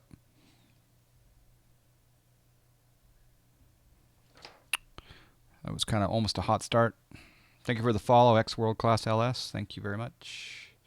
All right, so there we go. We got engine 1 spooling up. It's gorgeous. It's gorgeous. Thank you, AJ, for your patience. We'll go ahead and start number 1. Come back down here to number 1. And we will add fuel at 18 on the N2.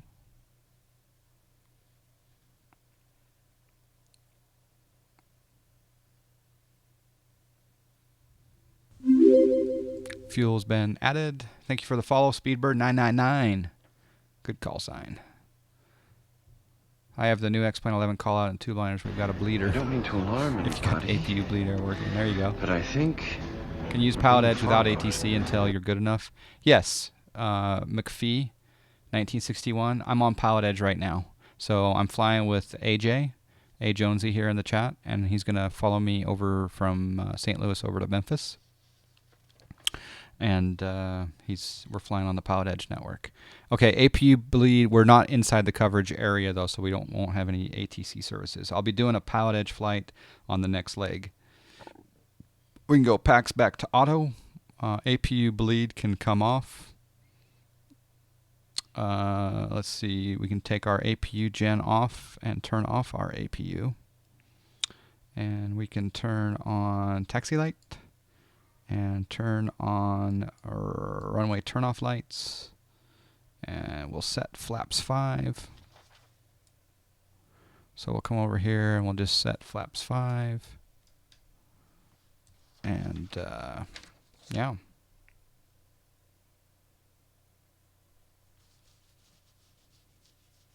Flight controls checked. Looks good. Set RTO.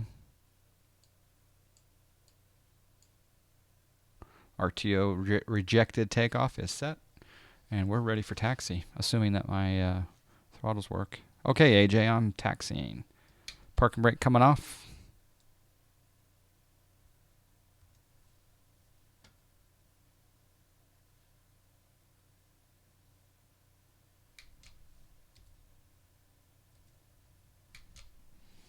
Okay.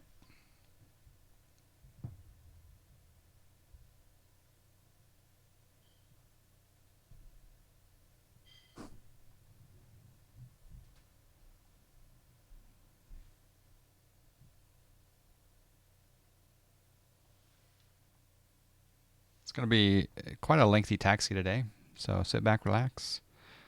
For a long time, you thought RTO meant ready for takeoff.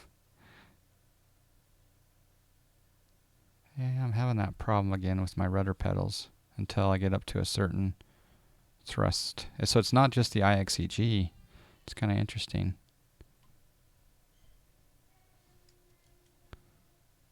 Alright, so I want to kind of get my bearings here. Okay, so if we go out... Yeah, okay.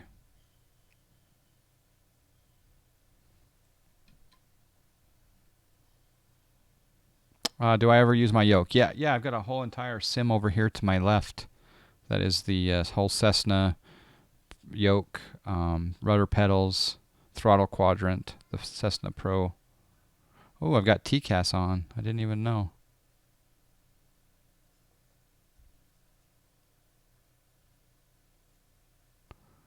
I think I have a problem.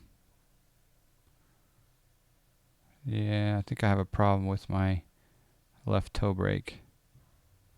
It's the same thing happening. So it's going to be in my settings.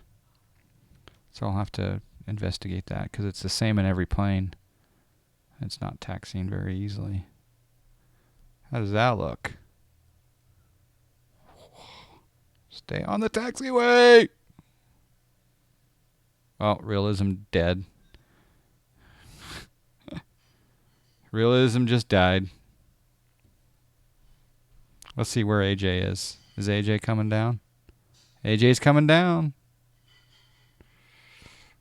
Alright, let's stay focused here.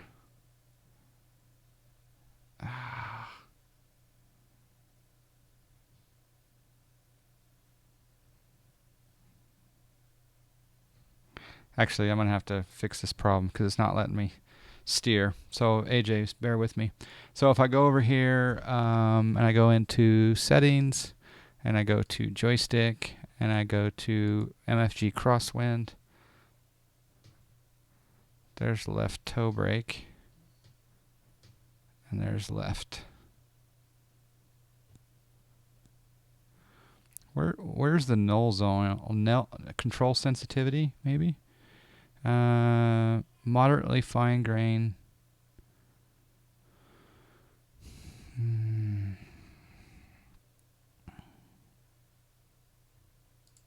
Actually, I just need to... what if we do calibrate?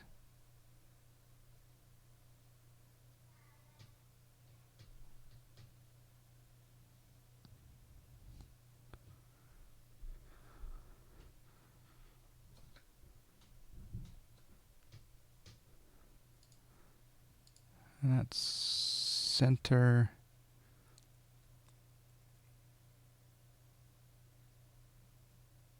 Finish. Done. All right. Let's see what happens.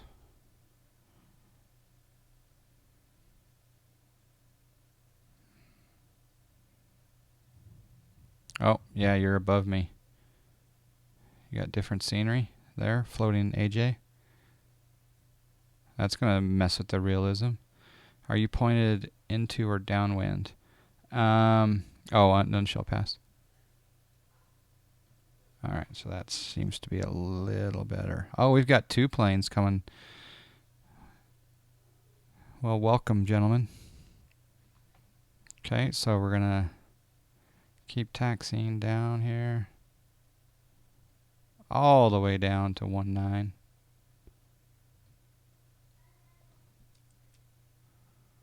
Come on down, folks.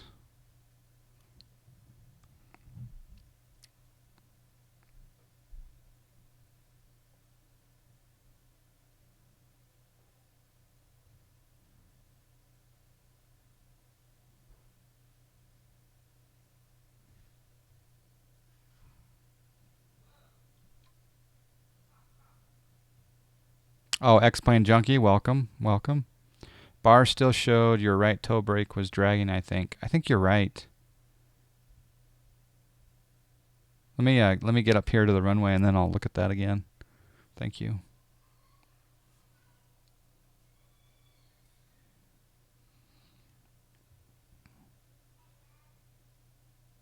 Thanks, Tony. Did that help you at all, Tony? I know you got to run, but I hope that helped you with the startup, and hope that you got that link to that checklist.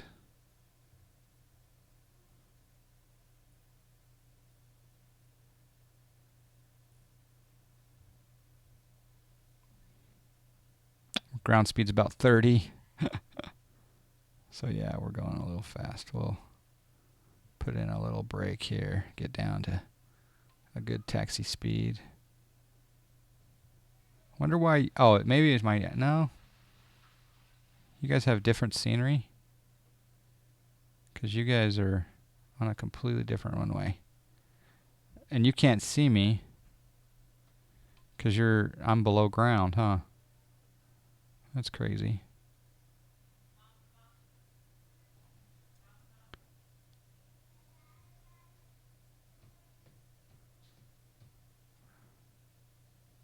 Yeah, it's happening again with that toe brake.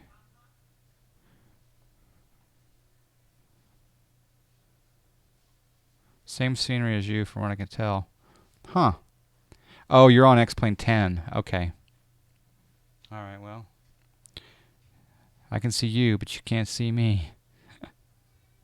This is, I think this is default MCI. I can't for the life of me get X-Enviro working in either 10 or 11. It just shakes like crazy turbulence. I tried all sorts of settings. Huh. Yeah, I changed my donation goal. I think I'm gonna wait till it's a little more fully baked. The terrain contour is what's messing it up. Oh, okay. All right. Well, I guess you'll be able to see me come out of the ground here.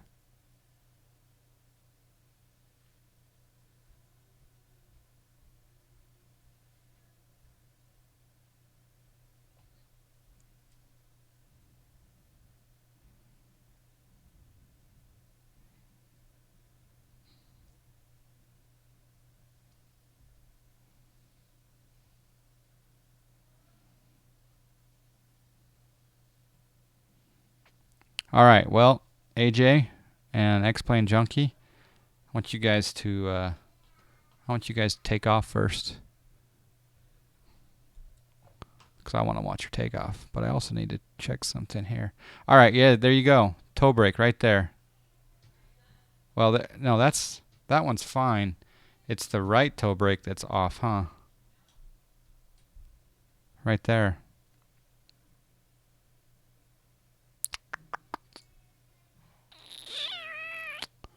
I wonder if that is... I think that's related to crosswind calibration, maybe. Anyway, AJ and X-Plane, go ahead, take off. Let me watch your takeoffs here. Because you're above me.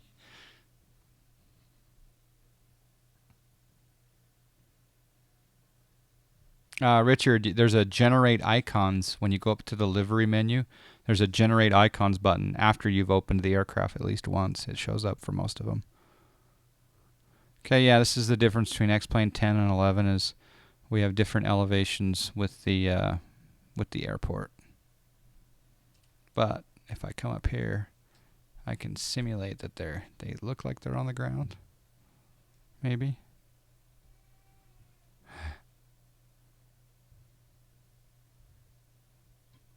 So we'll watch these guys take off.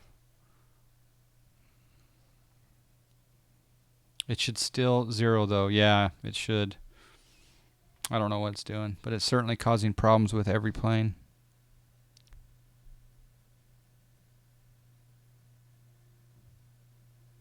I think like I say, I think I have to do the MFG calibration again. There's a little program it comes with.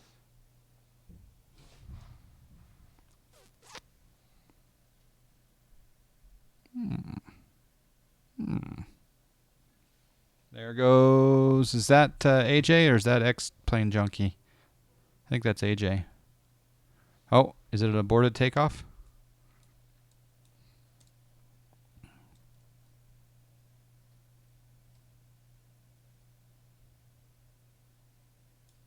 Oh, now he's toga.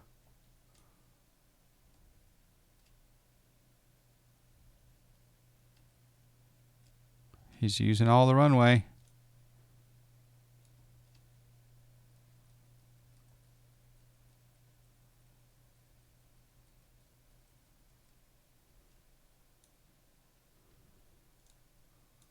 There we go. See ya.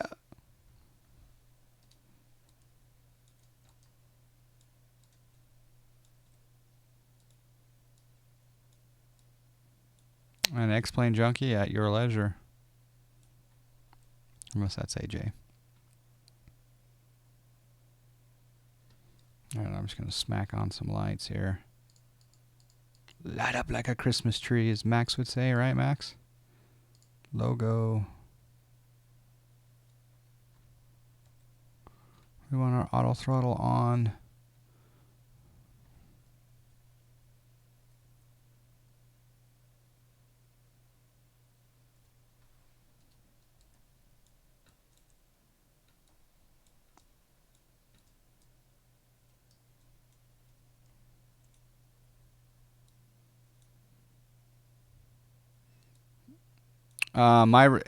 This is the difference between airplane environment HD. The difference between my scenery and theirs is the is X-Plane 11 versus 10.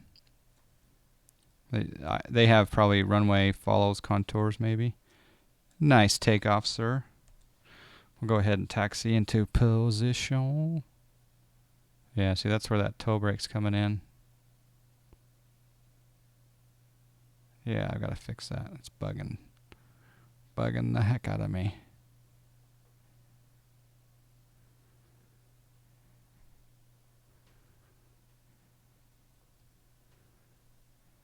Yeah.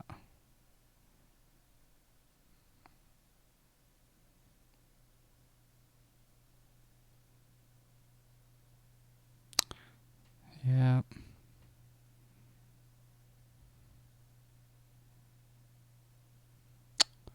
Caution, wake turbulence, yeah. I'm going to have to do a complete 60. Yeah, I'm going to have to calibrate.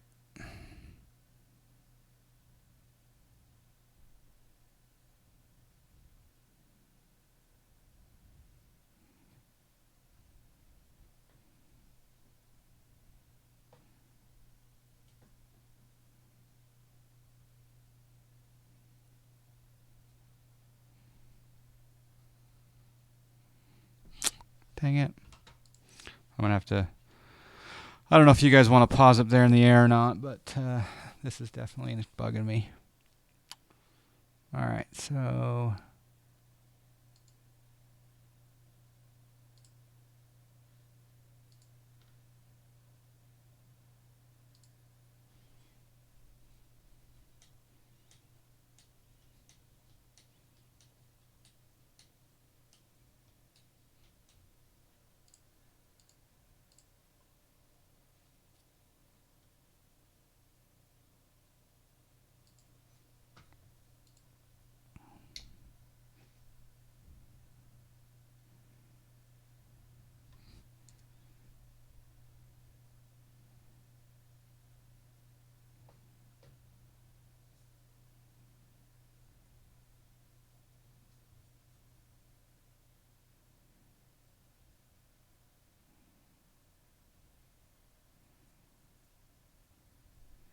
Yeah, it's not working. But what's interesting here is, see the tiller? The tiller is working just fine. So what I'm going to have to do, I think what I'm going to do is I'm going to have to go over here and I'm just going to say do nothing. Yep. That's what we're going to have to do.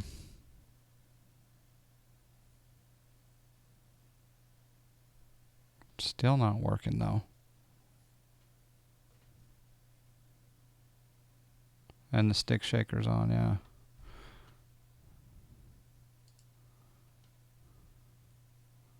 None.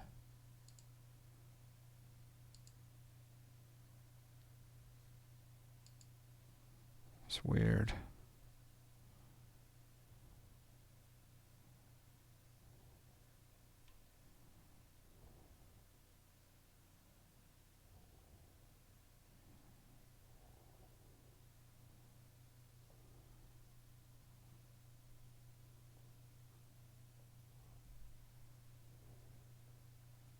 And see the wheel's even turning that way, but I think it's the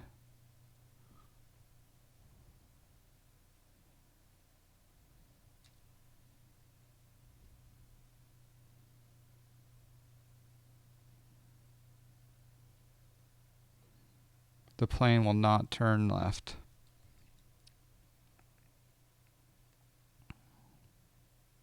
Hydraulics look good.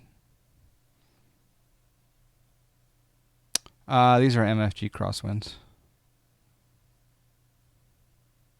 Cut the hydraulics and use differential thrust.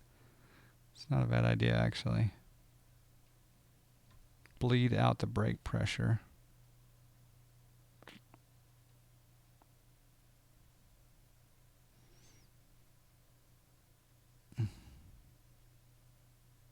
It's kind of a bummer, actually.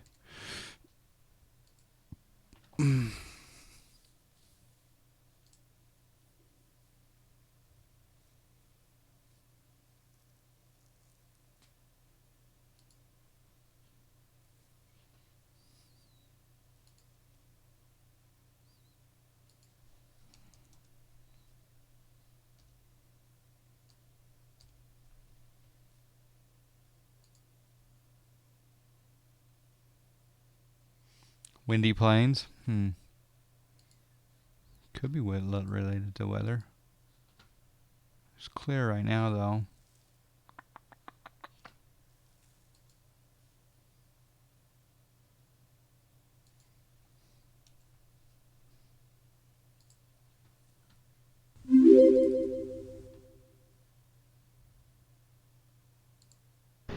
I don't mean to alarm anybody, but I think we're being followed.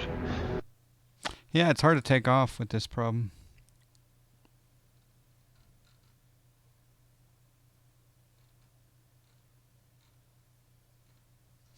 All right, what I'm going to do is I'm just going to run the calibration program.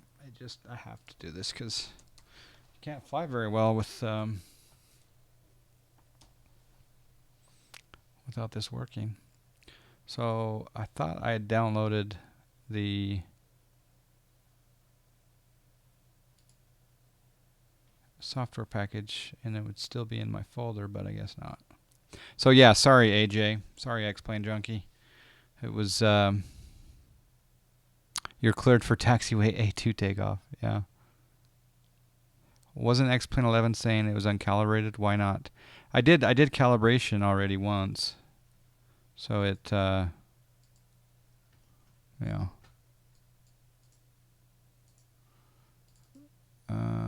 So I'm just going to run the configurator. Got to extract the entire package. You guys aren't seeing this on this window, but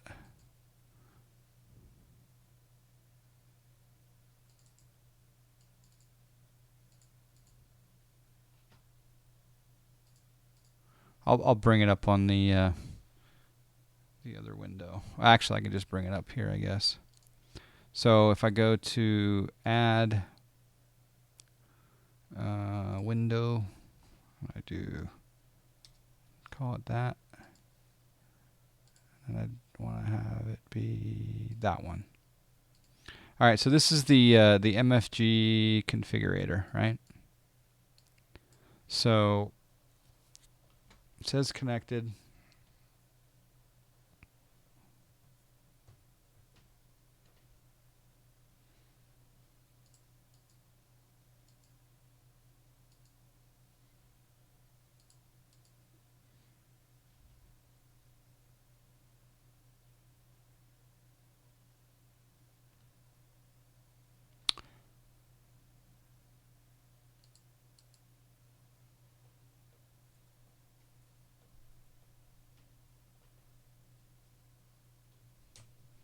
All right. So there's that left toe brake. Seemed like it was the right one that was off. Yeah, see the right says 924 and the left says 390.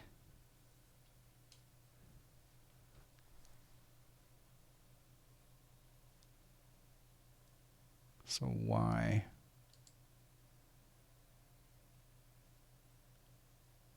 Ah, have center? Huh. 10-18-6. Alright, let's start the calibration on Y.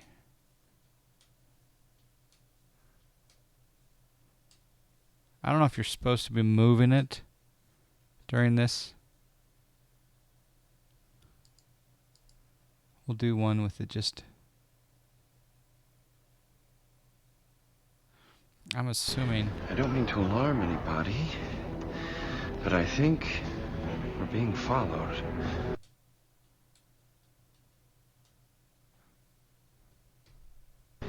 I don't mean to alarm anybody, but I think we're being followed. X and Y, if they are toe brakes, should not have center. Oh, okay. You're right.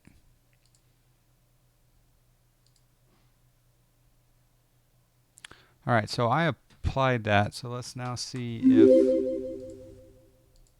if the if it's still showing.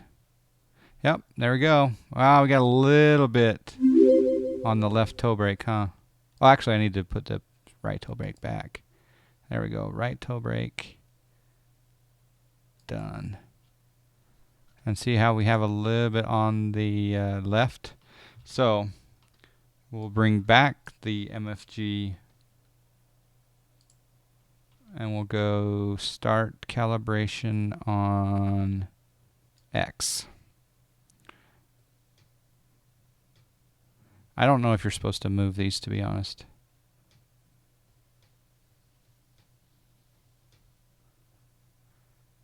And then stop. Apply. And there we go. Left and right toe brake done. All right. Let's see if that helped.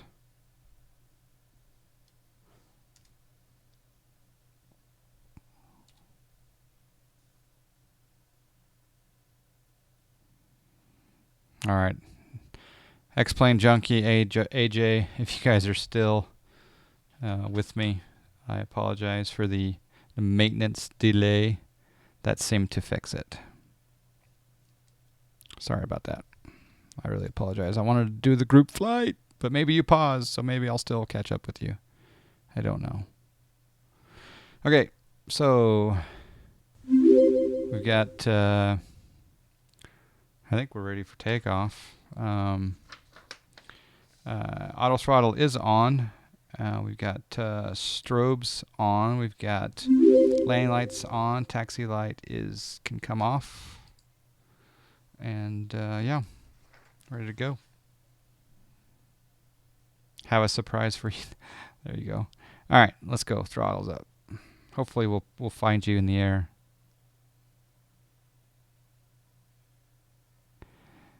All right, there we go. We are now toga.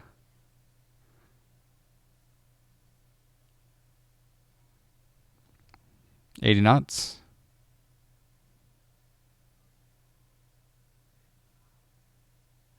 V1 Rotate.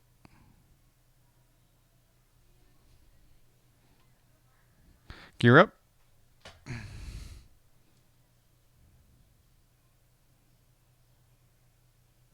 Is that gorgeous or what?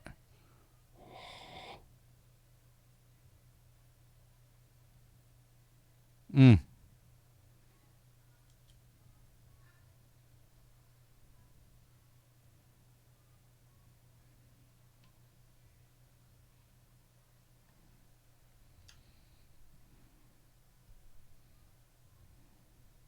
Mm. All right, let's see if our LNAV engages.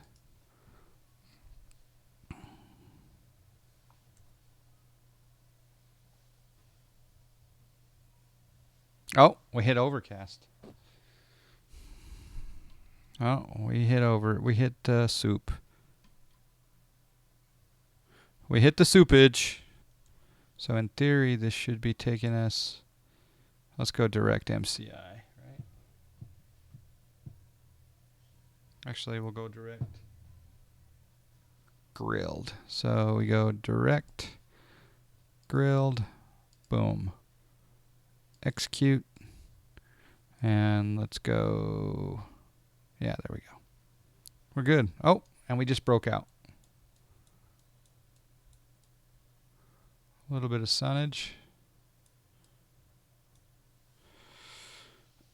All right.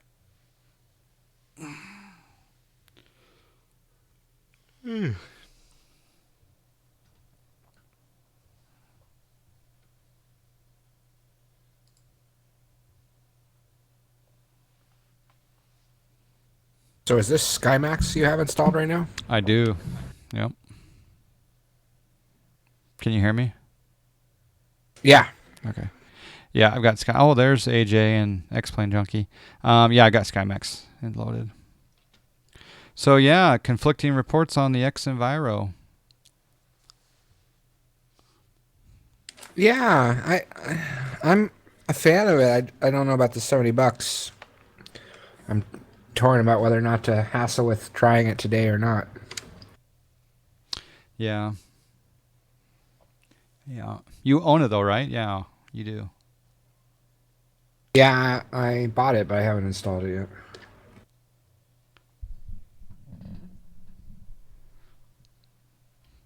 See, this is where you don't get to see any of the JSnap ortho. I am going to play with SkyMax here, though. It's interesting. In my outside view, Justin, I can't get to the X-Plane menu. Yeah, that's the Flight Factor mouse handler conflicting with with X-Plane 11, I think. Okay, we're going to go to broken stratiform. Or should we go sparse particles? All right, so there's broken... Dense particles. Dense particles? Okay. So back inside the cockpit, over to SkyMax Pro, configuration. You say dense particles? Yeah, I think so. That's the most taxing on the CPU or the GPU, though. It doesn't show anything right now. Oh, they're starting to come in. Never mind. They're slowly building.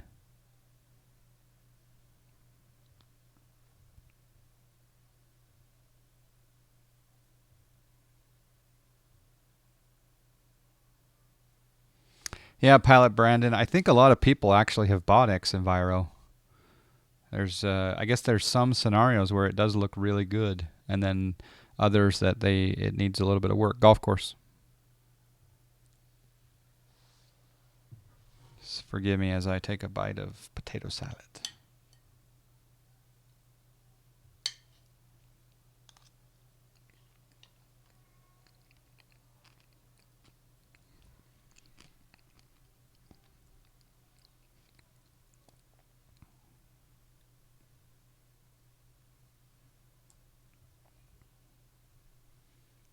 The clouds here look pretty good.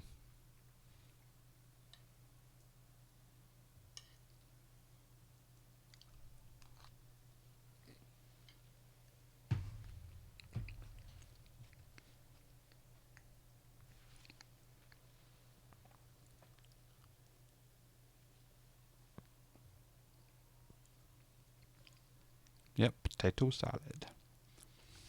The route is Kansas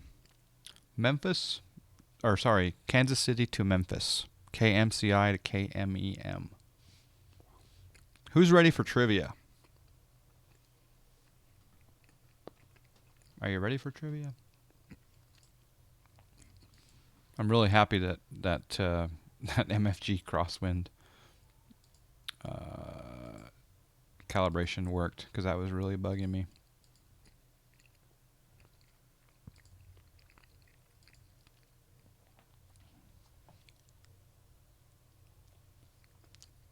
Donald, I haven't played any golf for a long time. There's snow on the ground here.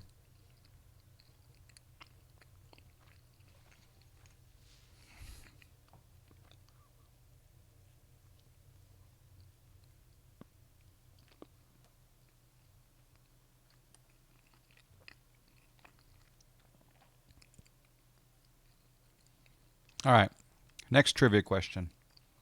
This will be worth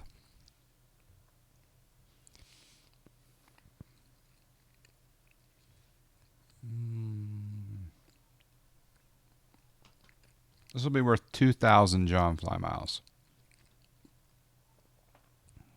Are you guys ready? In the chat, let me know if you're ready.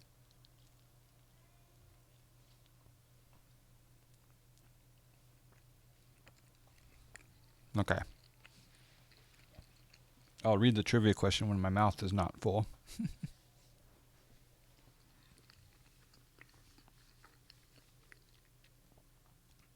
AJ leveled up. I wonder if I see AJ out there. Congratulations on your level up. I don't see you guys anymore.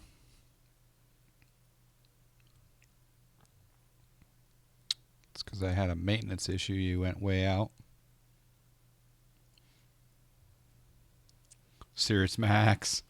Hello, Sirius Max. Valdude, salute to you, Max. All right. Here we go. 2,000 John. Well, actually, maybe I'll go 3,000 John Fly miles on this one.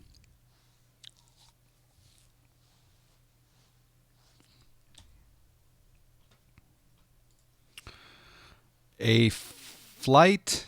This is the trivia question for 3,000 John Fly miles. First person to get it wins. A flight engineer, a respected engineer of gliders,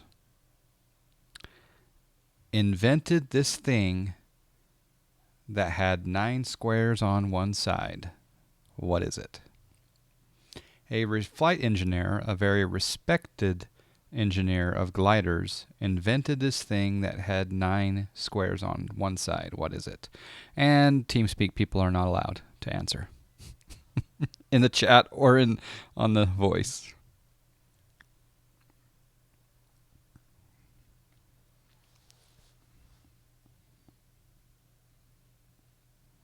All right, we're on our way up. Bam, Skid Rock got it.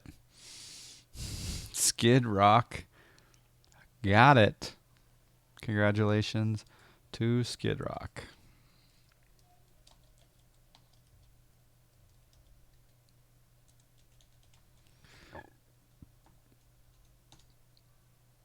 $3,000 given to Skid Rock.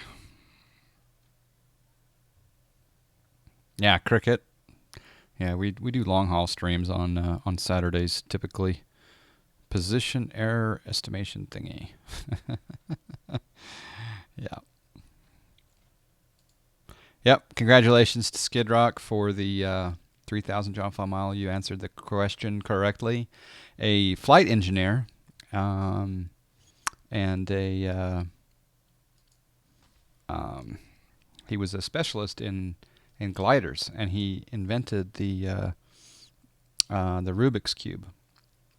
It was a gentleman. He was, what country was he from? But his last name was Rubik. And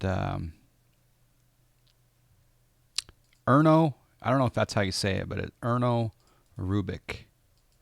And if we put in the Wikipedia link, There's the Wikipedia link for Erno Rubik. And like I say, if you read through it, it's kind of interesting. He's from, he was born in Budapest during World War II, lived in Hungary.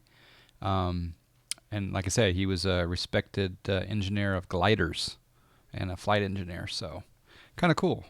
Kind of random trivia there. You have one on your desk also right there. Nice. Rubik, not Rubik's. Yeah, his name is Rubik. Rubik's. Check your wins. All right, check my wins. My wins are 119, but there's no crosswind. I mean, it says 100. It says 119 knots, but it's not telling me. And they're coming from the they're coming from the right side of the aircraft right now, but it's not giving me. If you look down here, normally it gives you a bearing and a speed. I believe is that 119 knots, or is that from 119? Or is it crazy up here? That's knots. Is that knots? Okay. So it's just 118 knot. Wow. That is quite the wind. You can change that in iPad avionics. AJ is a man of information. Airplane avionics. All right. One of these. Oh, wasn't one of these, Justin, that you told me to turn on when I needed the toga to be displayed? Yeah, you want PIP and then the airspeed tape and whatnot. All right, I've got airspeed tape up and I've got FMA on top, but I didn't see toga pop up on the screen. Well, you have to use a click spot. No, I do have I do have a click spot. Did you have the throttle more than 40% forward when you hit toga and auto throttle on? Yes. You can also bring up that digital wind bearing to get the wind. Okay. It should be on. Yeah, I saw the toga light up in the IXEG, but I didn't see it in this one. It should have been on your IRS panel above your head.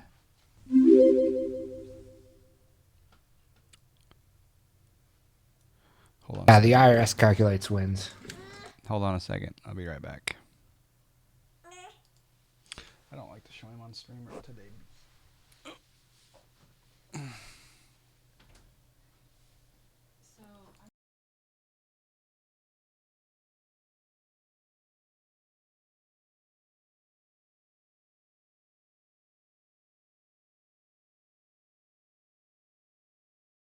Microphone muted.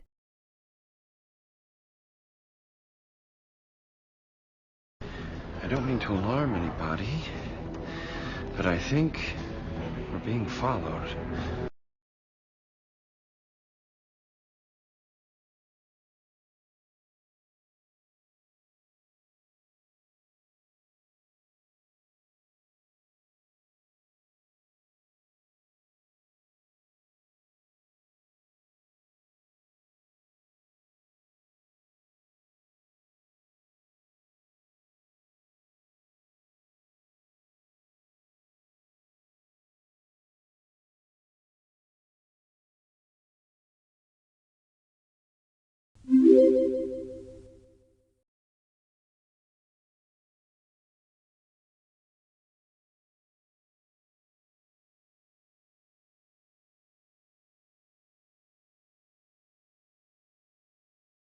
All right, I'm back with you.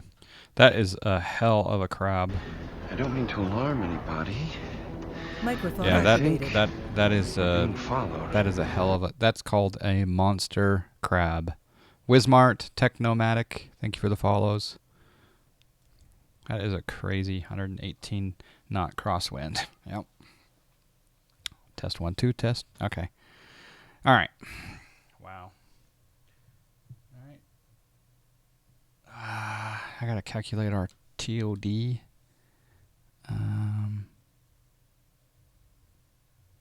Looks like we start descent after hull. Change the range here. Wait, where is the range on this bad boy. It's up here. I like that better.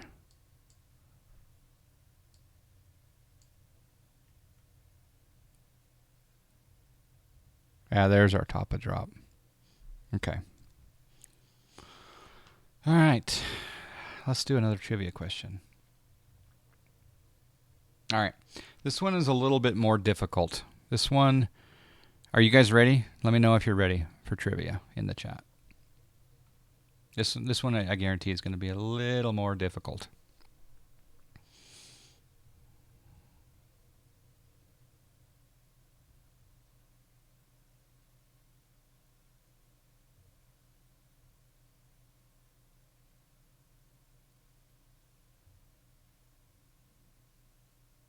Alpha, yeah, my first flight today on stream here was the IXEG. We did a flight from Phoenix up to Denver. So yeah. All right, you ready? Okay. Here we go. Let's do this for, this is 5,000 John fly miles, right? 5,000 John fly miles.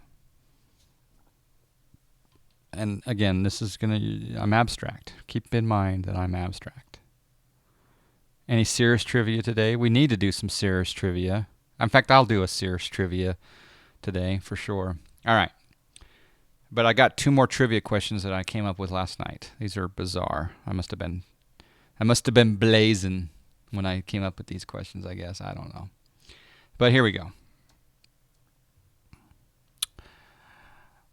What was the original projected title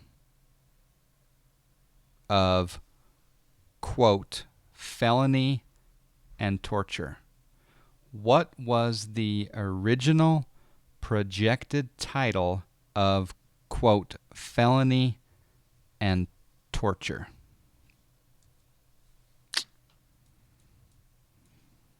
It's very abstract, this question, but someone got the very abstract question today about the lagomorph, so I think I have faith that someone can get this. I might even repeat it a 3rd time.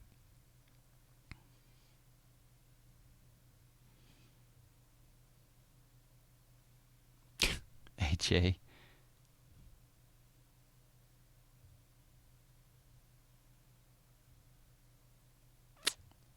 No, nothing yet.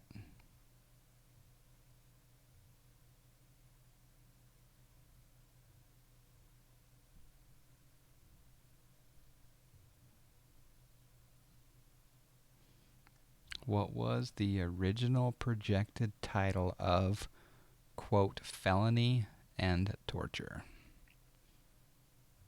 Bam! Skid Rock. Wow, I am impressed. Okay, I'm not kidding when I say that your IQ level has got to be over 140, 150. What's Mensa, J-Snap? What's the Mensa limit for IQ? I don't know. No. You got a very high IQ, Skid Rock. Good job. So, JFM add at Skid Rock 5,000 John fly miles. Oops. Exclamation JFM add at Skid Rock 5,000. Looks like it's somewhere between 130 and 148. Okay, so Mensa, to be a part of the Mensa Society, you have to have an IQ above 138. It looks like. And I would put Skid Rock in that category. Either that or he's blazing. But anyway, the Depot Shredder, what the F is felony and torture? All right, so the abstract part of that, right, is the idea is that you shouldn't be able to Google it immediately, the answer, right? Because you Google foos out there. I don't want to make it so easy that you can't use some of that brain power, right? So the original title of the novel, Crime and Punishment, was called The Drunkards, which is appropriate for some of the Global Sim Alliance, and some it's not. The Drunkards was the original title of Crime and Punishment. But I didn't want to say, what's the original title of Crime and Punishment? That's so I easily found out. So I had to put in there a little twist there that you'd get it. And Skid Rock got it. And yeah, he's just a fast typer. Actually, it's yeah, not I a got fast as far cipher. as crime and punishment, but Yeah, someone gave up. I didn't know there would have been a different title for that. Yeah, someone gave up the crime and punishment clue rather early in the chat, but they were thinking that was the answer, but it wasn't. But there's a big difference between punishment and torture, though. Yeah, Depot Shredder, I did call it felony and torture because I had to confuse you. I couldn't make it so obvious. Let's see. So a better synonym for punishment would have been what? Well, you all have a thesaurus. The NSA will knock at your door now. Yeah. Anyway, good job, Skid Rock. I'm impressed.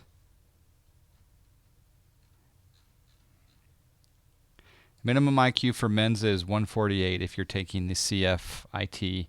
Yes, there is an IQ test named CFIT. Turbinators, it should have been felony and spanking. Anguishing, yeah. That's hilarious, Torb. I was totally thinking spanking. AJ, what is funny?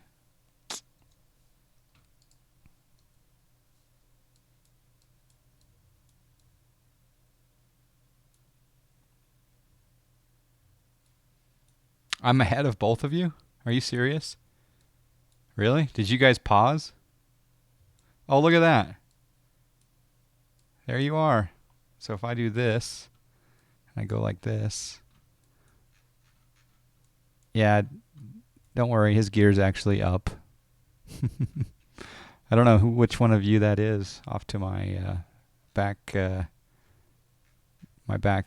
right. I could look on the PE map. Where's the other one? Where's the other folky folk? Don't see it. You went back to the airport and watched me take off? Oh, cool. You circled around MCI until I departed. That was very smart. That was very smart. There would some people who would assume felony and spanky would be crime and reward. Oh, yeah, maybe. Okay, you guys ready for the last official trivia question before we go into not unofficial trivia? You're about 15 miles behind? Okay. All right. Here's the last official, but the unofficial will still count towards miles, but I'm rather proud of myself for these 10 quick trivia questions today, to be honest. I'm rather vain also, apparently. Or not humble. Okay, so here we go. This is an easy one, so I'm going to go 1,500 John fly miles on this one.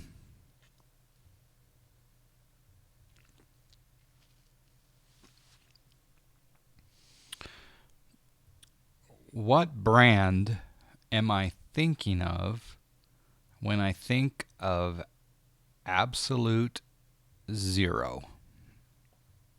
What brand am I thinking of when I think of absolute zero?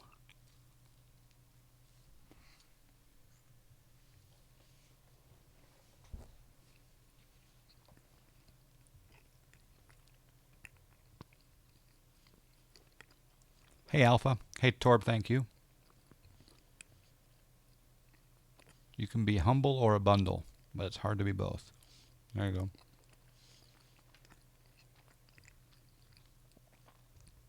Nope, not that. Don't see his right answer yet.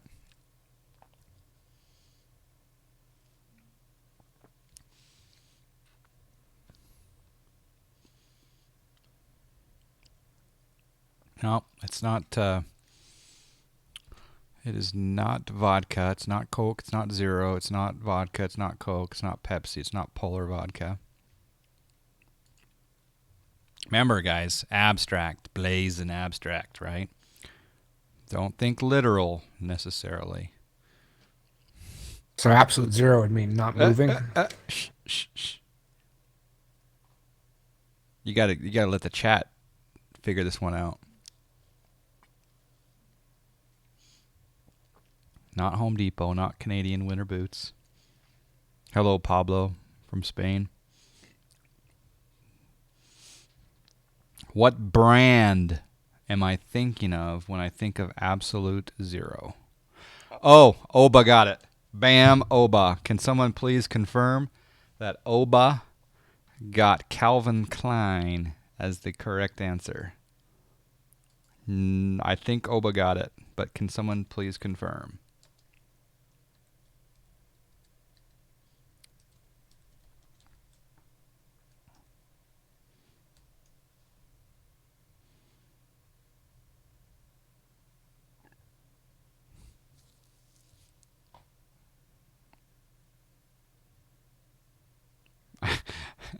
I was totally hyphen-faced. What's hyphen-faced? Hiffen-faced? What's that? Yeah, exactly. Was that a weird one, Justin? You went from Calvin to Calvin? I went from, exactly, and Oba got it. I went from Kelvin to Calvin. That was awesome. Nice. Oh, Twitch doesn't censor that word. Interesting. Yeah, that was a bizarre question and a bizarre answer, and I get hats off. I don't have a hat on, but good job, Oba. Congratulations, 2000. I decided to go 2000 just because people were so far off, and you got in there and did it. All right. I guess we have to do an unofficial Cirrus trivia question for a lot of John Fly Miles now.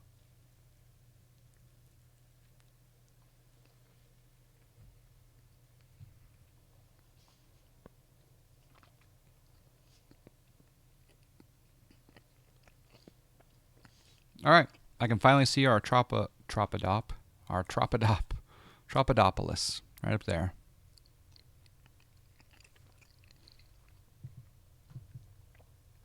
And on the ILS chart, I'm going to go ahead and bug in 3000. Why not?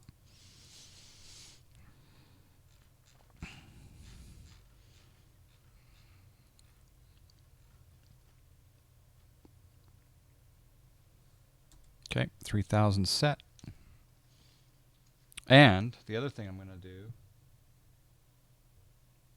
is I'm going to... I think the VNAV, well, no, the VNAV path will work on this one. Yeah, it will. Okay. I'm still eating, yeah, I know, slow.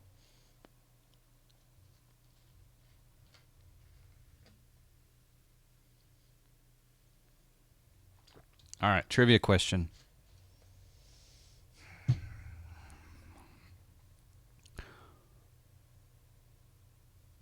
Recently, Cirrus Max, Josh J. Gibbs and I took a trip where we went to a tropical place. And in this tropical place, we landed at 2 airports. What was the smaller of the 2 airports?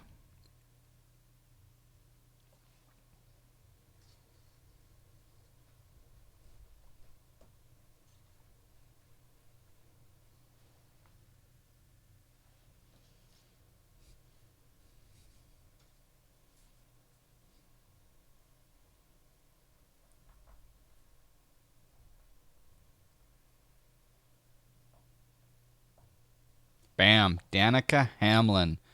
Somehow Danica Hamlin came up with it. Marathon. It's been played on stream a couple of times. I don't think the YouTube video was out, but we took off from Key West. We stayed at Key West for the night, and then we flew to Marathon. There is a video of on my YouTube channel. So if you type in !YT.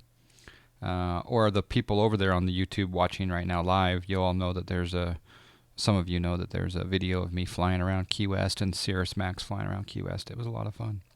But congratulations to Danica Hamlin. 1,000 John Fly Miles.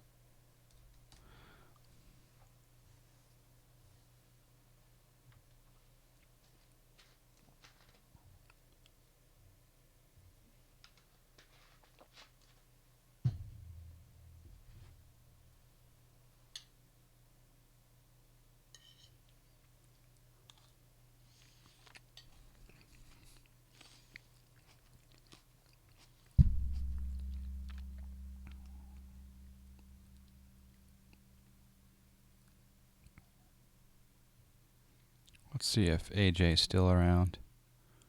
I don't see AJ anymore. Did AJ and X-Plane Junkie break? Oh, we got, I think that's X-Plane Junkie, maybe. That could be AJ right there behind me. I don't know. Do a question for exactly 3440. That's when you need to level up. All right, I can do that. It's going to have to be a difficult one, though. J-Snap, do you have any trivia questions? No. Aw.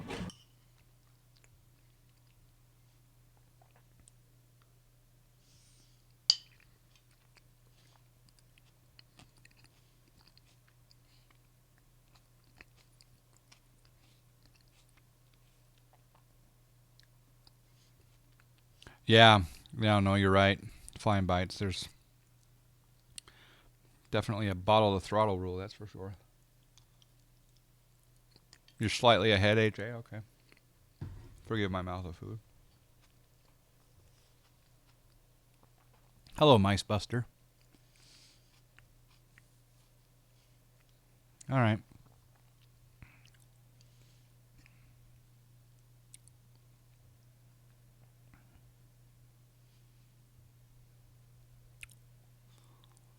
All right.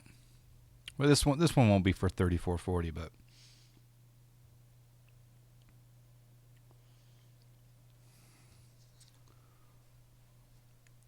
when I don't mean to alarm anybody. Answer before I do this.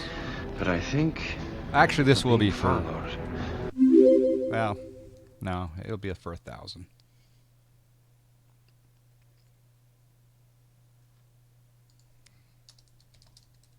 Thank you for the follow, Moniel 6720.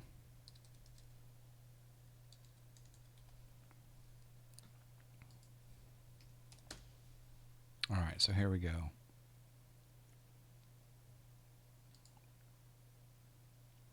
I'll give a couple of clues along the way, but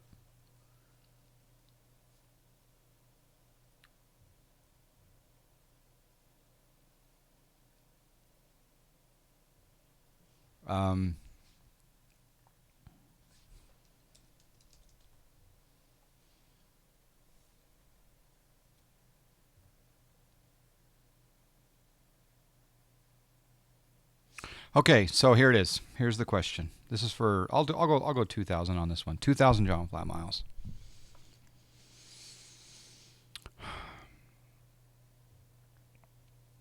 I'm looking for the name of the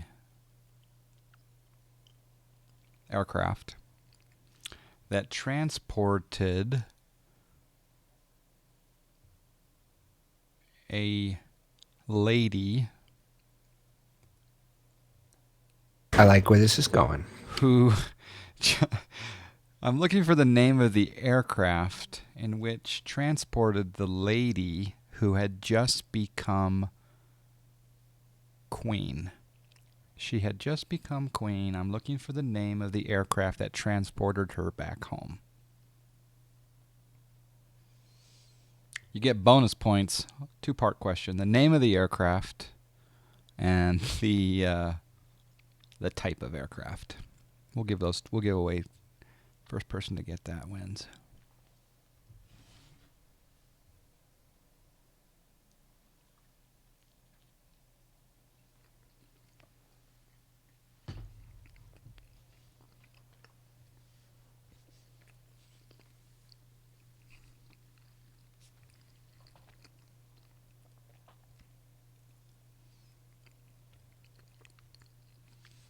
Having one of you show up on TCAS.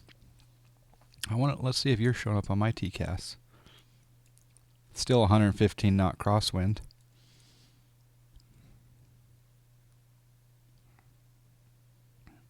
How far does TCAS go out, I wonder?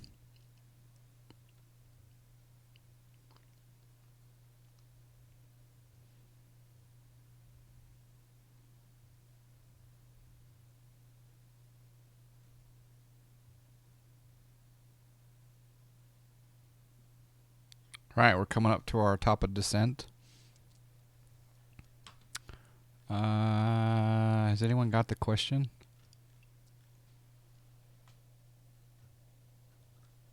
I don't mean to alarm anybody, but I think we're being followed. No one's got it quite yet. Again, I'm looking for the aircraft. The name of the aircraft that transported a young lady when she found out she had become the queen.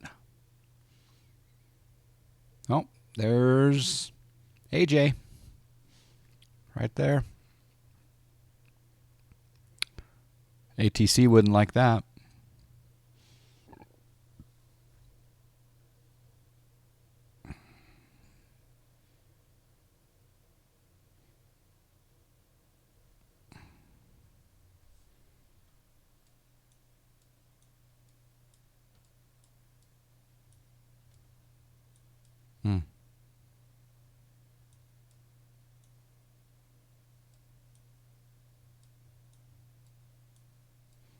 And by the way, this plane, the name of this plane, not the manufacturer and the model, although that's a bonus answer. No one's answered it yet.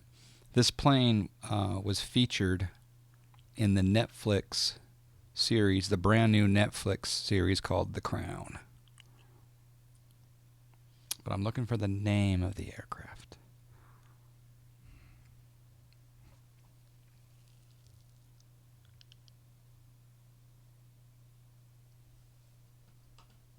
It's actually not the it's the actual name, that, like the nickname that's painted on the side of the plane, you know.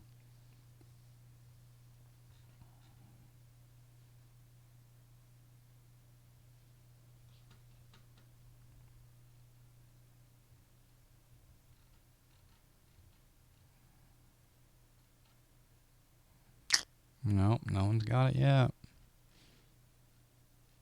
I'm having to scroll back to make sure no one's got it. Okay, we're starting our descent. I'll go ahead and turn our seatbelt sign on. And, yeah, that all looks good. Hello, Andy over on YouTube.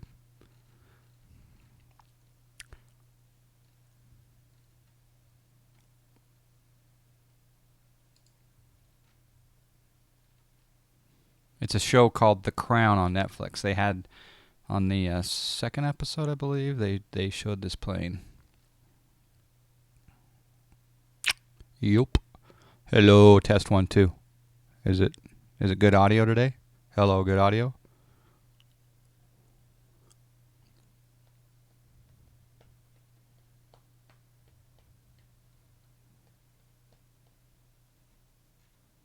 No one's got it yet. All right, we'll give you another clue.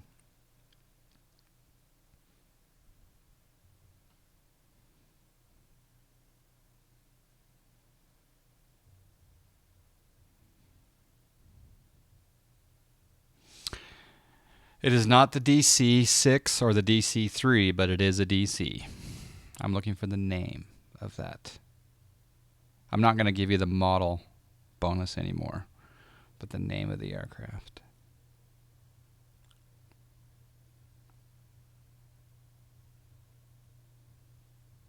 Some people have been pretty close with regards to the saying the yes. There we go. G3R 1982 Atalanta is the name of the aircraft. Atalanta. It's the it was painted on the side, Atalanta. It was a DC-4.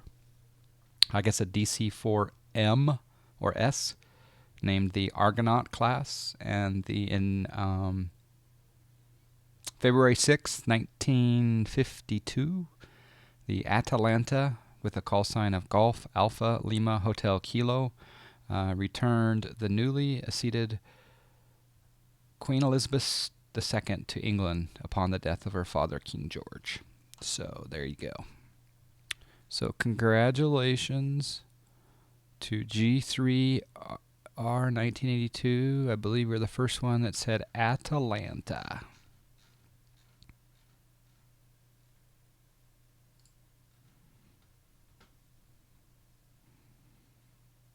There was a lot of people that were saying Boac and Argonaut and everything like that, so.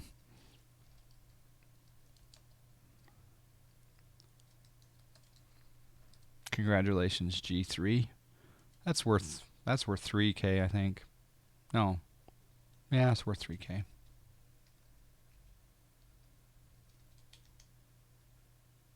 I do that every time.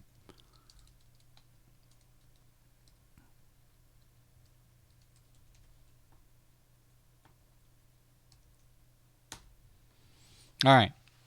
All right. So what I want you guys to do is feel free to whisper me your trivia question that is not easily Googleable. If you guys have any whispers for any trivia questions that are not easily Googleable, I would appreciate it. And there's AJ or X-Plane Junkie. Probably AJ up there ahead. We're in our descent. Oh, yep. There's X-Plane Junkie behind me, I think. Nice, nice, nice. And we'll change our range. That looks good.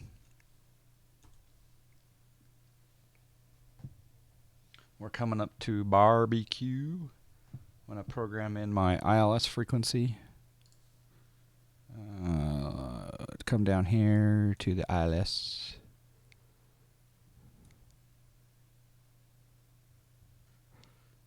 $110.5. I wonder if this will work. No, it won't work because that's not nav1. 110.5 and a course of 360. That looks good.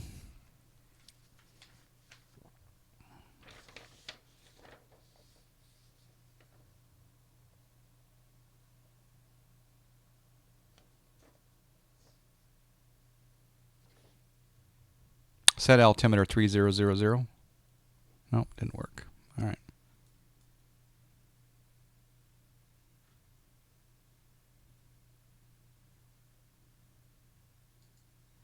Okay, first officer side has been synchronized. I am pretty quiet. Okay, I can turn it up. Hold on.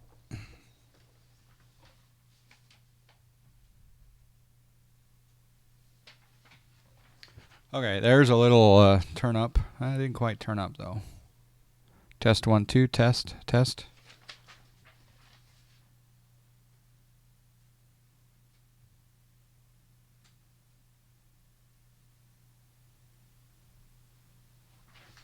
Okay, I turned up hello test 1 2. How's that? Is that any better, or is that maybe over modulating? Let me know. I can go into filters and I can add gain, but I'd rather not. Test 1 2 test 1 2.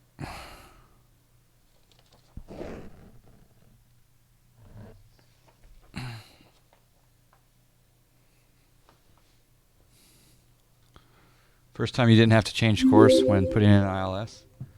There you go. Are you landing 3-6 center, AJ, or are you going elsewhere?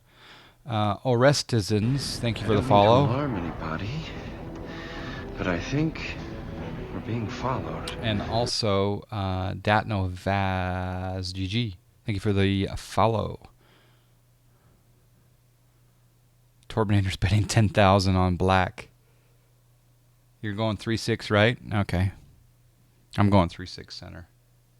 But I'm gonna vector out beyond Nesbit. So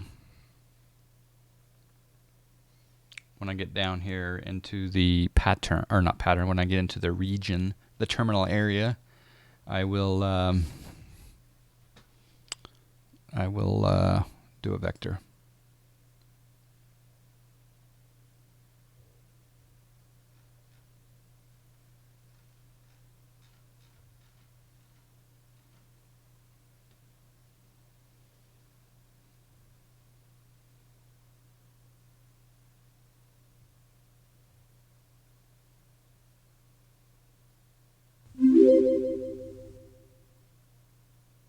Okay, I'm getting a bunch of trivia questions, but you guys are being... It's really easy to Google those, though. You got to be abstract. I don't mean to alarm anybody, but I think we're being followed.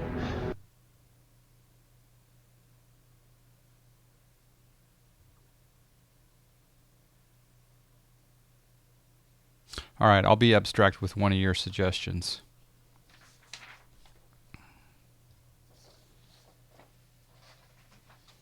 All right, so I need...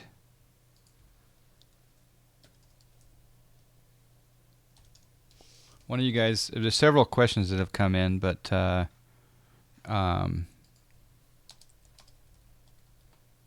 you need to be a little more abstract so people can't easily find it. So here's a question.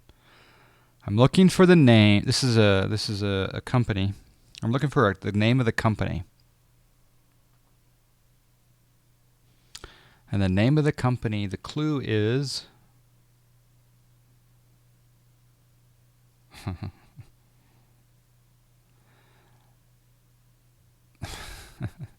The Hunt for Red October and Sound Judgment. The Hunt for Red October and Sound Judgment. Or The Hunt for Red October and Good Sense. The Hunt for Red October and Good Sense. Or The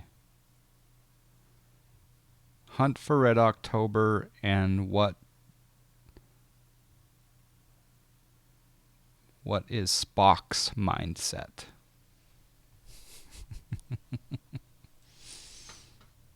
Name of a company. And it's related to what we're doing today. That's very abstract, I know.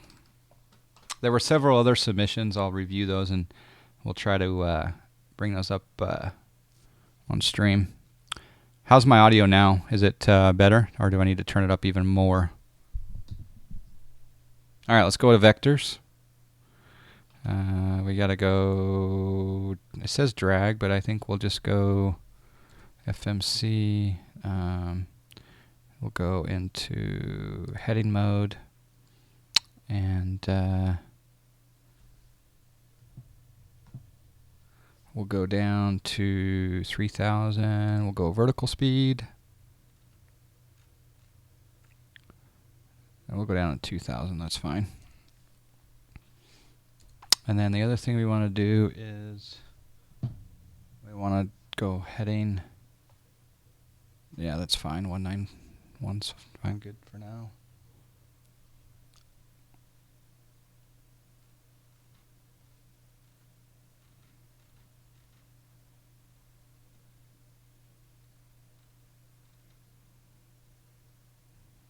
This the name of the company is two parts.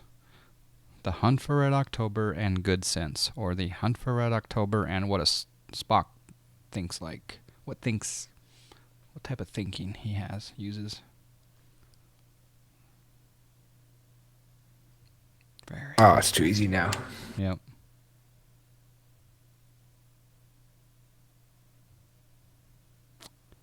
And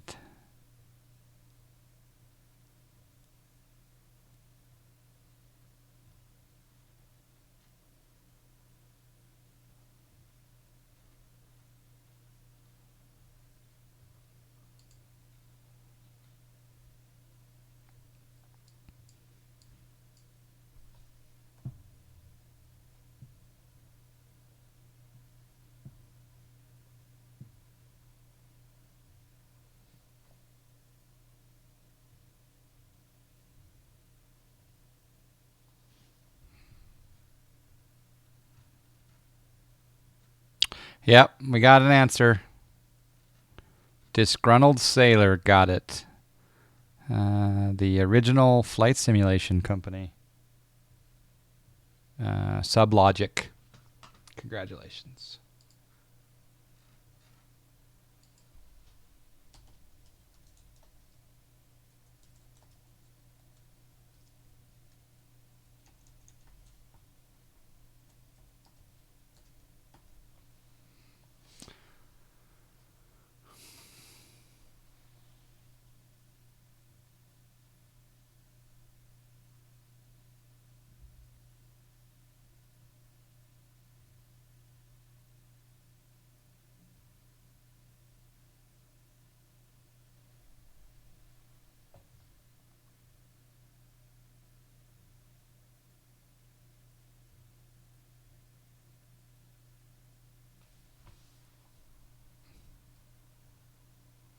Okay, I'm getting several whispers for trivia questions, so I'll have to take a look at each one of those.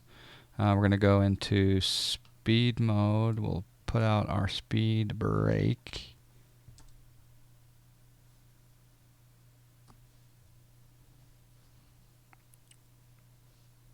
We can slow our vertical speed.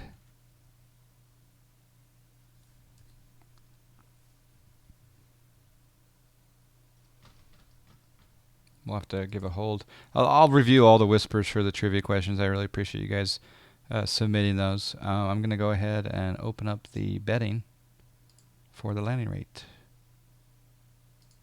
The betting is now open. And I'm going to take a little potato salad with me.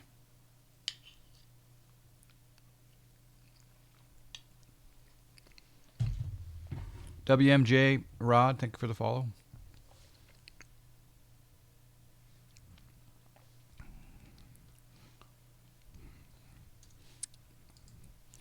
I don't know where AJ and X Plane Junkie are. This is some good looking scenery though. I don't know what vectors the other boys are on. Maybe we'll have to do an instant replay of our landings. But I'm digging these clouds. I really am digging these clouds.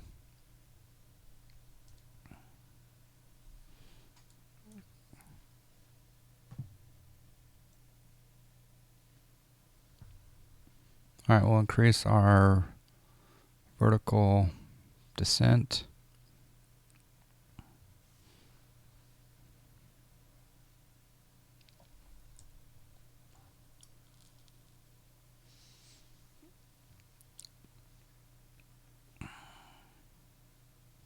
What's my SkyMax range on? I don't know, whatever default is.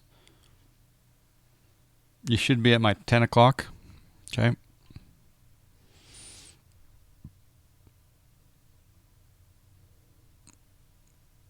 Oh, that's gorgeous coming in there. It really is gorgeous.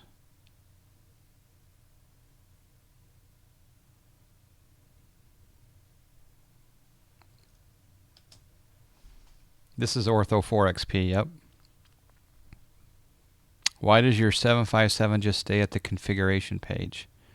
Are you talking about like the Pratt & Whitney engine and winglets configuration page, or which configuration page are you talking about?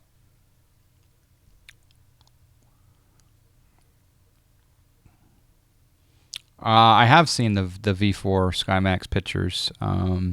Yeah, they look great. Gotta admit though, these look pretty damn good.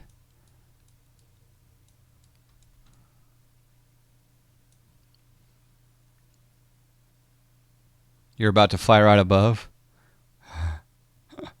I'm looking. Oh, there you are. There you are coming in. Nice.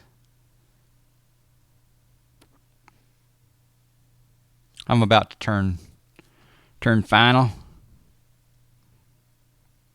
What's a good intercept course here? I think we'll go heading 60.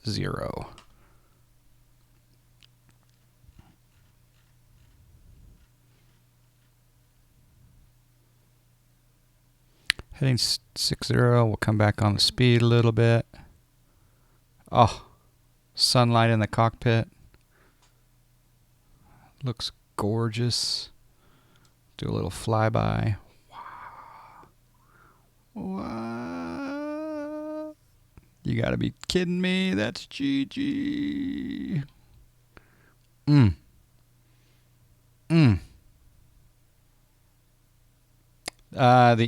engines. Okay, Alpha, what I would do is I would delete your 757 directory entirely and load up the 757, or download the 757 again, put it into your aircraft directory, and then make sure that you just go through the activation again. It'll probably lock up on activation. Just let it go for a little while, and then restart X-Plane. and I think it'll be fine. All right, I'm going to arm the localizer. I'm going to put my speed brakes back up. I'll go ahead and get set up here for auto brake. Hopefully it turns in here. There we go. Localizer has been captured. We want to be 3,000 feet at Nesbit, so that's good. Oh, juicy, juicy, juicy, juicy. I should probably do this part. 126.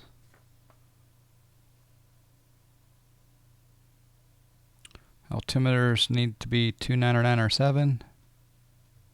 Let's sync that with the first officer side. Let's go flaps 1. We'll go flaps 5. We'll arm the speed brake.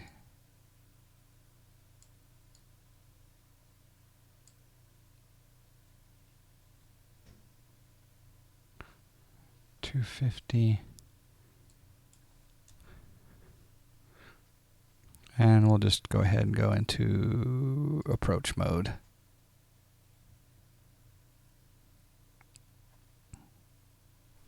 We got a left hydraulic quantity problem.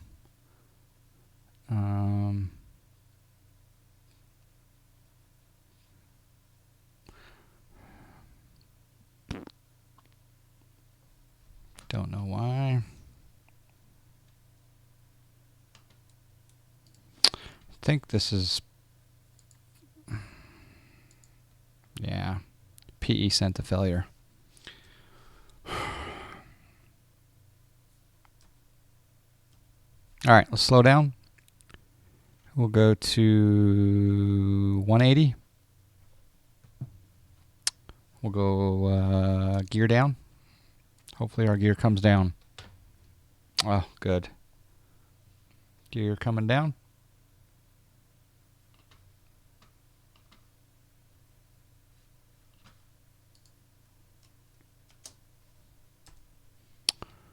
And yeah,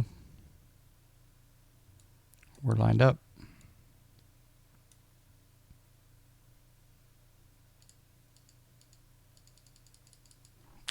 Yeah. We'll go flaps 15, flaps 20, 25, 30. We'll go down to speed 130. Okay, closing the bets on the landing rate. We're probably on a somewhat of a parallel approach with AJ somewhere over here, or maybe he's already down. He could be down already, I don't know.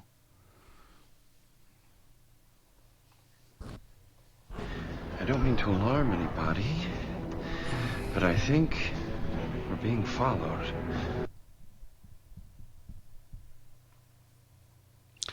Thank you, A1 Big Mo, for the follow.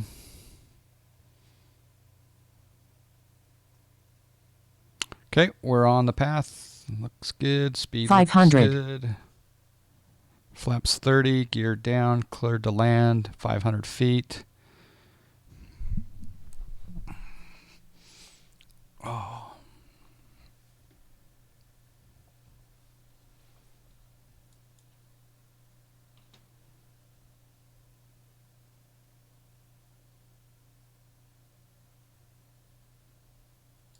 Okay, we've disengaged autopilot. My airplane.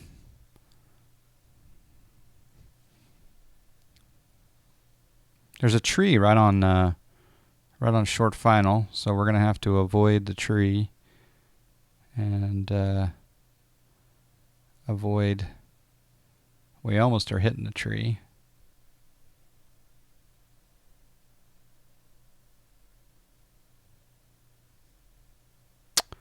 Yeah, that one sucked. It's a weird. Reverser's out.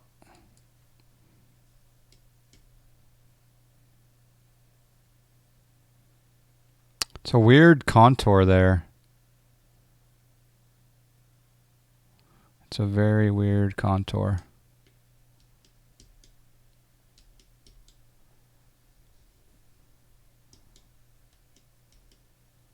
It's weird I can't get my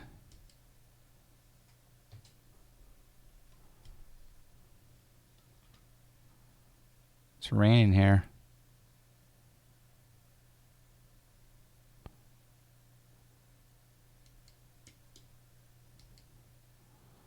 I can't toggle my reversers.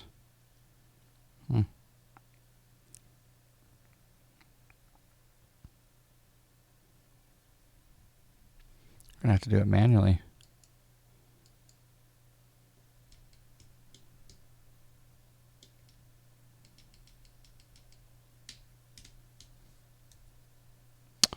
Yeah, we're gonna have to go up here and program one thing here quickly. So over on the joystick, we got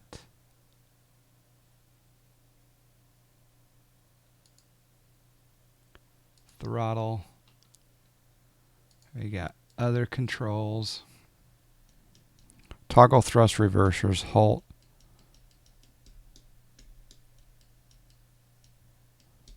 Hold thrust at max. And that's toggle. Should work. Or should you just...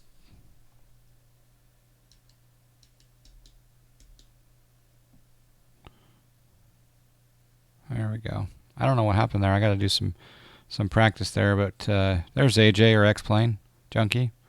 Thanks for joining me, guys, on the flight.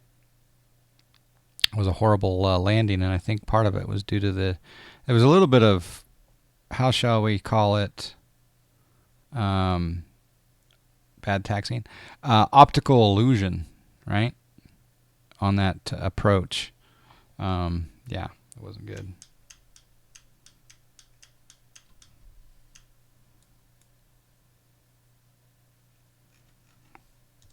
Yeah, we're supposed to...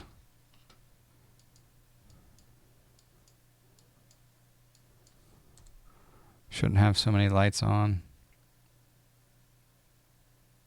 I just want to come over here and see AJ again. Oh, floating right above us.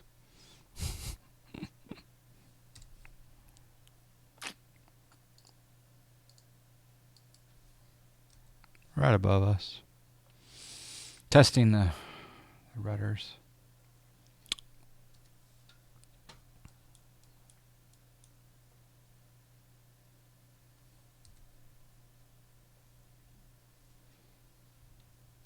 Do have traffic on the TCAS. Hey, we can do something I've never done before. Wipers are on for the first time ever. So yeah, some interesting things I've got to diagnose. Why did I lose left hydraulic quantity? Or why was there a message there? Why do my thrust reversers, why did they not toggle off? They normally do. I guess there's a difference between toggle reversers max and just toggle reversers. But yeah, we'll replay.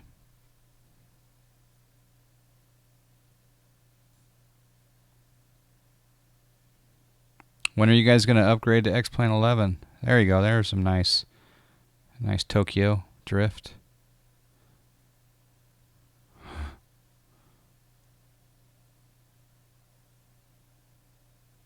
The Epic Victoria, or Victory. Epic Victoria. All right, we'll go ahead and park right here. That's fine.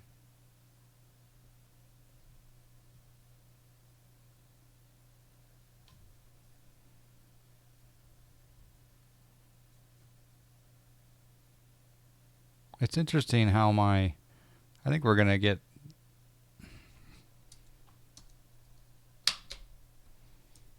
think we'll call the passenger bus and stairs out. But I'll do the replay so we can see that awful landing. Alright, so we'll do an outside view. Uh-oh. Uh-oh. Oh, here we go. Alright, we're fine.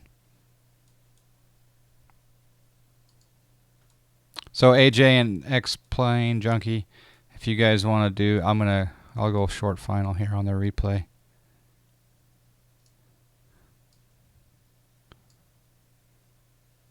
So we're coming in through the clouds. That looks good. The winner was number 5, so we had 0 viewers won, 8 viewers lost. Yeah, it was a bad landing.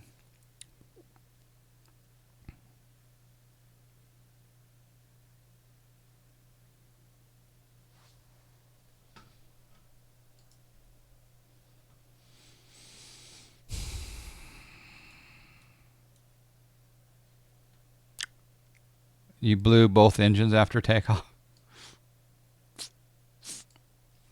Got to give some credit to SkyMax Pro here for the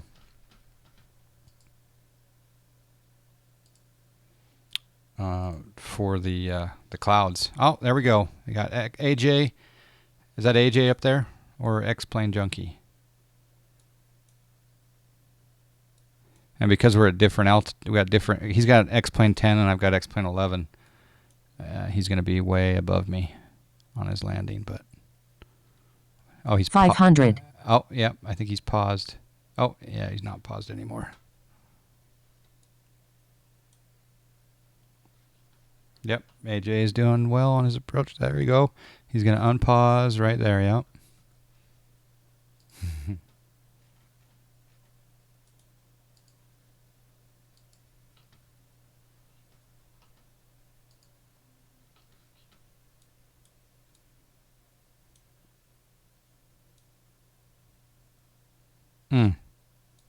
Gorgeous. See right here, the contour, it deceives me, right? I should have followed the lights here. I was trying to miss the tree, right? And then there's this weird slant down. AJ looks like he's on a good approach. I hit the tree maybe here. Yep, I hit the tree. And then it's like, what's going on? And then I'm like, I'm just going to get this bird down. And yeah, and we bounced her down. AJ's see his looks like he's floating, but really he touched down. Well, actually maybe you did do a bit of a float there.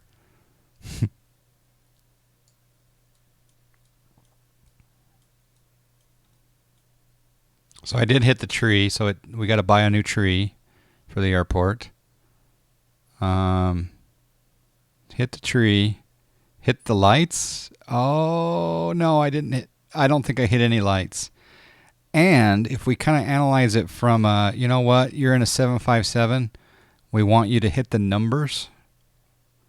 Let's see how well I do on hitting the numbers. So hit the tree. Missed the lights by a hair of my chinny chin chin. And here we are in slow motion. So I'm barely missing the lights. But how close to the numbers? Oh, see, we just barely missed the lights, How close to the numbers do we land? Numbers are right here. Oh, we hit the numbers. So there is that. All right, let's do a runway view.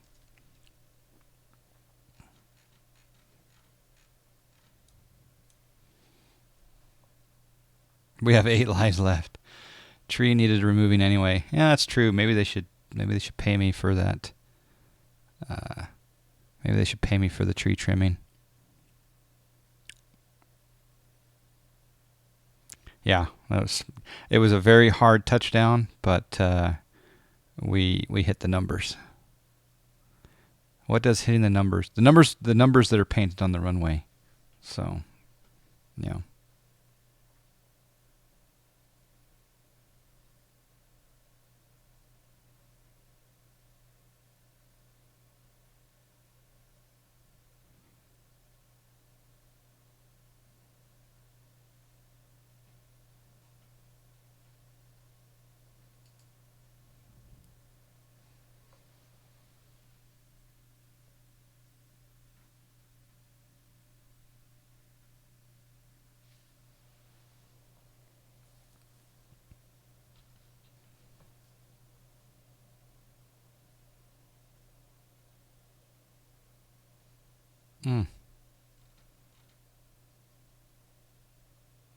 Just we were definitely right of center, though. Definitely right of center. We'll just see what the tower saw. So the tower's over here going. We got a 7.5 coming in. He's pretty low. He's a slow roller.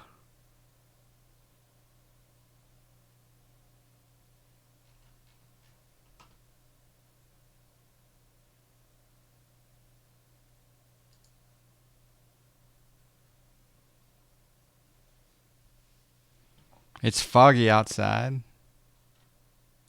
The landing rate was 500 and something.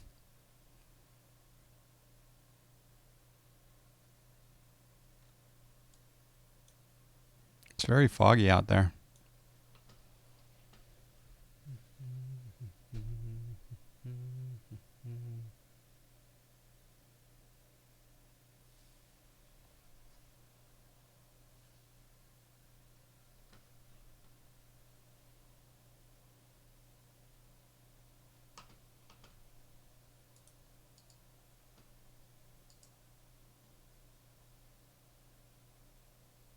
Me.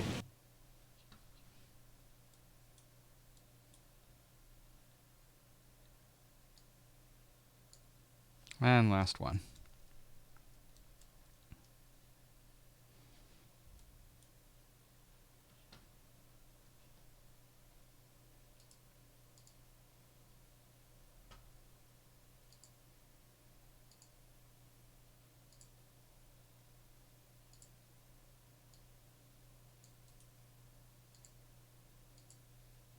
Boom. Boom shakalaka. That was pretty cool. That was pretty good.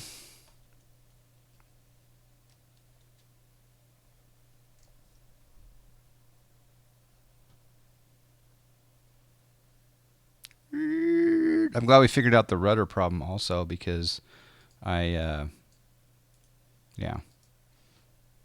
was really bugging me. I couldn't steer in any plane that I wanted to. It's really bugging me.